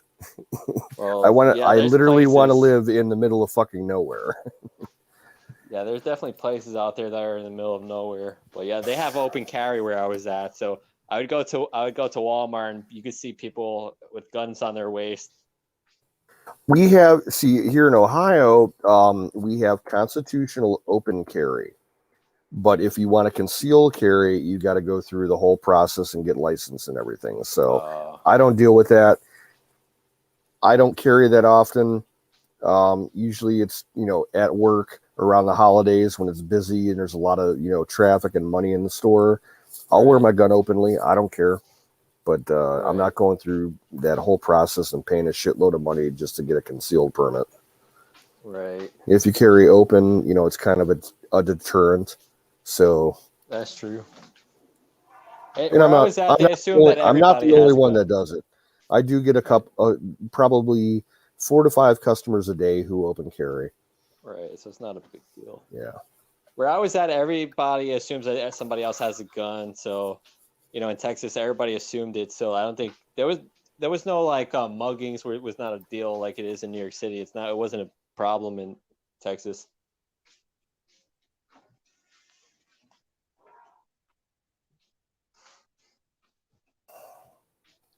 But it depends. Like you plan on working out there. What type of work you want to do. That could influence your decision. Well, my options are open because I'm basically looking at an inheritance. So Right. I could Yeah, everything's stop. cheap in Texas. I could stop doing, the kind of work that I'm only good for around here and actually do something that I enjoy. The options aren't that great in Ohio. I'll tell you what. Well, everything was super cheap in Texas. There was no, I think there was no income tax, and everything's just super cheap. I remember when I was down there, the gas was like $1.20 a gallon. Everything was And super cheap, so you yeah. could live large. If food is cheap out there because you're Yep. closer to where they grow everything Yeah, the and fields. raise everything, yeah. Yeah, Out you might here, wanna that's check that kind of out. not the case. Meat prices are super high right here, right now. Oh, You can't afford chicken. You can't afford beef right now. Does that have to do with Bill Gates buying all the fields up? No, I think it's more. They have to figure in the cost of fuel to truck the stuff in. Oh yeah, that's and gas prices are going high, and the speculation on gas is like really high right now. So they price the food as to what they think, the gas price is going to be for the next 6 months. Oh right, they make long-term contracts. Yeah, speculation is everything out here. It's really bad. Yeah, that's not good.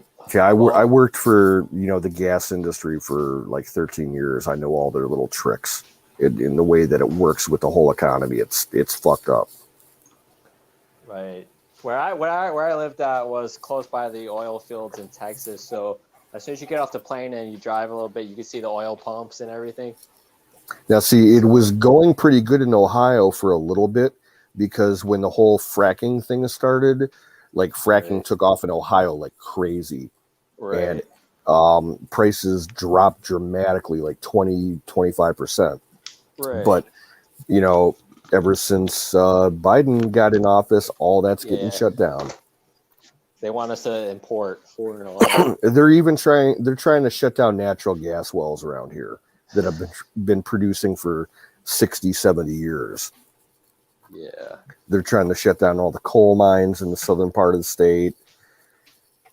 Yeah, it's stupid. They want to shut down whatever they can't control.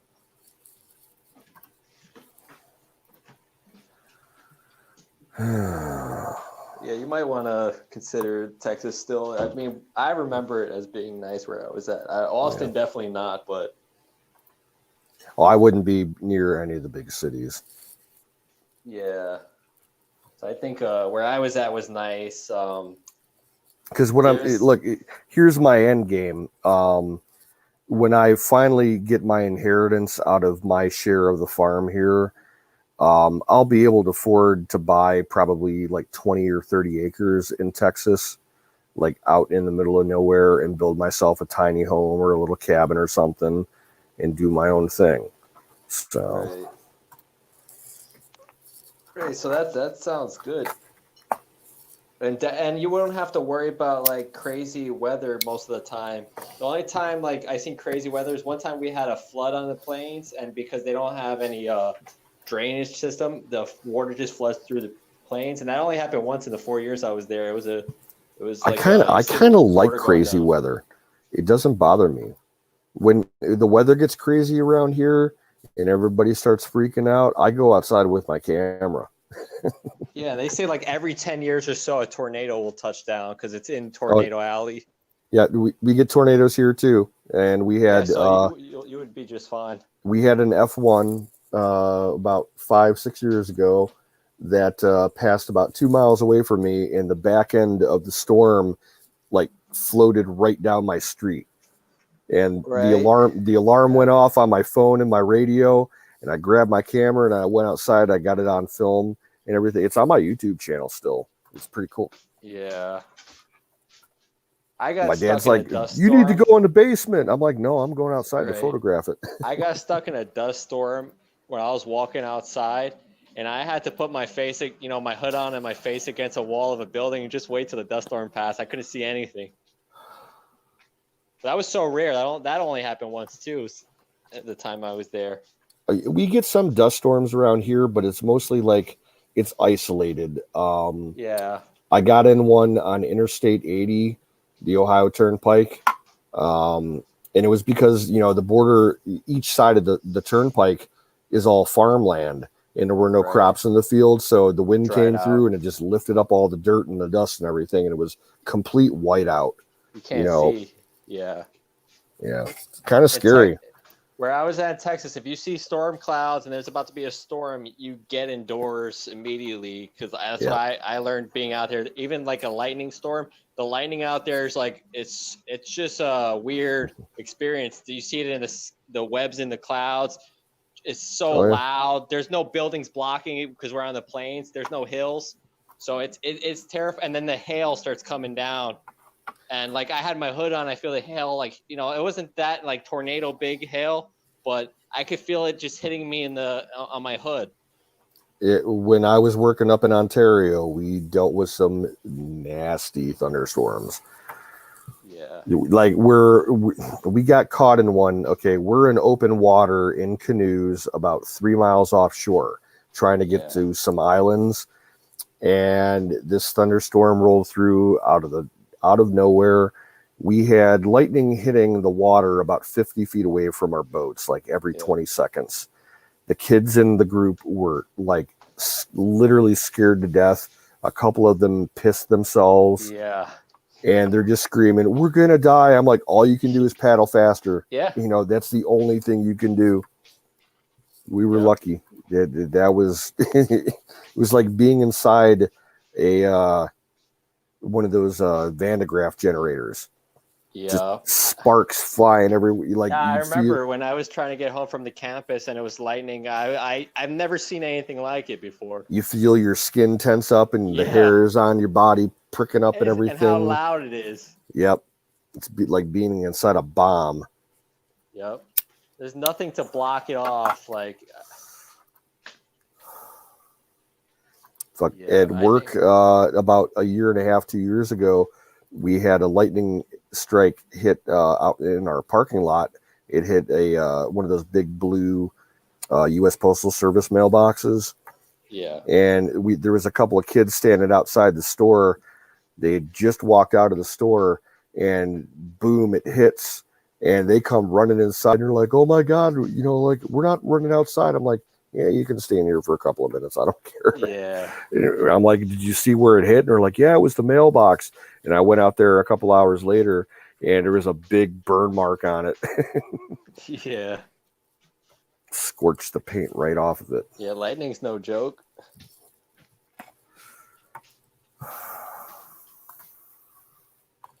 Oddball says he said does snow in Lubbock. Yeah, it snowed, but it's so rare, and it was so when I was there, it was so thin of a sheet, and it was so rare. It's nothing like New York. Yeah, you guys can get some snow in New York. Yep. The snow there was no problem, but there when they they barely had rainstorms. They were more likely to have droughts than rainstorms. But when they had a rainstorm, you had to get indoors. It was scary.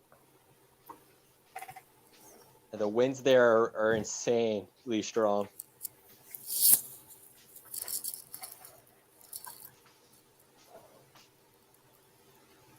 But like, I would rather live over there. Like, I would like to go back, but the problem was I couldn't find work there.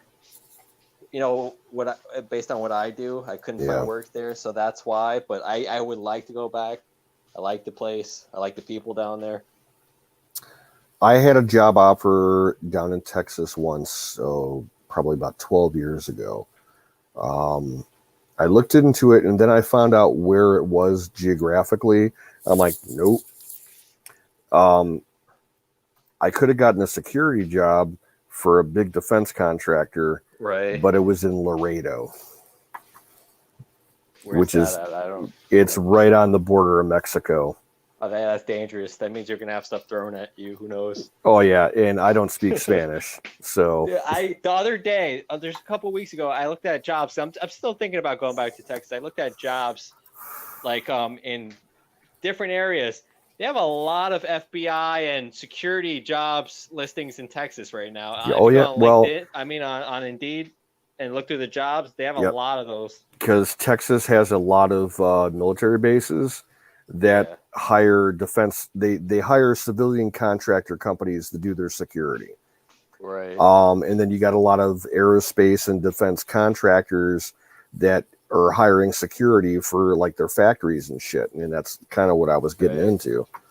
And their police are militarized. I've noticed that when I was down Oh there. yeah. Because they have a trouble. They always have help wanted signs for the police department. Nobody wants to become a cop down there. They all have guns and nobody wants to be a cop. Most of the people were small government. They want the government out of their lives. So nobody wants to be a cop. So some of the cops were, military people. Yep. And Well, that's like back back when Trump was in office. The best job that you could get if you were looking for that kind of work was to work with Border Patrol down there. Right. They were hiring like crazy. They would hire anybody, and at least test you out. But if you're in shape for that, if you're in shape for Border Patrol, that's probably good. It's something to be proud of. When Trump was president. So, but I wouldn't be able to do that type of job. Not that type of, I'm not that type of person. I was looking for like data analysis, computer-based type of jobs. Yeah, I looked into a lot of different government contractor security jobs back in the day. I did security for 2 years, and there's a lot of opportunities in it. You can make a really decent living doing it for certain companies. Yeah, definitely. I had the chance to work for this one contractor who contracted with the Air Force, and they basically were looking for someone to work in Germany for a year, outside of one of the air bases that we have over there. And it was working security at a resort that the military has for military personnel over there. It's just, like a campground and a hotel and shit. I could have made like $45 an hour working that. Oh yeah. Yeah. But I didn't want to be, away from my family for an entire year, so I turned it down. Yeah. I moved when I went to Texas for graduate school for 4 years. I didn't see my family for about 4 years. I didn't really leave Texas when I got there. My sister, she was in the Navy for a little bit, and she went down to Texas for her A school training at Lackland Air Force Base outside of San Antonio, and she liked it. Decent weather, good bar scene, all that shit. What's interesting? A lot of these. Well, where I studied like in a part of the library because I was in graduate school. I studied in a part of the library where there was a lot of engineering students. A lot of the guys chew tobacco out there. That was new to me. They're spitting in like water bottles on their desk. Yep, that's a thing out here. Yeah, people like their chew. I personally, I see none of that in New York City, but down there, I personally think that's one of the most disgusting habits that you can pick up. And then when you go to the schools, like the bathroom in the library, you see pieces of tobacco, but you also see like pieces of like saliva and blood. Yep, all just dried up on the walls and shit. Yeah. They're spitting everywhere. It's gross. Like I got friends that like I'll get into their car and we'll go drive around. And they keep like in a couple empty bottles in their car just to spit. I'm like, that's so fucking gross. It's like putting especially during like finals week at the library, they were just chewing tobacco. It's like putting mulch in your mouth. I don't get it. Yeah. They did it when they were studying. That's what they did out there. Around here, like a lot of the kids that I grew up with, like in high school, they started doing that because they didn't want to get caught smoking, because of the smell. That's true. So, yeah. And if they play like baseball and sports. Yeah, there's a lot of that too. It was a big sports school where I was at. It was a Division I sports. It was also I was in research, and it was designated a R1 research high research 1 school, so sports and research. But anyway, they were all big on sports out there, football and all of that. So it was completely different atmosphere. They were big on college football, which being in New York City, not many people care too much about college football. But out there, yeah, even people would be talking about their, like, they have children in elementary school and playing football. Mm-hmm. So they were all And about see, that. the only sport I ever got into was baseball. Right. If I was out by you, the one place I'd want to see, I've heard it's amazing. They build a new baseball stadium at West Point, up the river from you. The military academy. Oh, okay. For the Army. Isn't there? Where's Maritime University? You mean the Merchant Marine Academy? I was wrestling in high school, and one of these guys got the captain of the team. He was undefeated, everything. Got a scholarship to Maritime University. I think that's not far from here. Well, I know the Merchant Marine Academy is pretty close to you. That's just past the Throgneck Bridge. Maybe that is the same place. I don't know. Yeah, I forget the name of the township or whatever it is. Yeah. It could be the same place. Kings Point. Yeah. Yeah, it's right across the bay from the airport, I think. But so you could go and see the military base's baseball field if you wanted. Well, it's not really a base. It's a huge academy. It's the Army, college. And they built about probably 10 years ago, like a professional grade stadium for their college baseball team. Right. And it's a really nice stadium.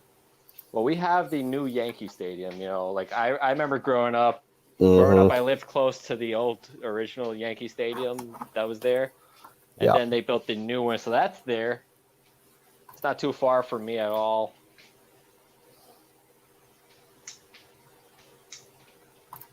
It's funny that Yankee Stadium's actually in a bad neighborhood. It's always been in a really bad neighborhood.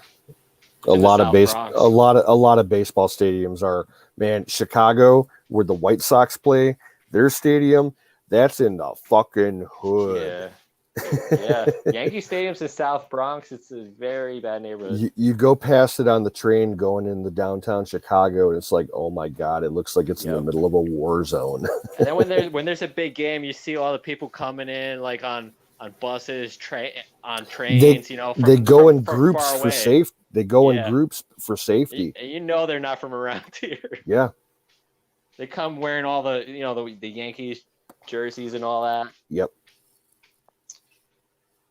Or like I was on the New Jersey Transit once, and they were coming to see, I think, a Giants game or something. I think they were coming to see a football game. Well, I got on a train full of football fans, and they were definitely not from around here, but it was an interesting time to be on a train full of football fans.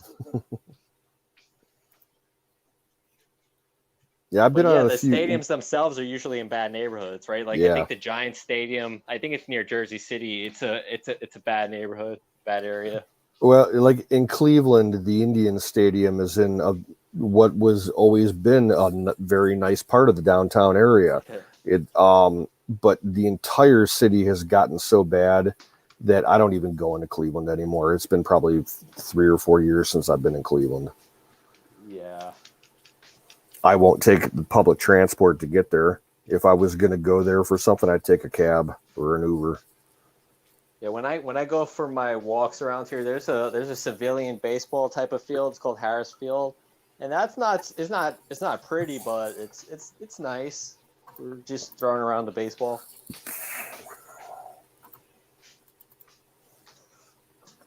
Yeah, I used to go to probably about a dozen games a year down in Cleveland, but I'm done and over with baseball. Right. Don't give a shit about it anymore because one, they fucking kneel for the anthem now. Did you stop watching baseball after Derek Jeter retired? No, I still watch. I just quit watching baseball about 3 years ago. Oh yeah. Because they kneel, and the Indians lost the World Series against the Cubs, which was absolute bullshit.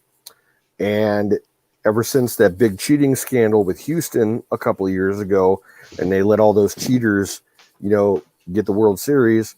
Right. Yeah, just completely disheartened, use my appetite for the game. disillusioned by the whole I'm thing. done. And now Cleveland, they've caved to the woke movement, and they announced change the name of the team. Exactly. Yeah. I the last time I watched was when A-Rod was playing. Okay. Just because I was interested in the whole home run record and all that, and there was the whole steroid controversy. Yeah. But there was that, and then when I was in Texas, right, I was sitting next to this girl, and she was checking. I noticed she had an Astro shirt on. She was checking the scores on her phone, and just so happens that my brother works in a hospital, and they all got tickets to take to a game. So I was in Texas, and my brother and my parents and everybody is at the game that she's checking the scores of, and then I showed her a picture of my family at the game. Like at Texas Rangers Stadium. No, they were actually playing at Yankee Stadium, so my family was at the gotcha. game, and I was in Texas, and the girl next to me was wearing an Astro shirt. I saw her checking the game, so I showed her a picture of my family at the game. Yeah. I went to this one game one time. I lucked out and I got amazing seats, dirt cheap. Right. I was the very bottom front row, right above the home dugout. Right. I got this seat for $50, and it's a $400 seat.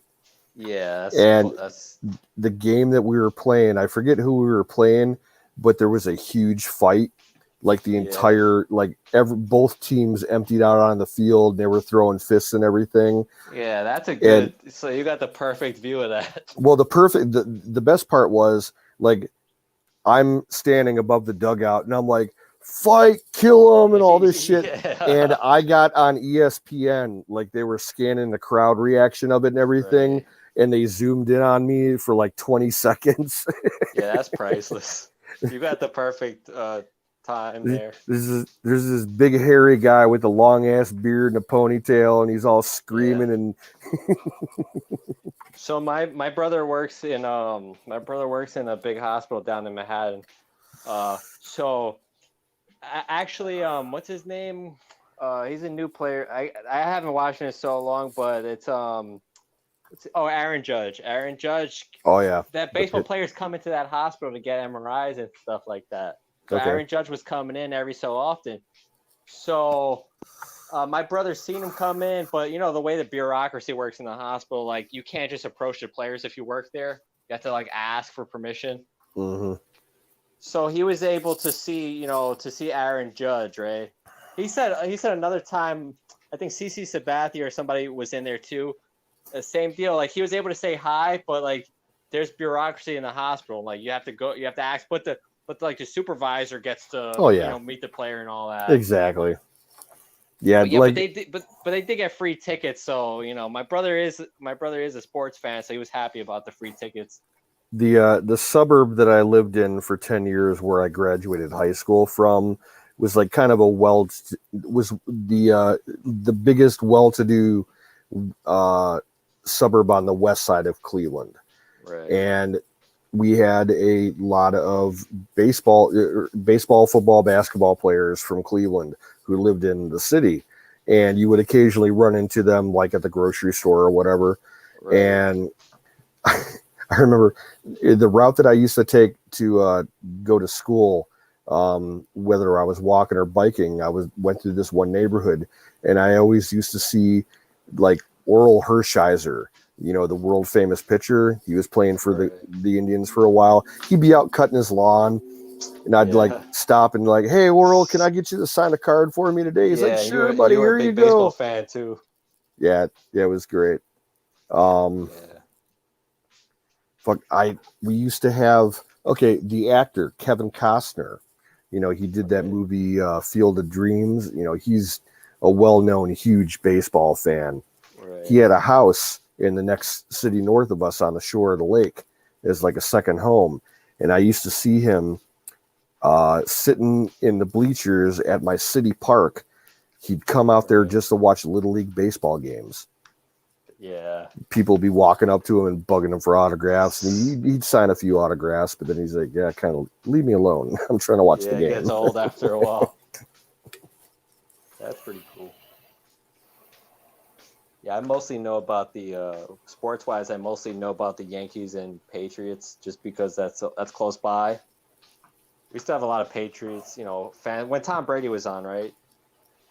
But yeah, there was a lot of Patriots fans out here. For a long time, some of the Cleveland Browns players for the football team, they team up around the holidays, and what they'll do, they'll go to the local grocery stores, and they will order an entire truckload of like frozen turkeys, right, and give them out to free, in the parking lot and everything. And they were doing it at the grocery store that I was working at for 1 year. right. The whole fucking team was there passing out free turkeys. Yeah, it's like a surreal experience. But Cleveland sucks. Yeah, definitely. I got no use for it anymore. There's always going to be some good moments, good memories in these areas, but like most of the time, bad neighborhoods suck. I had some good memories of Cleveland, but it's just not safe. I live in a bad neighborhood. A lot of people don't believe it because I don't talk like a lot of people around here. But I live in a relatively bad neighborhood, and yeah. There are parts of Cleveland. There's parts of Cleveland where like I would never go to, but if I had to go there, like I wouldn't even feel safe if I was carrying my AR. That's how bad it is. Well, if you're outnumbered, you're outnumbered. Exactly. So I remember I was out coming back from somewhere with my father, and we got turned around off the highway, and we got off an exit as a detour, and we got thrown into this neighborhood that we had no business being in at like 2 a.m. And some guys stopped us at the corner and basically just walked up to the car and they're like, "You guys don't belong here. What are you doing in this neighborhood? You better, talk quick or we're going to shoot you." They either think you're cops or you're there to buy something. Exactly. And we're like, "We just got turned around on the freeway from a detour. How do we get back to the highway?" Yeah. We're like, "We'll give you $20 if you tell us." Yeah. And like the public transportation around Cleveland to get like from where I'm at to Cleveland, I wouldn't feel safe taking it anymore because like these ghetto people will just sit there on the train or the bus and get high and get drunk. Yeah, that definitely happens. There's no cops on them. They bug all the other people on the train. There's stabbings and fights and all kinds of shit. On the subways here, the dancing, begging for money. A lot of these. The last time I took the train to Manhattan, I was coming back. I think I took the D train, which is the worst train you could take here. I was coming back from Manhattan, and that train passed through the worst neighborhood. So there's these two black ladies, and they have like their little kids in the strollers, but they're yelling, like joking, just carrying on in my face, looking at me. This lady accuses some white lady sitting down she's like, "Oh, she farted," just making a scene, making everybody feel uncomfortable. So I know what that's like. Like the closest rail station to me to get into Cleveland proper is about 10 miles away. You can take a bus to get there. I actually thought about living in that neighborhood, 20 years ago. Yeah. And like now, like they find bodies outside the train station there. Definitely. Almost every other week there's shootings and people ODing, and it's bad. Oddball says 42nd Street in New York City had a bad rep. Well, that's Times Square. I don't know which side he's talking about, but 42nd Street I know it as Times Square. And there's always going to be bad stuff, but it's not as bad as some of the other neighborhoods in New York City. The street numbers in New York, in Manhattan, they go down the closer to the tip of Manhattan, right? Okay. Yeah. So like Chinatown's around Canal Street, but that's around 13th Street. Okay. Right? I would be up around 200, like 20th Street. If I was in Manhattan, I'm not gonna say my address on here, but I would be up around 220th Street. That's like above Central Park, right? But I live, I'm not that close to Central Park. Central Park goes along a few streets. It's around, I think you start seeing Central Park around 86th Street. I don't go there often, so I don't really know it off the top of my head. But I know on 86th Street, Central Park's around there.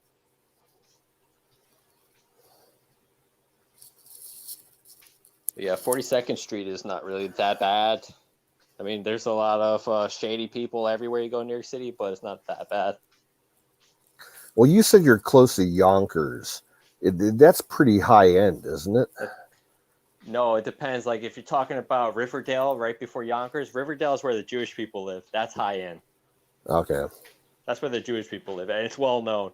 And then there's going to be Italians, right? Italian neighborhoods are not so bad either. But then there's going to be really bad neighborhoods in Yonkers, like where DMX and people like that are from. Okay. And those are bad neighborhoods. I always thought Yonkers was like white collar, high class, big money type area. They used to have the racetrack. They have the horse racetrack there and things like that. But there was a lot of mob people out there. There's a lot of you still find the Italians out there. But yeah, there are some going towards Westchester, White Plains. That's White Plains prior. I was just going to ask about White Plains. Yeah. Yeah, my brother lived in White Plains for a while, and then he moved like a little farther up. But White Plains is pretty nice. Very expensive to live out there. Yeah, that would be nice, but that's far from Yonkers.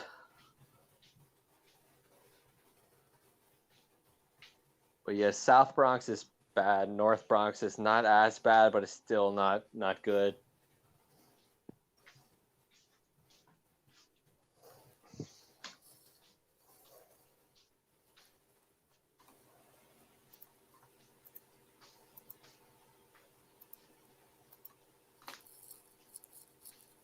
Now, do you ever make it like upstate, like Albany or the Finger Lakes or anything like that? I don't go out there like Schenectady and all that. I don't go out there. That's far.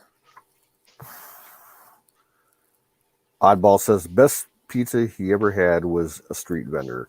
I've heard good things about street vendor food in New York. There's some really sometimes, like I have a little brother who will eat the street food from time. When I grew up eating street food, sometimes like hot dogs, shish kebabs, things like that. Yeah. But like some of the other foods, like my brother tried some other food and he said it hurt his stomach. Like he tried some like Turkish grilled up food and he said it hurt his stomach. So I don't know.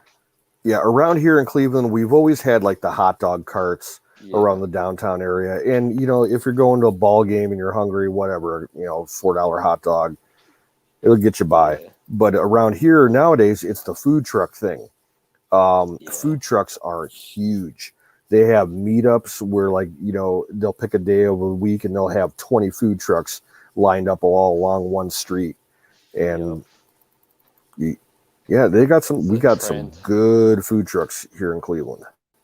It sounds, maybe it's cheaper for them to run the business that way too. Yeah, and especially with the pandemic, they're making a killing because anybody. Exactly. I have a food truck that comes to the parking lot at my store every Wednesday. They were there tonight, but I didn't get anything. They do gyros, gyros. Oh, yeah, we have fucking delicious. I call it gyros. I don't pronounce it right either. Same here. But over here around Fordham Road, right? It's another popular area. Well, there's a place that sells them, and it's pretty popular for that. I could live on those things, but then I probably wouldn't live very long. Yeah, with their barbecue sauce and all that. I like mine. Not the healthiest.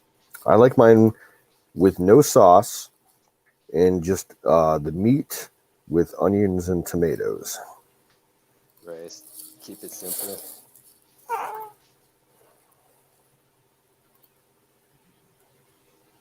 Like we got a food truck down the road from us, all they do are bagels and like bagel sandwiches. They make a fucking killing. Yeah, my mom is from Brooklyn and she loves bagels. She likes And to eat.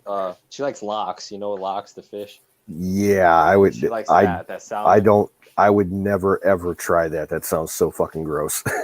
And my mom likes that kind of. I don't like seafood. She's from Brooklyn, so Yeah, yeah. I don't like seafood either. I'll eat canned tuna fish a couple times a year. That's about it. Yeah, but lox is that's salted. I forget what they call it, but it's like preserved type of deal. Yeah, it's like Comes in little cream, packets. like cream salmon. Yeah. Yeah, she loves that. My mom loves that stuff. But I do, man, a traditional New York bagel, like a Jewish bagel, oh, Yeah. good stuff. Yeah, that's the stuff she likes. 'Cause she's from Brooklyn, so she lived near Jewish people. Now, because of my heritage, I'd probably be hanging out like at Brighton Beach in, the Russian area, Coney Island. Yeah, It's scary. It's a scary place. I know. But that's where all the place. good. That's where all the good Ukrainian and Russian restaurants are. Yeah, but it's also a scary place. Rockaway Beach, all that shit out there. Yeah, I don't get out there often. I haven't been there in years. Yeah, I don't really leave the Bronx ever, so. I went to 23rd Street for a job interview. It turned out to be a waste of time. They're fine to call me in for the interview, but they don't. I don't know, for whatever reason they want to hire me. So, but it took me like an hour and a half to get out there. Yeah, I took the trains and all that, the bus to the train. I got to 23rd Street and yeah, I don't like it out there. I feel uncomfortable in Lower Manhattan, so I don't really leave the Bronx that often.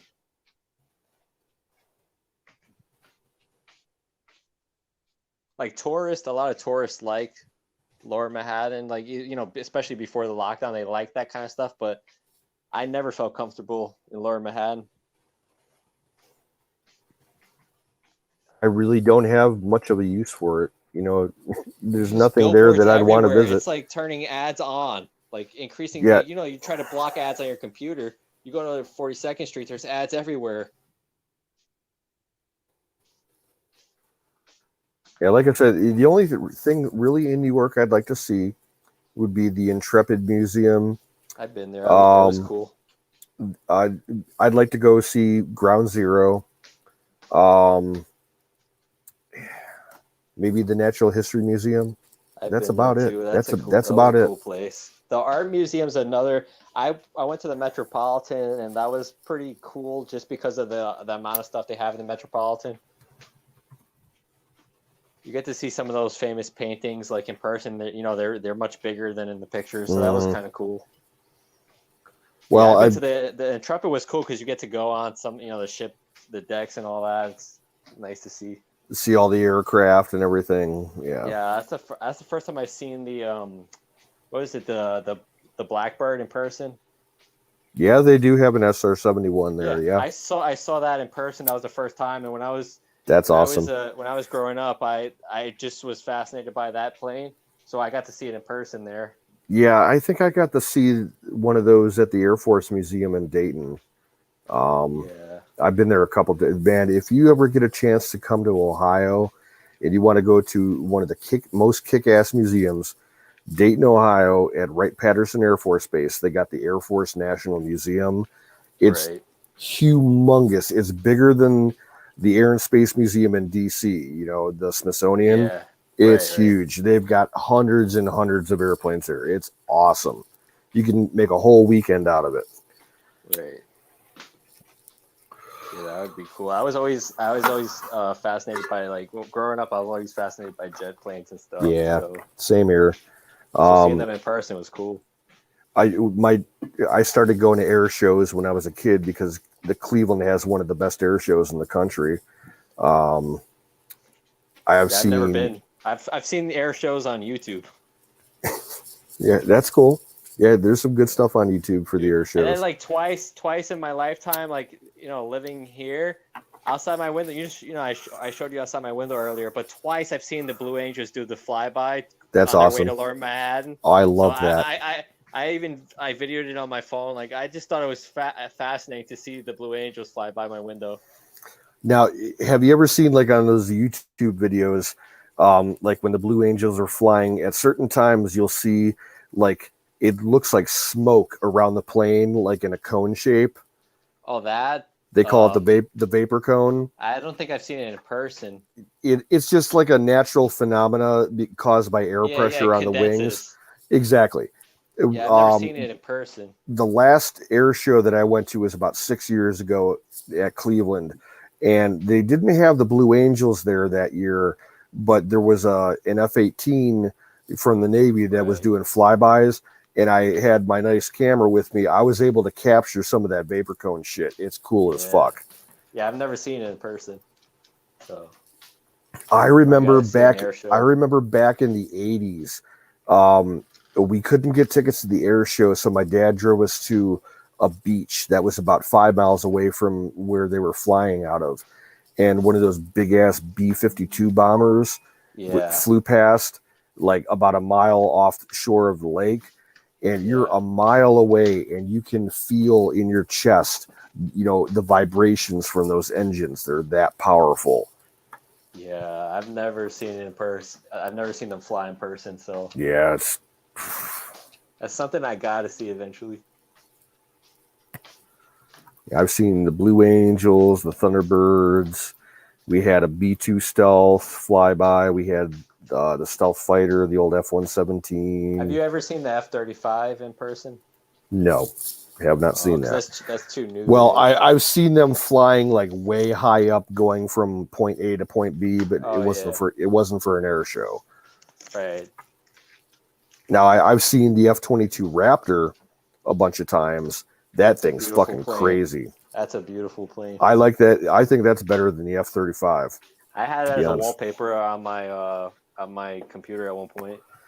They had 2 whole squadrons of them come up to Ohio a couple years ago because the base that they were at on the south coast, like at the Gulf of Mexico, like there was a hurricane coming, so they relocated all the planes. Yeah. They sent them all to Ohio, and we got to see them flying by all. Free air show. Yeah, pretty much. Yeah, that's cool. I see regular planes every day. Regular commercial. Oh yeah, every day. I'm 6 miles from the Cleveland airport. I'm right underneath the flight path, so I see everything. Yeah, I see the planes. I watched on that website. I seen the planes come in, and they come in through the Hudson. Right? It's like there's certain areas that you can't fly. Like I guess they're not supposed to fly over, but they all follow the same path. They go through the Hudson. They go all the way around, and then they go to LaGuardia Airport. They follow that same path every time. So it's predictable where the planes are going to be here, but they don't fly over Manhattan unless they're a special type of, for whatever reason, certain helicopters could go. They get permits. Most planes never fly over certain parts of Manhattan. Yeah, ever since 9/11, that's restricted airspace. Yeah, so if you watch them on that website where you can watch the planes, you can tell they curve around Manhattan.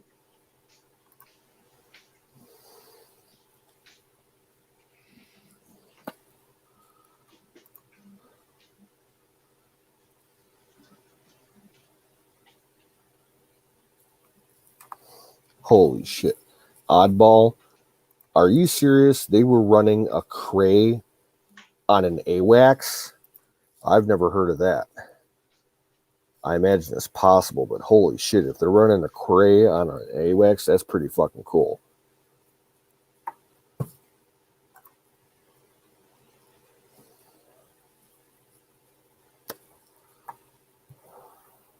Yeah, I don't know what all that is.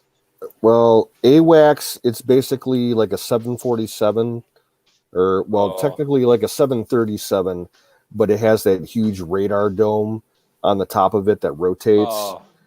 Okay. So it's like an aerial radar station, and they can Right. So it's a plane with the radar disc on top of it. Yes, and I've seen something like that at the Intrepid. Yeah, on the Intrepid they have a smaller plane with the radar dome on the top of it.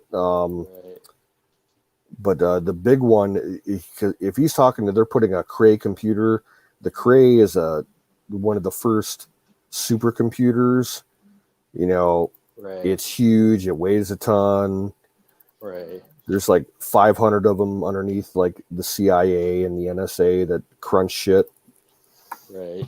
They cost millions and millions of dollars. Right. Yeah, I remember back in the 80s, we had a U.S. Navy destroyer make a port call in Cleveland, and they had it open for the public on the weekend, and my dad took us down there, and we toured it, and they had parts of the ship that you couldn't take photos on. Right. The engineering spaces, the weapons compartments, the CIC, and the bridge. Yeah, no photos. Right.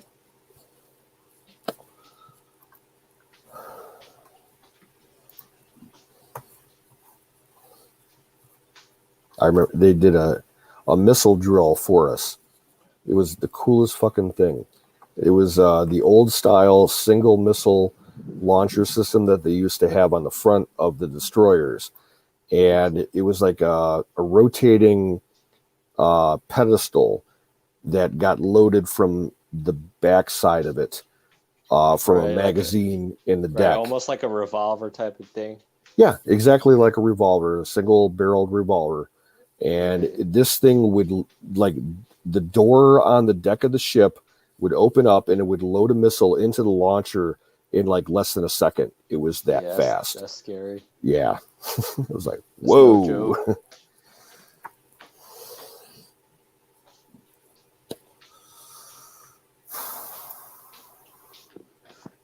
No I remember they landed at the air show one year, one of those big C-5 Galaxy cargo planes, the biggest plane that the military has. Is that in the like airport, the Hercules or something? No, the Hercules is the small one. It's the little 4-engine turboprop. This thing, the C-5, they call it the aluminum whale.